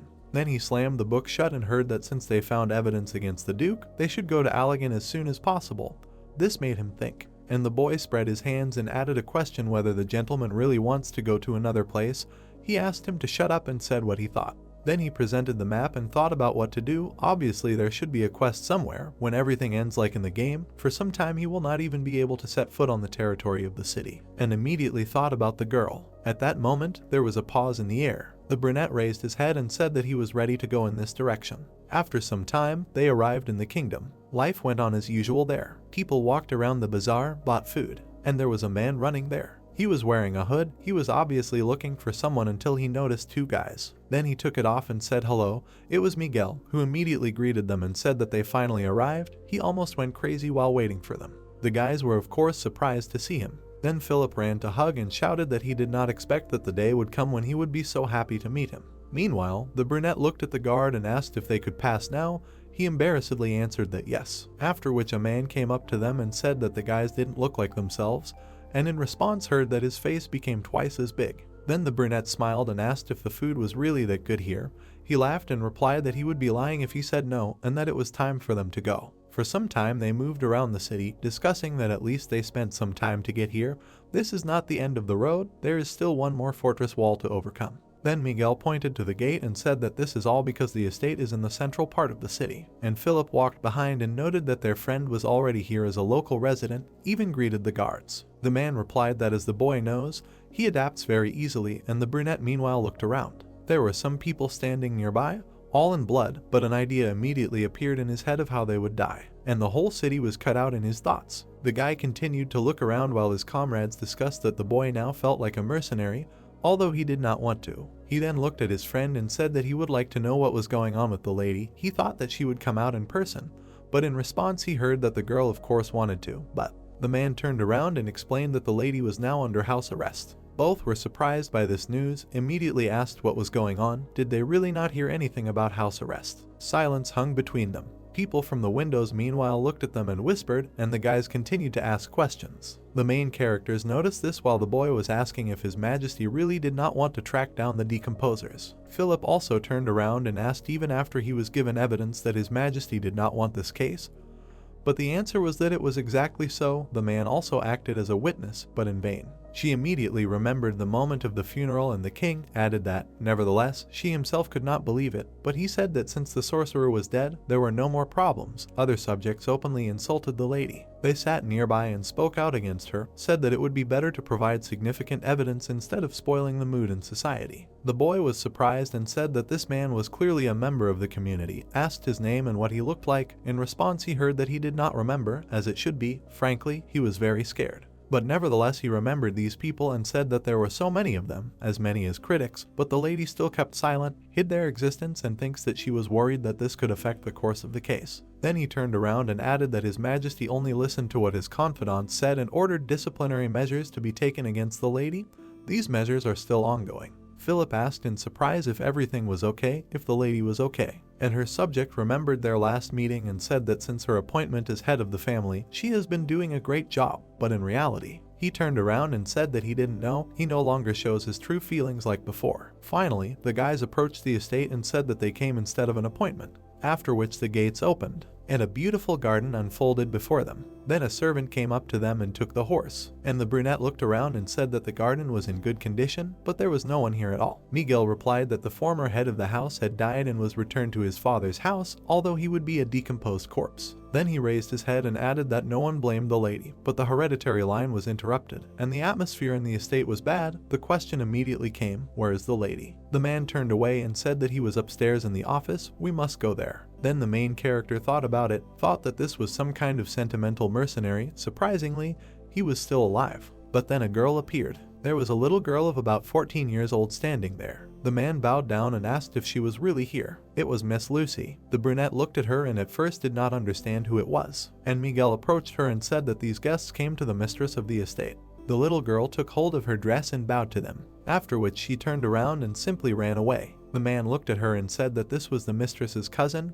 Her name was Lucia, but everyone called her Lucy. He also added that if you look into the situation, he felt very sorry for the girl, and the brunette turned around and asked to just take him away quickly. He himself remembered a situation from life and thought that he could not stand children, but to see what was done to them in this cruel world. Once he had to see how a cruel man killed a little boy and thought that they were simply unpleasant to see and disgusting to the point of nausea. Of course, he killed this man then, and now the guys finally came, said that they were on the spot. The man came to the door and said that her office was here, after which he opened the door and a bright light appeared. Inside, the girl was standing near the window as if she had never left. The wind was fluttering her hair in the wind, and without turning around, she said that the main character had finally arrived. Then she finally turned around and said that she had been waiting for him for a long time. The guy just kept silent. Then he took a step forward and said that they had not seen each other for a long time. Then the boy ran up to her and addressed her. He was very happy to see her, but at the same time he replied that her face had become completely emaciated. He added that he still had to stay with her. What should he do? Was she really eating so poorly? And the guys stood aside and watched this. Then the girl turned around and said that during the time that she had not seen him, Philip had matured a lot. It seemed that he even had scars similar to hers. After which she looked at his face and asked if he had learned a lot.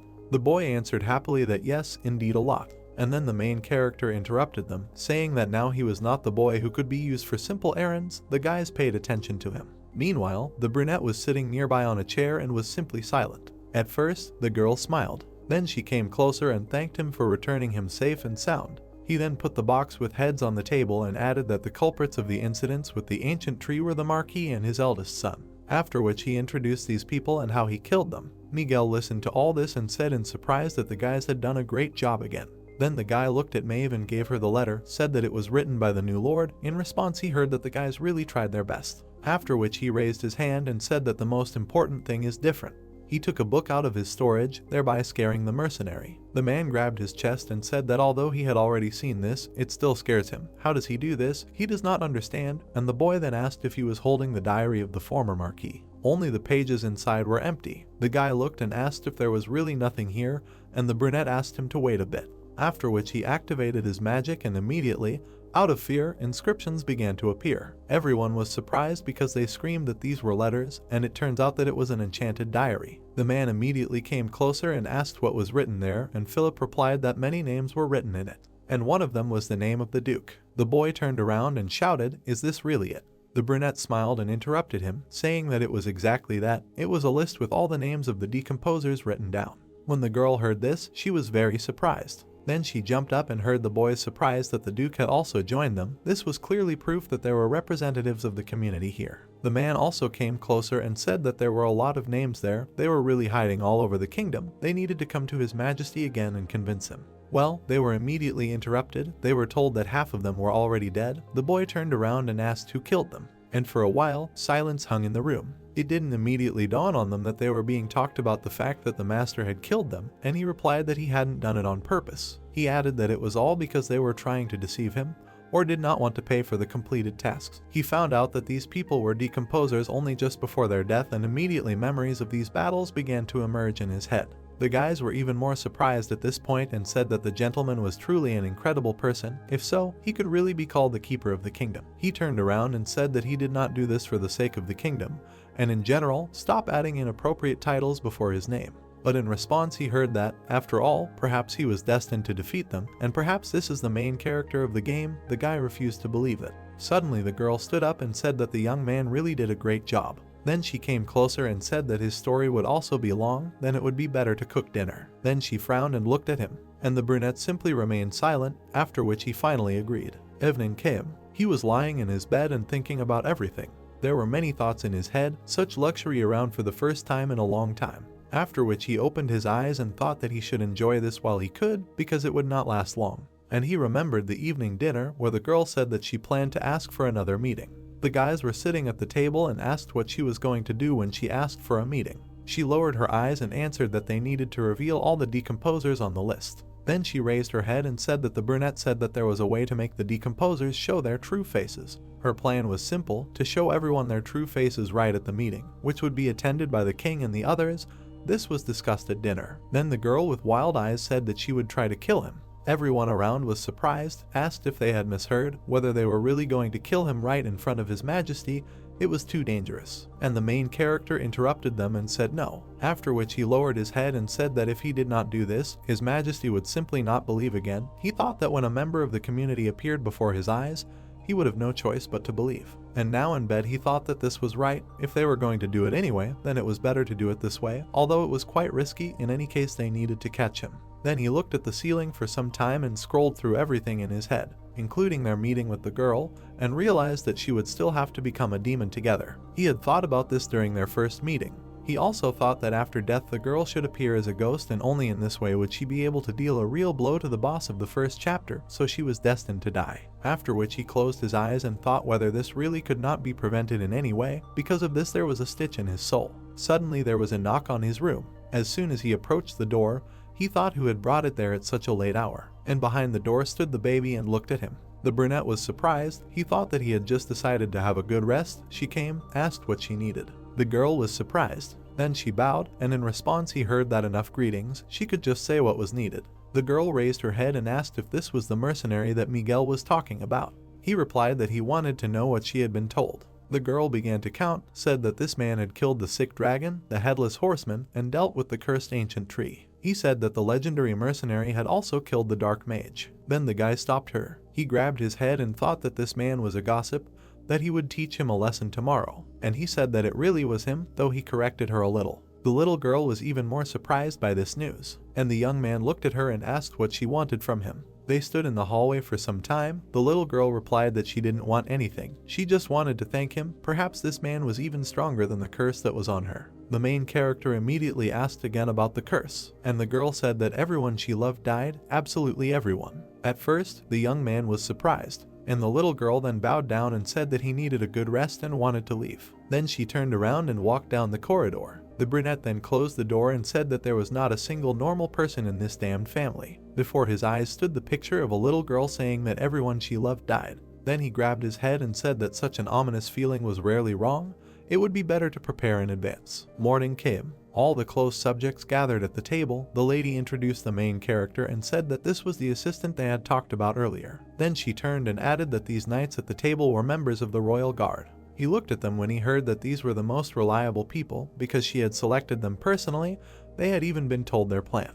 The brunette looked carefully into everyone's eyes and thought that there was an abundance of mistrust here. Then he walked around the table and said that their task would be very simple. Everyone listened attentively, that the task was to protect the king if something went wrong, that's all. And he also said that he asked not to reveal the conversation that took place here. Everyone was very surprised and listened attentively. But when the guy added that if these people wanted to die, they could tell, they got very angry. One even jumped up and called him a vile upstart. But the old man stopped him and said that he wanted to know if it was true that there were so many decomposers hiding in the kingdom. The brunette lowered his head and said that it was so. They hide and keep their essence a secret. Then he stopped and added that any of them could be anywhere, after which he grabbed the man's head and said that even in this hall there was one such person, and a second later he smashed his head against the table. Everyone present was very surprised, and some even felt uneasy, and the man, meanwhile, was still alive and trying to say something, but the main character did not listen to him and hit his head against the table again, and so hard that the table even broke. Then he pulled out his sword. At that moment, someone ran at him and beat him to the ground. The man pressed the protagonist against the wall so hard that it began to collapse. Then he swung and called him obscene words. He tried to punch him in the face, but the brunette easily dodged. Then he raised his hand, and in his other hand he held a sword. He thought, does this guy really want to get hit in the stomach with a sword, and swung. But he decided to give him a drink and just hit him with his foot. The young man jumped back and started asking, what kind of power is this? Then he turned around and said that they should pay attention to the fact that he warned them. He frowned and explained that he was talking about this man. Everyone immediately got their swords, but the lady stopped them and stood up for the guy. The red-haired young man turned around and asked why the lady was protecting him, and the brunette asked him to say it again. Then he frowned and ordered everyone to step back. The knight turned around and asked, is this idiot really yapping something again? Immediately, black energy appeared around them. The man who was hit on the table began to come to his senses. Then he bent back and screamed loudly. He was clearly imbued with some kind of black magic. No one understood what happened there. Why was this happening all of a sudden? Philip was standing nearby and also did not understand what it was. He said that they needed to retreat right now, and that red-haired knight then jumped back. But at the last second, they managed to grab him by the leg and began to pull him towards themselves. The old man noticed that he was grabbed and tried to help, but it was useless. True, at the last moment he managed to throw him a blade, and he managed to grab it. And then his former comrade attacked him. Suddenly, a sword appeared there, which abruptly protected the young man. It was the main character who deprived the attacker of his hand with one blow. His sword literally blazed with bright energy. Everyone around was surprised when they saw this blue glow. They also looked at the guy and shouted, is he really using divine power? Meanwhile, the brunette continued to fight with the new enemy, and thanks to one blow with a wet one, he could tear it into many different parts. It was quite easy for him. And the knight, whom the young man protected, sat behind and did not understand what was happening. After which the brunette stood up and said that freaks like this, who are on the lower stages of decomposition, sometimes show their true face even against their will. Then he lowered his head and said that the rest can see. He can be easily killed by cutting off his head while he is in the process of transformation. He also looked at the others and said that those who occupy high places among the decomposers can freely change their appearance and have some means of protection. So if they are lucky enough to stumble upon them, they just need to run. With their level of skill, they will not be able to defeat them. He frowned and asked if everyone understood everything.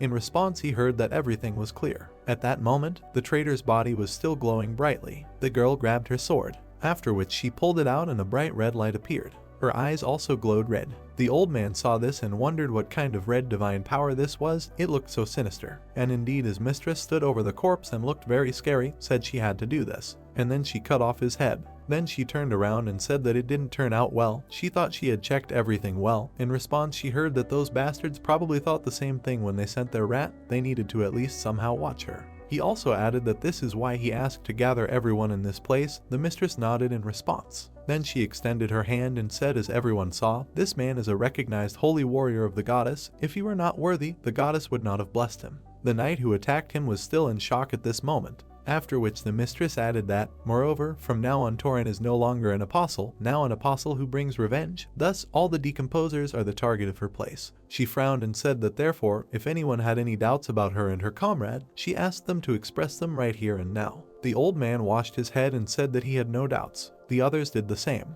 including the red-haired guy, who nodded right behind the main character. He closed his eyes and thanked him for saving him, and also sincerely apologized for his rudeness and misunderstanding, and said that he would accept any punishment from him. The brunette turned around and wondered if this man had really decided to turn on the knight, saying that he should just follow what he had said earlier. The guy stood up and said that of course he would, and would follow him with all his heart, calling him Lord. The main character was a little embarrassed. Then he looked at his friend and she nodded to him, after which he went to the table and said that they needed to return to the main topic of discussion.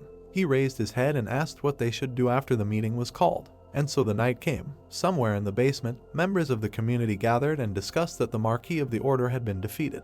There were people in cloaks standing there and saying that this was bad, that it was probably the work of the Apostle's girl. But that didn't make sense. They asked if she was currently under house arrest. One of those present raised his hand and said that if so, then besides her, someone with similar strength had appeared, that only one could do this, but he was interrupted and told that there was no need to be afraid. A man with a staff appeared and hit them with it. Then he looked at them and said that the path was open only to those who did not give up. Everyone bowed and greeted him, and the man looked at them and listened as everyone repeated one word, "I order." Suddenly, some kind of ball began to appear on his forehead. It looked pretty creepy. A smile appeared on his face and the words that it was still early, but it was worth starting preparations. Then he pulled his staff forward and shouted that we must prepare for a night of madness. Meanwhile, in the estate, they were cleaning the meeting room, and on the street they were discussing that people would quickly understand that their henchman was dead. The girl came closer to the brunette and added that it didn't matter, the sect members would still gather a large meeting in order to check what she had planned. The guy raised his head and said that she shouldn't let the thirst for together make her forget about the key figure. In response, he heard that of course it would be so. Their leader, Duke Regis Brandt, immediately popped into her thoughts, and the brunette turned around and said that he wouldn't wait for them and in any case, they wouldn't let him go. The lady replied that she wasn't going to repeat the same mistake and betray her destiny. Once is already too much. The young man nodded and said nothing. But suddenly he noticed something. A little girl was standing in the distance and looking straight at them. She didn't say anything, she just watched. Then she turned around and ran away from there. The girl looked and said that she had not introduced this child to him, and the young man nodded his head and said that he had already met her, even came to him. For some reason she ran away so often. The question immediately came whether she had come and for what purpose. The guy turned around and looked at her, added that her request was to protect the lady. The girl was quite surprised by this news. Then she took a step forward and said that this child rarely flaunts her feelings, but in response she heard that perhaps so, but now she considers herself cursed. This curse kills everyone she loves. The apostle was upset and lowered her head. The young man meanwhile thought that it seemed that another soul-tearing story would begin again and said that probably by this time the Duke had already understood what happened in the war. Now they need to focus on revenge. They cannot lose vigilance, because anything can happen. The girl came closer and agreed, said that she would begin to act at dawn. Ian looked at her and thought that the situation was not entirely in their favor. However, he prepared in advance and met her before that old man started doing anything. Before they could do anything, make their first move, when the council convened, the man would no longer be able to hide. The moon was shining brighter than usual that night. 2 days had passed, but events unfolded in a completely unexpected way. Someone was standing on the street and discussing rumors that the new head of the family had gone crazy. These were ordinary people in the city who said that the whole city was talking about it. She had killed her brother with her own hands, so there was nothing surprising about it. And Sveta was also discussing what they were saying. That it was the head of the family who had requested a meeting tomorrow, supposedly claiming that there were members of a sect here, that she had really gone crazy. People were standing in the building and discussing that this was actually possible, that the head of the family herself was a member of this sect. After which they left the tavern and offered to have another drink, but the other replied that it was late and they had to go home. The brunette turned around and called him a heel, said that his friend had changed after getting married. Did he really love his child and wife that much? And he asked why on earth. His friend introduced him and his wife and said that there was no point in denying it, he was constantly bragging about them. In response, he heard that he didn't do it that often, at least not more often than his friend talked about the head of the Laurel family. Then the brunette became embarrassed and said that they could forget about the meeting when the gates opened. It would be better to just wander closer to the courtyard, and the question immediately came up about why. And the man raised his head and asked if his friend was also asking. After the meeting was over and the results were announced, they always hand out food. That's exactly what he needed to get. Then he raised his head and said that maybe this time they could even give dried meat, and then he noticed something. He looked up and asked why his eyes were deceiving him. The moon was strange. His friend also asked what was wrong with it, as if it had acquired some kind of bloody hue. Their eyes also began to change hue. The moon seemed to hypnotize them. The guy said that he was seeing such a big moon for the first time. Then he grabbed his head and said that he was already late. He turned around and said that he was leaving and asked his friend not to walk the streets for too long because he was drunk. But the brunette didn't answer him and continued to stand.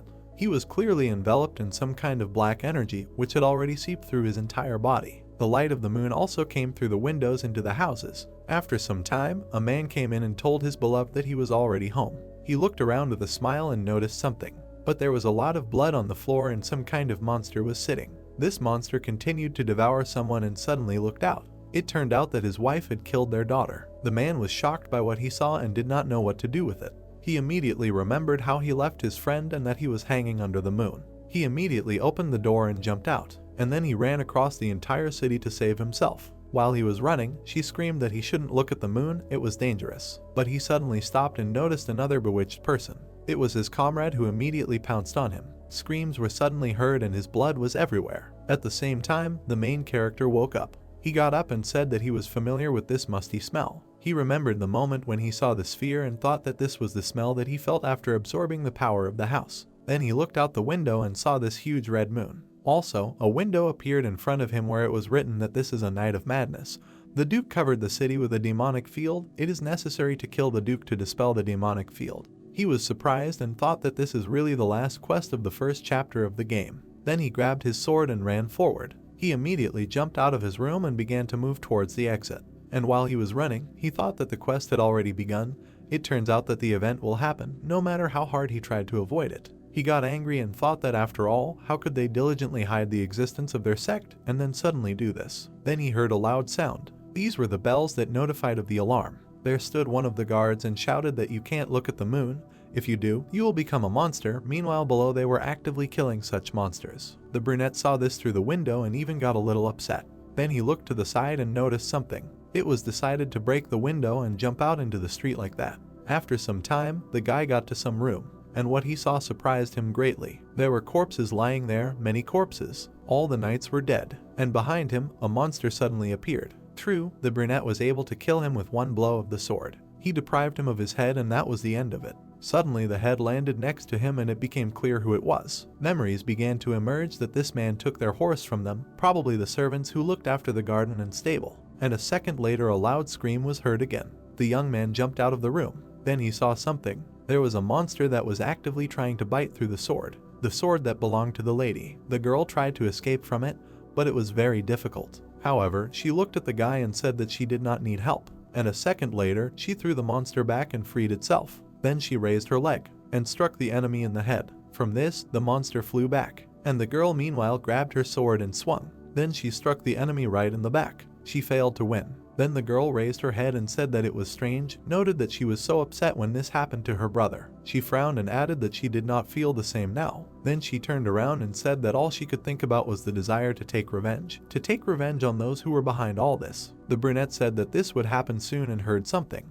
At that moment, Miguel was approaching them and screaming furiously. He was running away from the monsters, holding a little girl in his arms and asking them to stop chasing them. The little girl was very scared, and the guys noticed them and realized that they needed to act urgently. A second later, they jumped up and ran towards the monsters. They jumped on them from above and immediately began to destroy them. There was blood everywhere. The battle did not last long. The guys were clearly in the lead. And a minute later, Philip appeared there, who took out his sword and shouted that he did not understand what was happening, but nevertheless was going to help. Miguel was running towards him. It so happened that the man tripped over his leg. Because of this, he fell, but managed to lift the girl up in time and did not let her hit herself. When the child got up, she immediately turned to him, and the brunette said that he almost died. At that moment, the boy noticed a huge wound on his back and asked where it came from, and the man embarrassedly said that it was nothing special. The girl continued to look at it and was clearly very scared, after which the lady came up to them and thanked him for saving the girl, and he replied that there was no need for gratitude and added that there might still be survivors. The main character came closer and said that he was going to look for them,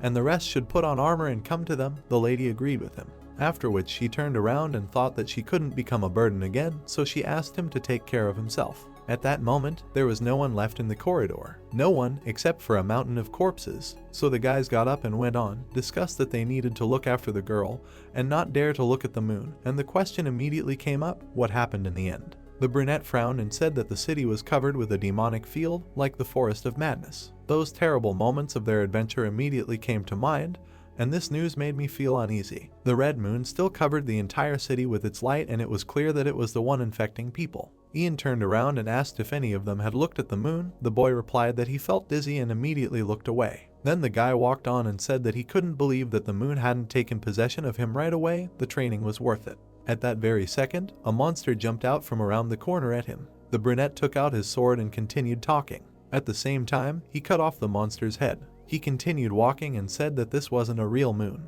but a curse, so if you look at it for a long time, a person is polluted by this magic. After which he imagined the city and thought that it was good that the demonic field hadn't reached its peak yet.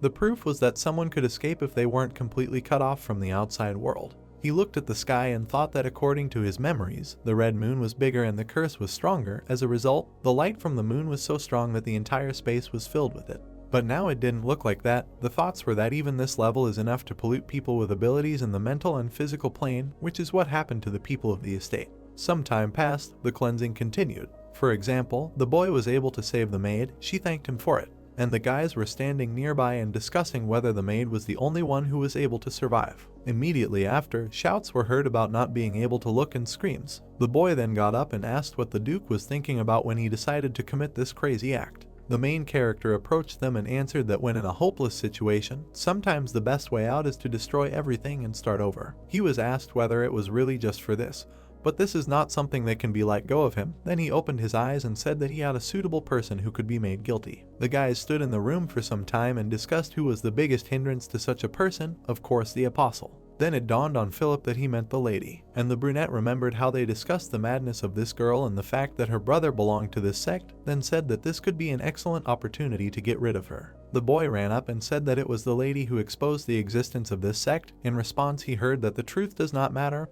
What people believe in becomes the truth. Ian turned around and added that this is what they themselves want to believe in. The assistant of this news was not happy. He clenched his fist in anger, and the guy thought that now he knew this, and now he decided enough to see the true face of the dark times. Then he imagined these people and thought that he would have enough time to raise people, and the apostle of justice cannot ignore injustice. A mercenary also approached him and said that it is possible.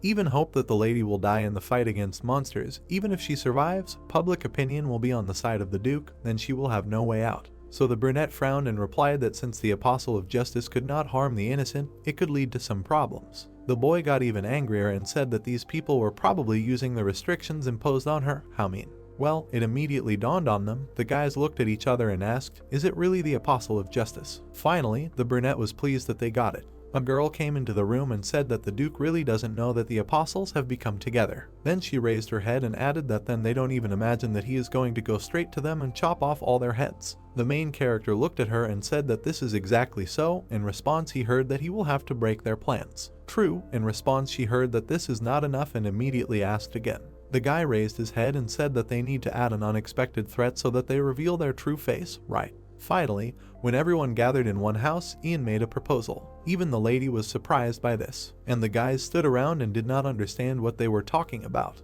Then the guy came closer and asked how to do this at all, and the girl smiled, then looked at him and said that she would gladly agree. This news also pleased him. Then the brunette turned around and said that it was time to get to work. He was interested in what the face of this bastard would be when he saw everything. The old man himself was in the building of his sanctuary. The night went on. The surviving people stood near the gate and tried to go inside, asking to open the door, and shouted that there were monsters here. But at that very moment they were attacked from behind and it was too late to save anyone. One of the guys turned around and saw that the monster was already too close, and the next moment screams were heard and their blood spilled everywhere. The old man was still watching this from above. Then he squeezed his staff and sent out another energy flow. Like a scanner, he was able to study the city and thought that this feeling, extrasensory perception, appeared after the imposition of the demonic field, still cannot get used to it. And people came up from behind and said that, as expected, it was only worth turning the situation around by imposing a demonic field. They introduced the lady and said that all that was left was to expose her as the culprit of this mess. Rumors of her madness had already spread, so doing it would be much easier. And the old man stood all this time and listened to how if you use the information against her, then this woman will not be able to do anything.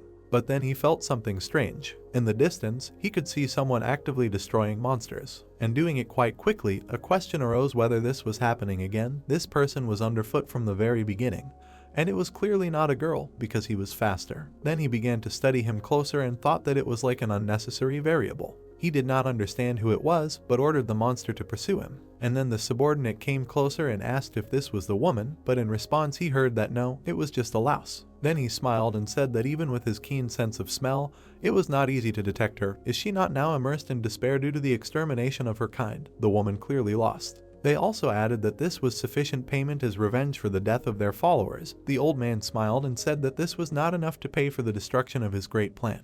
So he threw up his hands and said that her soul and the soul of her minions would be sacrificed to their god as payment for the power they had given. Suddenly, someone ran there. They were told that there was news. Everyone immediately turned around and paid attention. There was a guard who said that these people were in an extremely dangerous place. The old man at that moment turned around, looked at him and said if trouble had happened, it was difficult for him to stay away, being a servant of the brilliant goddess. The knight looked at him and thought that the Duke was so worried about the people, how hard it was for him. Then he bowed and said that His Majesty urgently called him. He looked at them and offered to leave from there and take them to the hall. Inside the palace, meanwhile, all the survivors had gathered. Finally, the Duke came to him and asked why he was called, after which he looked around and saw his minions from all corners. The king was clearly upset and asked what the situation was outside. The Duke bowed and said that the soldiers were fighting on all the walls and the people were dying, but one could only hope for the protection that the goddess would give them. His Majesty said that such an unpleasant incident in the very capital of the kingdom could not just happen if rumors spread. People would think that the city was weak. In response, he heard that if he dealt with this disaster, it would be possible to prove the strength of the kingdom.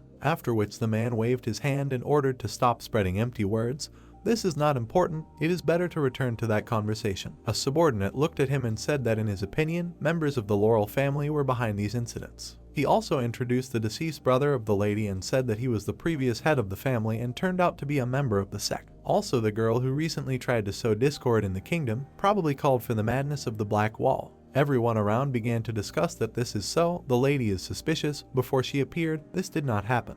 And others also said that this could not be, the apostle of God could not be a traitor. The old man listened to all this carefully, and then he lowered his head and thought that while public opinion was on their side, he said that the lady strictly followed the will of the apostle of the goddess. After which he looked at the king and said that the girl was a representative of the holy knights and a saddened sister. He also added, why would she arrange something like this right before the meeting that she herself requested? At that moment, the king's assistants approached him and said why then they, the only member of their family, are not present here. Moreover, where is the lady herself? And His Majesty then raised his hand and said that they should stop, not discuss that women are probably fighting somewhere, but speak constructively. He closed his eyes and said that he liked the version of these people better. He began waving his hands and added that an investigation should be conducted and it will show the truth, turned to his uncle and asked if he should not conduct an investigation according to all the rules, and then asked him to conduct that very investigation. The Duke simply lowered his head and agreed. The townspeople were surprised that the king suspected his own knight, and it was unclear what he had planned. They also said that it was a pity that the Duke did not rule the kingdom. The old man was very happy when he heard this and thought that this stupid king was proud to oppose him. He looked at him and mentally thanked him for this. His plan was going as it should, and his thoughts were that the time had almost come, the day he had been waiting for so much. Now he only had strength for one night, but soon everything would change. Then he imagined the city and thought that he would soon be able to offer the kingdom to their god and receive eternal strength for this. He imagined himself as omnipotent and thought that then he would reach the level of a demigod and would be able to proclaim the true faith throughout the empire. But then someone interrupted him and told His Majesty not to worry. The king also saw someone and was surprised. She appeared in the distance. The lady came closer and closer and said that his humble servant had arrived. The old man looked at her and wondered how this woman ended up here, and the king stood up and asked how the girl entered the castle. The gates should have been closed. But the lady continued to walk forward. In her head were thoughts about how the brunette said that it was necessary to arrange an unexpected crisis, only this would reveal their true nature, so he would prefer that the lady really looked like an Avenger ghost mired in madness. So far, the girl was doing her job well, and she looked quite scary. She frowned and said that she entered through the main gate. Then she clenched her fist and added that there were sectarians hiding among them.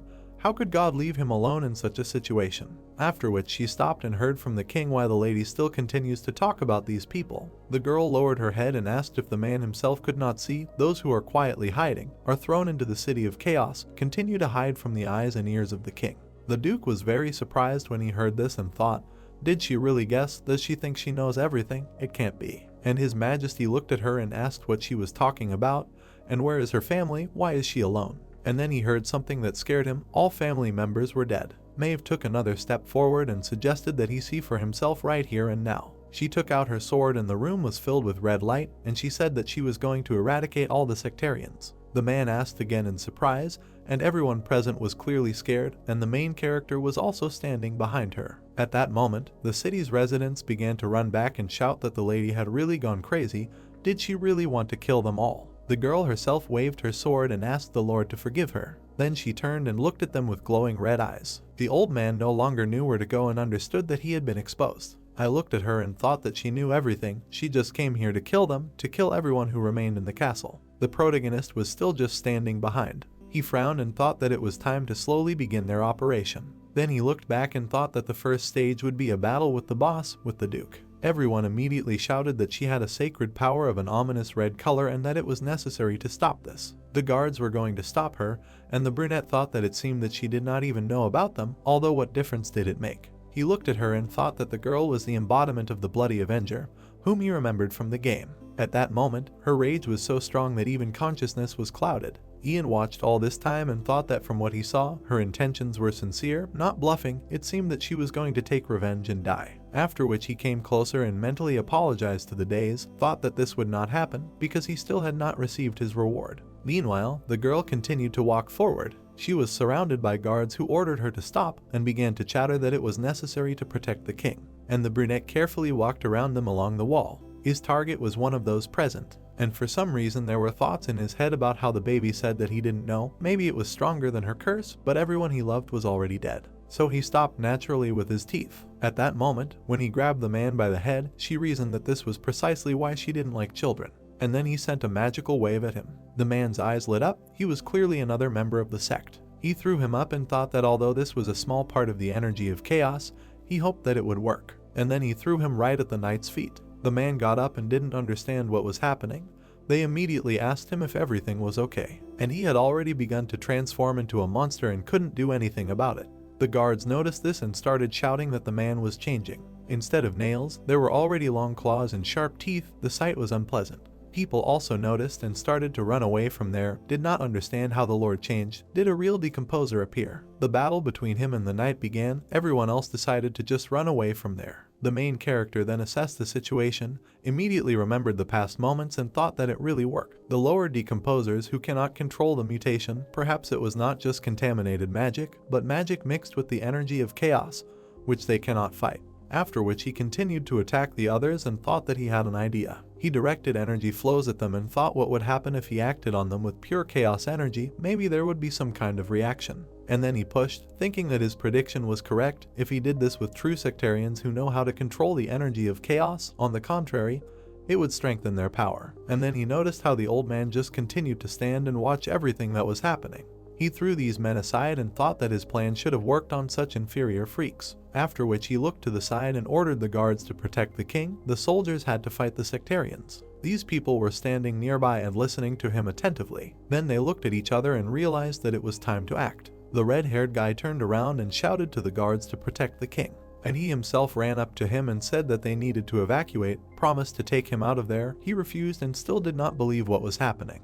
But later he stood up and said that he understood everything and also asked what was happening. Nevertheless, he was quickly taken away from there before the battle gained momentum. At that moment, the Lord continued to mutate, and the lady stood opposite and waited for a complete transformation. The guards were standing nearby and still did not believe what they saw. At that moment, a huge mutated monster appeared in front of them. He immediately attacked the girl along with the others, but she continued to stand motionless, after which she pulled out her sword. And with one blow, the first enemy was torn in half. The blade was already flying at the other, and it stuck right into the hand of one of the guards. This dagger was imbued with the energy of the house, so it also allowed him to open his face. The others immediately pounced on the brunette and asked who he was and how long he had been here. The guy grabbed a spear from one of them and said that if he wanted to live, it was better to get out of the way. At first, it was unclear what this meant, but then a shadow appeared. Their comrade literally transformed into a monster in a second and attacked them. Fortunately, the young man managed to throw him back in time and saved these people. And on the other side, the lady was fighting and continued to kill monsters. Then the brunette turned around and ran in the other direction, said that it looked like training with dogs. And while he was running, he thought that the reason he gave the main role to her was not only because it was easier. It seemed to him that in addition to the relationship of employer and mercenary, the girl was the most responsible and kind person he had met in all his time here, and he immediately looked at her. And later he remembered the events that had happened not recently, and decided that that was why he simply did not want to see her humiliated like such pathetic rotten creatures after fulfilling his duty. And when the girl grabbed another monster, he thought that it would be better for her to show her suppressed inner strength like now. And she confidently continued to fight and was clearly winning. Ian was still watching from the sidelines and thought that perhaps it was because of memories of the past. After all, in real life, his superiors mocked him, insulted him and humiliated him just as the mistress was humiliated now. Only the girl turned out to be much stronger and was able to fight back the enemy. She could crush the head of each of them with one blow, and she looked very confident. At some point, she was told that they really did not understand and drew attention to themselves. There, on the throne, sat the Duke and looked straight at her. Then he looked up in her eyes and said that he thought that her actions were easy to predict, but he did not understand how the girl became so unpredictable. And the knight came closer and said that it would be like that if she was alone. and then Ian appeared behind her. The man looked at him and said that it meant that this was the person who was behind all this, the holy knight who organized the uprising in the city. He thought that they were just rumors. And the brunette smiled and replied that he had thoroughly cleaned the city, and there were still traitors there, surprisingly, like cockroaches. The Duke also smiled and said that it was a mistake to consider him an ordinary mercenary. Next time he would not ignore even small factors. Then the girl raised her sword and said that there would be no next time for him. Then she struck and ran towards him. The sword flew a couple of centimeters from his face, and then the man opened his eyes and began to transform. A protective field appeared around him in a second. The guys watched this and thought that it was just incredible power thanks to the power of chaos. And then someone's paws appeared there. The guards were very scared when they saw this monster, and the main character was clearly not ready for this. All the remaining members of the sect immediately reincarnated, and the Duke said that it seemed that the girl forgot that this man was no different from a god at night in the kingdom. His eyes were burning, a strange bump appeared on his forehead again. Everyone present was very surprised and asked if the Duke was also a member of the sect. It couldn't be. But the man immediately stood up and raised his staff, sending magical power at them. And a second later there was an explosion. The girl resisted as best she could, but the force was such that she was thrown back, and thus hit the wall. Smoke rose around. Meanwhile, the old man continued to talk to the brunette and said that no one else would know that he served the true God. He looked up and added that this was because there would simply be no witnesses left alive. Those present were clearly even more scared, but the young man simply smiled and took out his sword, after which he swung it and was ready for battle. There was no confusion on his face, but still a smile. The situation was not the best, and this was a man who had already managed to deceive him once, so he could not be allowed to do it again. The old man at that moment ordered him to shut his dirty mouth, and immediately sent a bunch of monsters at him. The guy's eyes lit up even more at that moment. He began to scan the opponents. The sixth sense and concentration were activated. The battle began immediately. One after another, the monster flew back, and the guy made his way between them with such speed and dexterity that it was impressive. After which he activated lower gray magic in the form of rotating barricades, and began to throw them in different directions. The Duke was dissatisfied, said that he did not think that this man had powers, asked how about this then, and immediately sent an electric charge at him. The mercenary immediately raised his head and looked at him, and a second later, he skillfully dodged the blow, and this greatly surprised his opponent. The brunette at that moment simply stood opposite and continued to remain silent. He thought that in the game his opponent was mortally wounded by the blood-spilling Avenger and revealed his true form at the beginning of the battle. But now he is still in human form. Something did not come together. At this stage you need to be especially careful if you do not know the patterns. Therefore, he pulled out his sword and asked if this was all. It seemed that the old man was much worse than he expected. The Duke in response raised his hand and called him a little bastard, while comparing him to a fly that continues to buzz annoyingly, and sent the remaining monsters at him. And the young man actively made his way between them and was ready for this battle. Dust rose up from his blows. Then the guards decided to come to their senses to fight off the monsters. The monster attacked them, but they put out their swords and defended themselves. However, this was not necessary because the girl was able to protect them. The man turned around and saw something. Her helmet then flew off her head and shattered onto the floor. The lady was able to cut the enemy down with one blow. Her entire face and hair were covered in blood, and her eyes were glowing bright red. She turned to the guards and told them to block all the passages into the hall and asked if they could. They seemed to agree. If you imagine a diagram of the palace, it was created by reconstructing ancient ruins, so you can block the entrance with metal bars. The lady ordered them to act immediately, told them to isolate the entrances, go to His Majesty and report on the situation. The guards turned around and ran away from there immediately after her order, and the girl pulled out her sword and heard from the Duke that it was pointless. His hounds had already penetrated the palace grounds, and indeed, dozens of monsters were already standing outside the walls, and the man added that her stupid orders would only increase the number of victims and again sent his wards at her. True, he did not notice how the main character immediately appeared behind him and asked why he was ignoring him. After which he tried to strike, but ran into a protective barrier, and the Duke turned and asked what was the point of paying attention to annoying flies. Immediately after that, the guy took out a magic sphere and said that he was ready to act differently. Now his eyes lit up red after the phrase that this is not the only one who wants to remove all the witnesses. He pushed off from the protective barrier, flew up and decided to break the sphere. Stalik saw this and first with his own eyes. After all, many fireballs were flying at him, and each of them in turn began to destroy the protective barrier. The brunette flew back from the shock wave, but was able to slow down. It seems the guy continued to surprise the old man. When he realized that this was also a magician, he added that now his doubts were debunked, that red magician is definitely this person. Then he got angry and shouted that the main character achieved all this by deception and began to slowly release his energy. His body began to transform, vile tentacles appeared, and so the ancient priest approached him and transformed into a monster. For the main character, this was clearly a success. Finally, the enemy showed his changed appearance. Then the young man frowned and thought that, by the way, it looks disgusting. And the old man came closer and said that God makes his creations in his own image and likeness. This is proof that God himself personally created him and extended his hand to him. And then he fired several projectiles right at the young man's feet. He noticed this and thought that he needed to do something urgently. He looked around. From this moment a pattern begins that is unknown to him.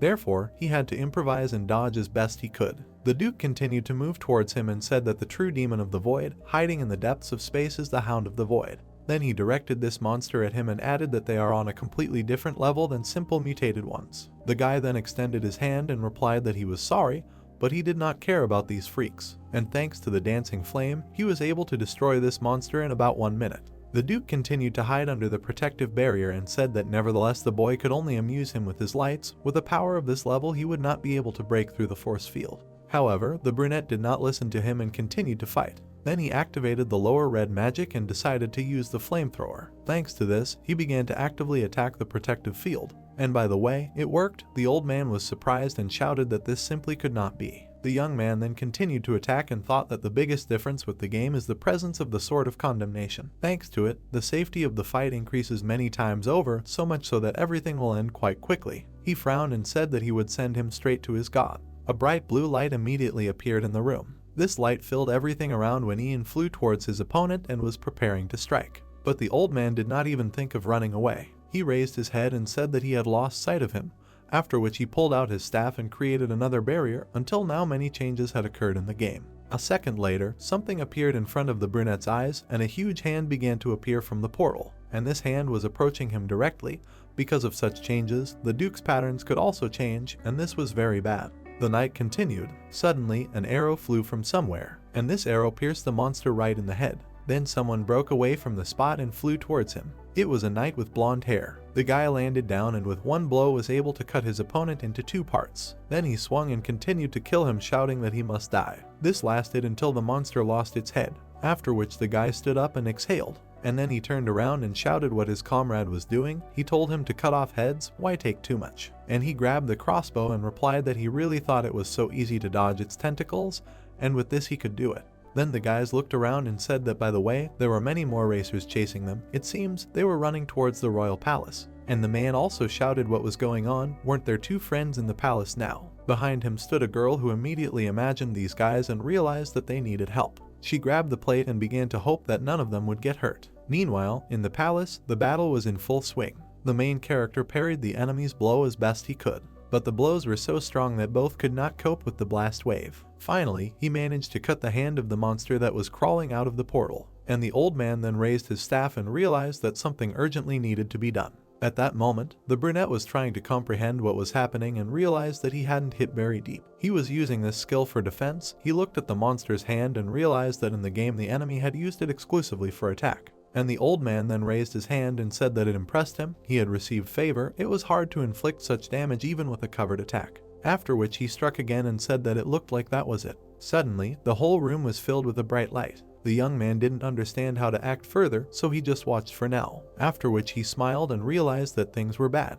A second later, there was an explosion. It was so strong that the blast wave threw the young man quite far, and it hit the wall right away, destroying it. It was so painful that he couldn't hold back his screams and blood poured out from everywhere. After which the guy landed on the floor. In his head was the moment of the explosion, the thought that despite the fact that he had raised his strength to the house, it was not enough. Then he looked at his hand and realized that he couldn't even lift it normally, after which he touched his head and thought that he had a concussion. Thoughts about his comrades began to flash through his head and about how irresponsible he was, even though he had seen countless changes compared to the game, but to make such a mistake. After which he saw huge cuts from claws on the wall in front of him, and at the same time, the magic was getting closer and closer to him. The young man raised his head and saw a translucent monster. It was a hound of emptiness. The monster was getting closer and closer to him. Therefore, the guy had to get up and think that once, just once, he needed to avoid the attack and then he would be able to win. He gritted his teeth and thought that even if he exposed himself to a blow, He just needed to avoid fatal injuries. And while he was looking at it, he thought that if he gained time until the dizziness subsided, then victory was his.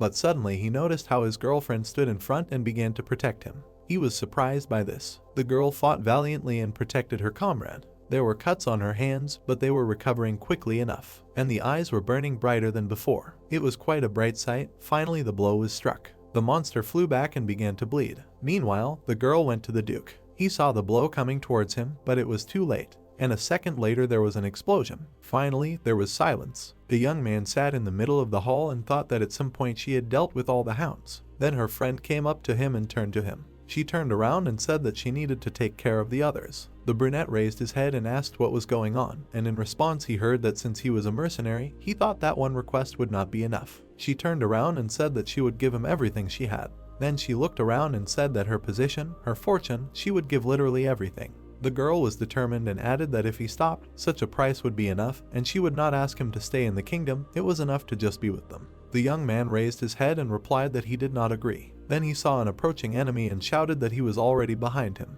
But it was too late. The lady received a blow right in the back. Then she turned around and looked at him. Then she grabbed the young man by the collar, and then she threw it back quite far. While the guy was flying, he understood that it was to save him. And a second later he flew out of the room and the gates closed right in front of him. It turns out that the lady was left there alone with her enemy. She smiled and thanked him for everything, and then she turned around and struck the hound again. With the next blow she managed to cut off one of the limbs, and the Duke continued to watch everything from the side and was quite surprised. He read fear in his eyes, such pure divinity frightened him. The young man was watching from the corridor at this time and thought that this was the Avenger, who is bleeding, the Apostle of Vengeance. Then he looked at her sword and thought that the more blood she sheds, the stronger she becomes. Literally at the moment when the Apostle of Vengeance reaches the apogee of his strength, comes face to face with death, and it seems that now is that very moment. The girl turned directly to the Duke. Then she came closer and said that as a stern Tauran apostle, no, as an apostle of vengeance, she was addressing him. But he did not listen to her and only thought that this divine power had become even more powerful. One force field would not be enough. Then he raised his staff and began to act.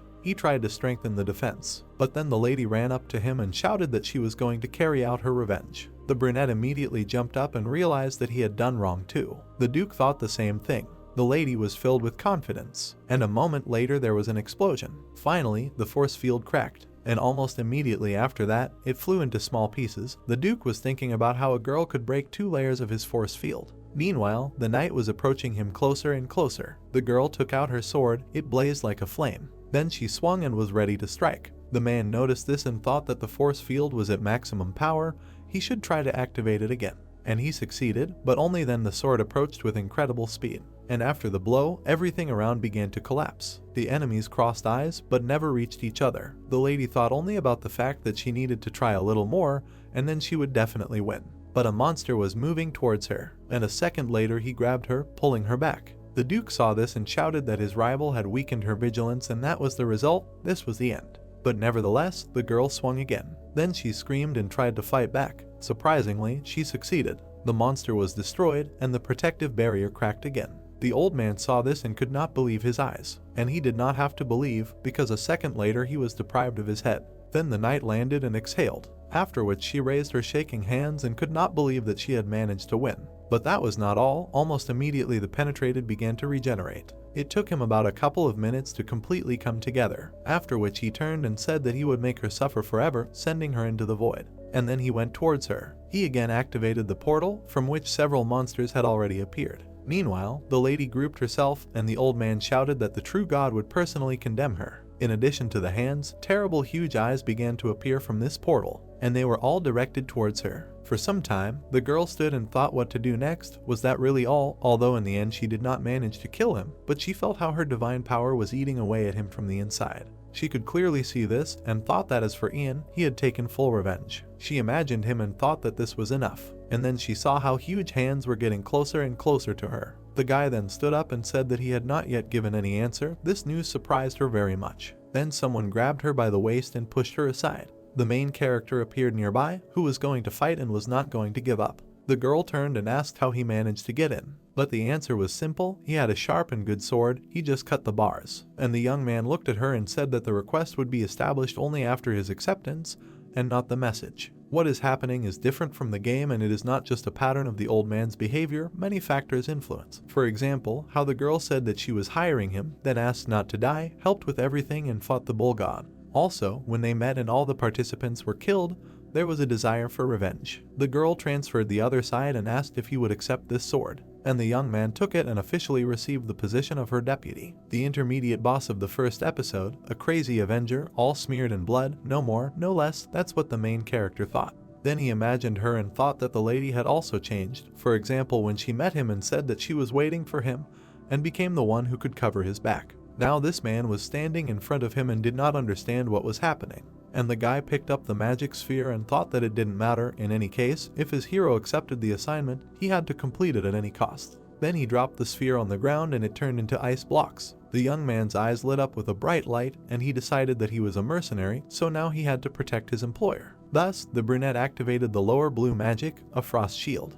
The ice began to slow down the attacking monster, and the old man stood behind and did not understand where the blue magic came from. This could not be a question. But right before his eyes, his demons were destroyed and suffered from ice blocks. The lady also did not understand where this blue magic came from. Then she turned around and saw how her comrade was pushing her away, and also said that he was refusing her last assignment. Then he bowed his head and said that this is exactly why she needs to deal with her weapon on her own. She was very surprised to hear all this. The guy also turned around and said that she needed to survive on her own. And a second later he jumped up and ran to fight. Meanwhile, the monster had destroyed the blue ice flows and was heading towards him when the old man shouted that the true god should punish them as soon as possible. However, the brunette raised the ball again and filled everything around with bright light. So bright that the monsters were literally blinded. There was also a strong explosion right away. Everything around was filled with magic. The old man covered his face with his hands and shouted that this couldn't be. Where did this magic come from? We can't leave everything like this. So he grabbed his staff and thought that something urgently needed to be done. But he didn't immediately notice that his body began to collapse and for some reason the magic no longer worked. Then it dawned on him that he had used up all his strength. It would seem that this was impossible, but it happened. A second later he remembered how the girl broke him in half and thought, is it really the wine and divine power of the servant? And he didn't even notice how the main character attacked him at the last second. The blast wave continued to approach in that direction. The hands and eyes slowly went back into the portal, and this portal gradually closed. This happened until there was nothing left of it at all. Finally, the split collapsed. The old man fell to his knees and asked how this happened. Did his god really abandon him? The brunette was just walking towards him at the time. Then he raised his sword and said that his apostle almost died. Even at such a moment he would just stand and watch. After that, the sword immediately shone with a bright blue flame. The young man replenished his energy and decided to finish the job. As soon as he approached the old man, he did not say anything and simply cut him in half. He began to scream furiously and this time he was unable to regenerate. The guy continued to attack and chop him into pieces, so the man lost not only his torso, but also his arms, after which the main character put his foot on him and asked to let him say something. He leaned over and said that in fact this man worshipped not the ancient god, but his dog. He asked again, but he did not receive an answer but lost the tentacles on his head, and then the Duke realized that this was the end. Then the guy put his foot on his face. Then he turned around and said that he thought the lady would have to do it herself. She smiled and said that she would do it with pleasure. Then she approached her enemy, who was very scared. With her last strength, the girl swung, and then with one blow she cut off his head, and so hard that it bounced off to the side like a ball. At this time, corpses of monsters lay around. Finally, the young man relaxed and realized that he had severe internal bleeding. Then he completely fell to the ground. He sat and thought about how much blood he had lost. Suddenly, his girlfriend sat down behind him. She leaned on his back and also exhaled. She closed her eyes and said that she would not like to visit like this for long. The guy smiled and said that of course he did not mind, and he himself activated the status window and saw that the quest was finally completed. Then he raised his hand and asked if it was true that they would give him everything she had, a very charming well. But the girl did not answer him. Because of this, the young man jumped up and thought that things were bad. But it seemed like she had just fallen asleep, so he thought about how it was possible to fall asleep in a matter of seconds. Immediately, his eyes began to blur. The young man realized that he was losing consciousness. He tried to fight it, but his eyes closed on their own, after which his hand fell to the ground. Around the same time, the guards finally returned to the room, discussing what a terrible sight it was, so many fallen gathered here. Suddenly, the commander of the guard raised his hand and shouted that everyone should look forward. Right in the middle of the room sat two knights, and both were unconscious. The next day came. The townspeople were gathering in the palace, on the gate of which hung the head of the traitor. The little girl walked right under it, when suddenly she heard some screams. These were the guards who were collecting the corpses. Asked if this was really everyone who would be cremated, another turned around and said that this was exactly so. And another guard stood right under the traitor's head and shouted that everyone should pay attention. This is a fallen duke who betrayed the kingdom and God. His remains were hung on every fortress wall. Indeed, body parts were hanging everywhere, some were arms, some were legs, some were head, so that he could not rest in peace even after his death. People threw stones at him and shouted that this was a terrible person. How could he be called a duke, even though he died? But they wished him death again, and the guards shouted at them that they should not come close. The whole city was covered in blood. People discussed what they thought before that everyone knew. But no way, how many monsters disappeared without a trace? Just think. They moved towards the palace and talked about how there was a big chaos and the victims were countless. This was nothing less than a miracle. The other agreed. And they immediately remembered the lady, said that all this was thanks to the help of this woman, which was to be expected from a divine apostle. Another guy also approached them and said that he could not believe that he had abandoned such a hero and gone mad. This was an unnecessary rumor, but then he immediately received a question. Wasn't this the man who had been spreading the rumor? The girl followed them for some time and listened to the man start making excuses, and said that it seemed that a man had killed the fallen in addition to the mistress. They also introduced the brunette and said that they knew. Moreover, they called him a sword master, passively to the mistress. This was surprising for them. And the girl remembered how she visited his room and spied on him until he came to his senses. Then she lowered her eyes and thought about the mercenary, and after that, she turned around and left from there, while people were discussing that if you think about it, the total amount of talk had come to nothing, so they should soon arrive on a visit. Finally, the little girl heard that they were talking about the Imperials. For some time, these guys discussed that they were afraid that they would send someone again who would present the kingdoms in a better light. The other thought that they did not even care. The little girl listened to all this and was very upset. Some more time passed. The main character's room was then tidied up. Finally, the young man began to come to his senses. Despite numerous wounds, he looked good. He looked around and wondered why he was brought to the family bedroom. Then he got up and thought that his whole body ached. Because of the damn symptoms of magic and exhaustion, his head was spinning. And then he looked at the crystal and thought that the power that was stored in the shard of the house had decreased by more than half. He also thought that at the last moment he got rid of everything that was. And then he coughed. Finally, Miguel noticed him. He ran up and started shouting that the gentleman had finally come to his senses. He hadn't woken up for 2 days. He already thought that he had fallen asleep forever, and the brunette asked him to be quieter. It was too loud. His ears were ringing. Then a bowl of water fell to the floor. It was already Philip, who also ran up to the gentleman and was very happy. The boy couldn't hold back his tears and shouted that it was such a relief. He was so happy, but in response he heard that the gentleman would die now. Only the truth was already from their screams and asked them to stop. The boy nevertheless shouted that he thought that his gentleman would never wake up again. The guy smiled and thought that he was still far from becoming a mercenary. At the same time, a little girl was passing by the room. Suddenly she heard the question whether she was going to the gentleman. She couldn't hold back and jumped into his arms, began to thank him for everything. The guy lowered his head and looked at her quite menacingly. Then he put his hand on her head. But the same little girl pushed him away and said that it didn't mean that she liked him. After which she turned around and ran away from there again. The young man looked at her for a while and thought that nothing was changing, and he himself thought, could the child have said this because of the curse? Philip and Miguel then stood aside and were shocked, discussing whether the young lady had hugged someone. They simply couldn't believe their eyes. Suddenly the brunette turned and looked at them menacingly, asked what they were staring at.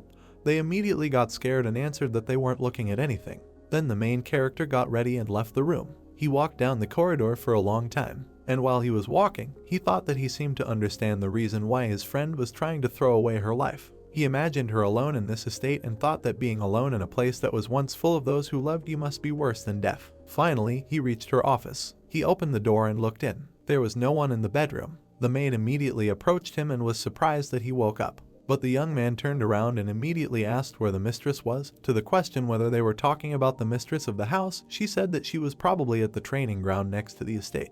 And indeed, the girl was outside all this time. She looked at the chopped tree and remembered the past, about how her brother trained there. The mistress lowered her head and was clearly upset. But suddenly she was surprised when she was asked if she had already decided to start training. There appeared a brunette who said that he heard that she was not allowed to take up a sword yet. And finally, these two crossed paths again. It was windy outside that day. The girl saw him and said with a smile that he had finally woken up, adding that she had been waiting for him for so long. The brunette smiled back. Then he closed his eyes and heard that they woke up only half a day apart. Some more time passed, the reception at the king's began. The man said that he was very grateful to them for their hard work. In front of him stood two people who literally saved the entire kingdom. He looked at them and called them heroes. Then he looked at the guy and asked if he understood correctly that his name was Ian. He replied that it was. The man opened the scroll and added that the letter from the new lord of the city said that his contribution was extremely great.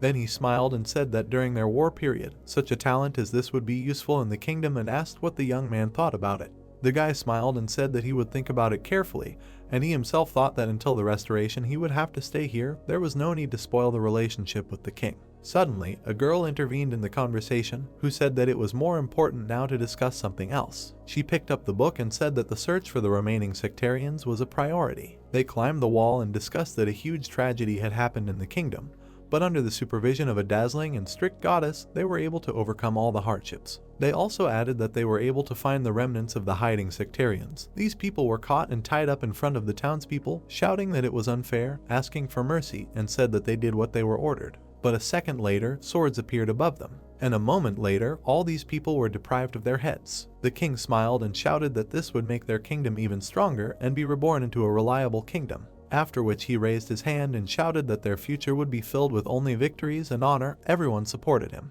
The guys at that moment stood aside and discussed his fiery speech. Philip got really angry and said that this incident must have been a revelation for His Majesty. The damage was not as big as expected, and all those who spoke out against the war turned out to be fallen. He also looked up and said that now was not the time to start a war, but he didn't even know that there were a lot of monsters and fallen outside. Meanwhile, the girl stood up and looked at them carefully. The boy raised his head and thought about the gentleman. Then he bowed to him and said that it was time for him to go. The man asked if he was already leaving. The banquet would open soon. But the boy turned around and said that he had no appetite, so it was better to stay with the lonely young lady. For some time, the guys did not understand what was happening. Then the man turned around and asked what was wrong with him, and added that if you think about it, the gentleman received an offer of a position from His Majesty. He came closer and said that it was quite good. Doesn't he think so, or does he seem to have a worthy assistant? The guy raised his head and said that in that case he was offering him to take this position. In response, he heard that he did not say that he wanted to take it.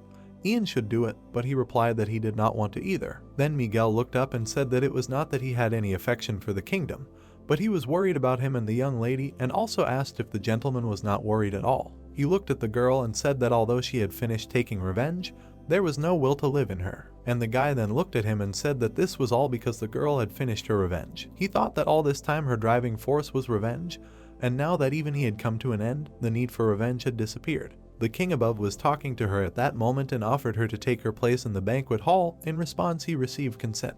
Then he turned and asked if she had prepared for this. And then he said something that surprised the girl very much, that soon the young lady would be sent to that family in the empire. He smiled again and said that he could finally melt this eyesore, that is, send the baby to a safe empire, then she herself would be safe, right? But the lady simply remained silent and then quietly agreed. The banquet began. The protagonist went outside and said that he could finally breathe easy, ate his fill of meat, and now felt his strength returning to him. He also meditated in the room and thought that his physical health had also stabilized to some extent. Rest and persistent meditation also helped. After which he opened his eyes and thought that the chaos shard was slowly being restored. Indeed, the crystal was becoming larger and larger, and a characteristic appeared that this item increases physical strength, dexterity, mental strength. The feeling becomes even sharper, and the restoration of chaos power was equal to 1. He also remembered how he found this shard and thought that when he went into the Duke's mansion to see if there was anything there, he did not even think that he would find there an item used to restore the power of chaos. Then the eye of some monster appeared in front of him, and the dog that treated the Duke came. Immediately after, the quest Scarlet Apostle kind appeared, and the thought that this was an incredible offer. Of course, the young man then agreed to take it and thought about the mandatory quest to get the gloomy relic. A bright light and information about the seal of the power of chaos appeared in front of him, and then this color filled the entire room around. Now the brunette remembered all this and thought that it was damn hard, but it was worth it. The recovery volume is only 10, but compared to how much it was before, this is a very large number, because he had not recovered at all before. Suddenly, a girl came out onto the balcony and said that she finally found him.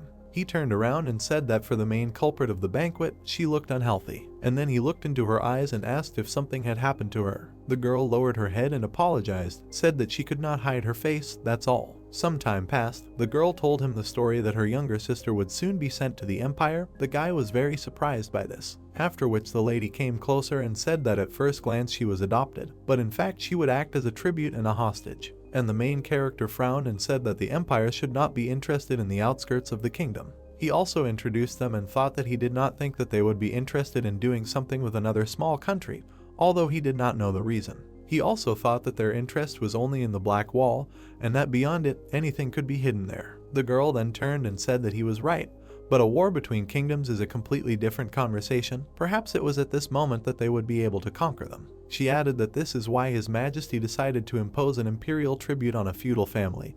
He must have considered that even if a war broke out, their kingdom needed an ally within the empire, and therefore offered the ambassador the girl. The brunette turned around and asked why her, and his friend introduced her sister and said that it was because she had royal blood. Her late biological mother was His Majesty's younger sister, and she died during childbirth. Now it became clear that it was a political marriage, and for him it was no longer surprising. The guys also discussed what they were wearing. If only that was the case, they could have refused it, but the feudal family wanted her. The guy turned around and said that it seemed to be the girl herself, and the girl replied that it was so because she was a child who received a blessing from God, and she was chosen at a young age. The young man was very surprised when he heard this, because during the era of magicians in this world, those born with the ability to control magic began to imitate the powers of the gods. It was believed that those born with special abilities received divine blessings.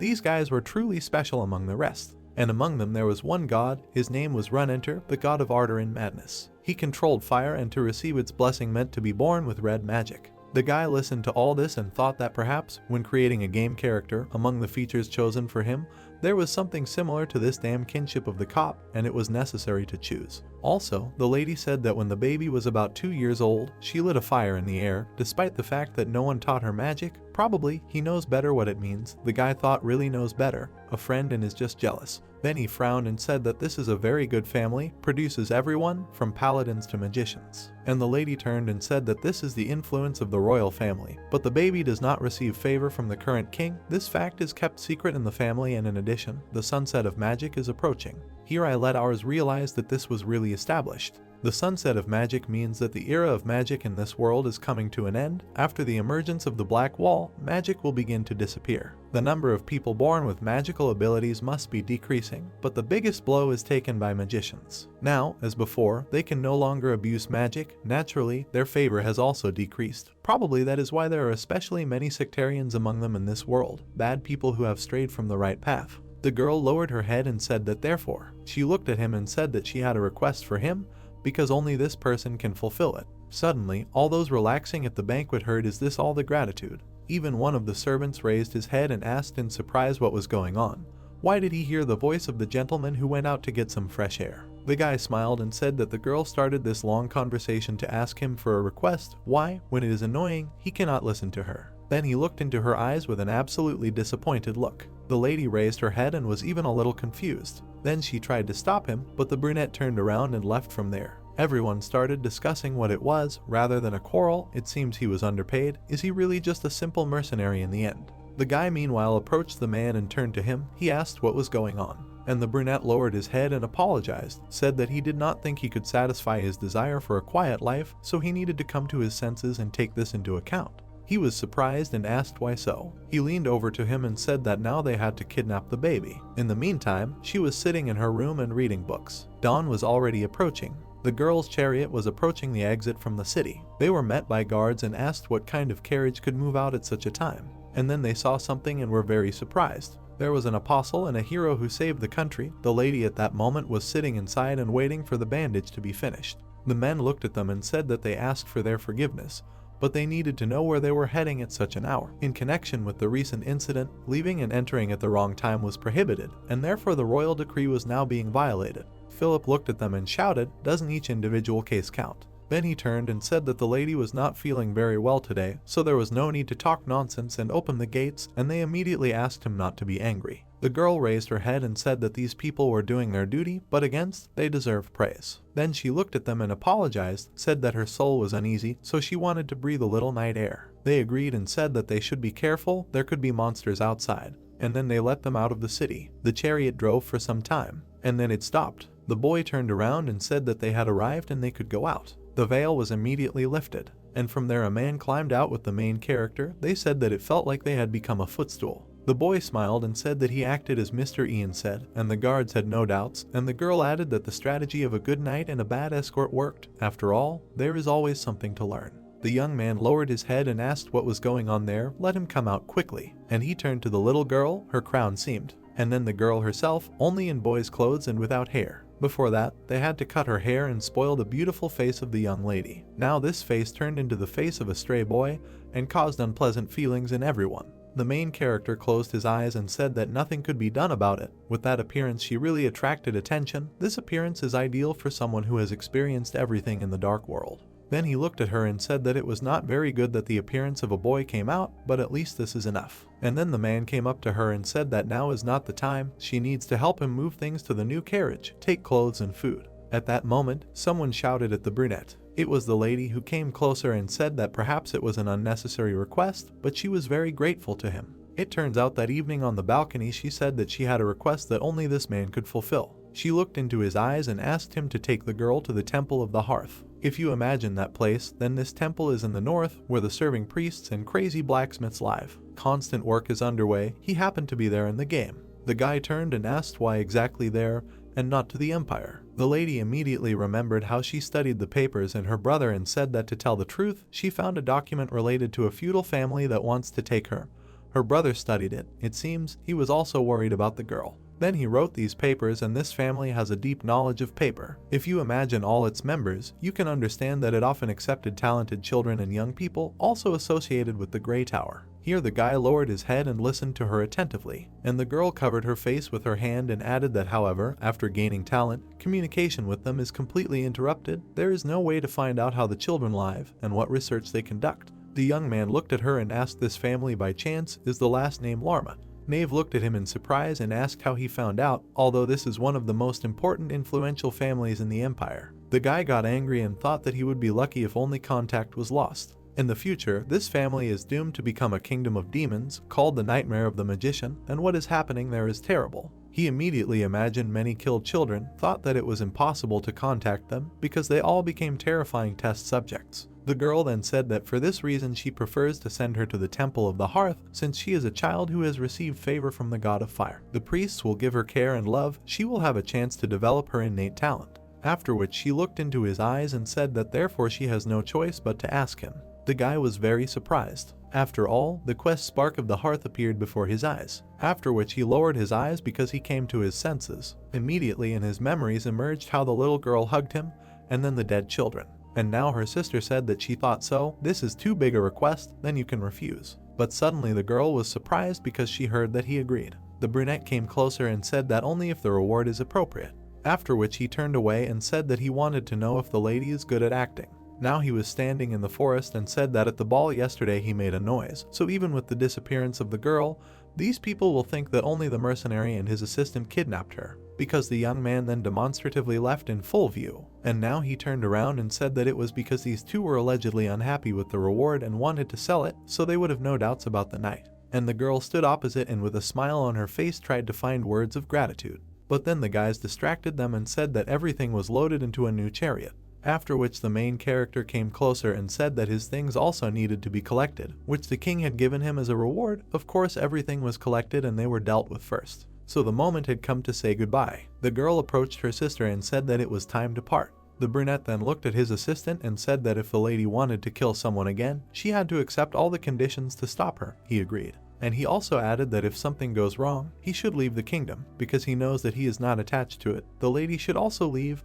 The life of a wandering knight is also not bad. The guys listened to all this and agreed. After which the girl raised her head and began to think about wanderings. And she also looked at him and said that she wanted to know, being a wandering knight, where the guy should go. He answered that where his legs take him, in the end, to go to the Empire, perhaps he will be able to see the happy faces of the kingdom again. She was very surprised by such an answer. The brunette also added that if she is interested in his final destination, it will be very good if this city is not absorbed by the Empire, begins to prosper, and he thought that even though this will not happen, he will sincerely believe in it. Then the man bowed to the lady and said that it was an honor for him to serve her. In response, he heard that it was an honor for her too. He was a worthy companion and escort. Philip also intervened in the conversation and asked Ian not to forget what he had told him. And he also tried to say something. The guys were even a little confused at the moment. The boy could not hold back his tears and said that thanks to the mercenary he had fun. Then Miguel hit him on the back and asked if he was really crying. So sentimental, the boy tried to say that it was a speck of dust in his eye, but no one believed it anymore. Then Miguel turned and said that it was time for them to say goodbye.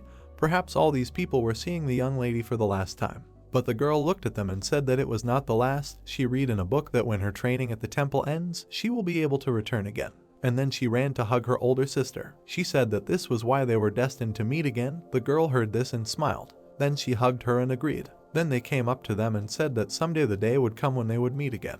Then he folded his arms and said that it would be because he would need to pick up his reward. The lady stood up and asked if the brunette was sure he didn't mind getting it like this. After all, back then on the balcony, the girl thought that maybe this wasn't the most important thing for him now. The young man had whispered something in her ear, and now he smiled and said that he wanted to know if the lady understood why he hadn't accepted the reward before. She simply couldn't die before that day. And the girl lowered her head and said that he had promised to give it to her. Then she watched them go and thought that the guy had to live, then she would live too. At that moment, Philip said that he would do as the master told him. He frowned and added that he believed that fate had tied him to the kingdom and not to the master. Maeve heard this and smiled. Then she raised her head and said that it was true. We must now wait for this day together. Meanwhile, the chariot continued to drive through the forest. Inside sat a brunette and told the girls that they needed to prepare. He turned and added that it would be hard for her. She would see death many times, but in response he heard that everything was fine. The little girl looked ahead and said that if she went to the Temple of the Hearth, at least she would be able to keep her name. And the man in front shouted that he thought that he had finally settled in one place. He could not believe that he was returning to the north. The young man then looked at him and asked if he really came from the north. The man laughed in response. Then he raised his head and said in a sad voice that he had just thought that his days in this city had come to an end. And the main character then smiled and told him that now everything would be different. Night had come. All the inhabitants of the city were busy with their own affairs. The Marquis stood near his estate and watched the stars. As soon as the first chapter ended, a new one began and the guards reported the theft of the young lady. After which this news was passed on to the king, and the guys themselves were already far from there. Information appeared about the world, a dark fantasy united by betrayals and decay, rebellions and intrigues. Miguel sat at the head of the carriage. The little lady was behind, and the main character sat next to him, thinking about the journey through this damn game, which was just beginning. His eyes were filled with confidence and the desire to win.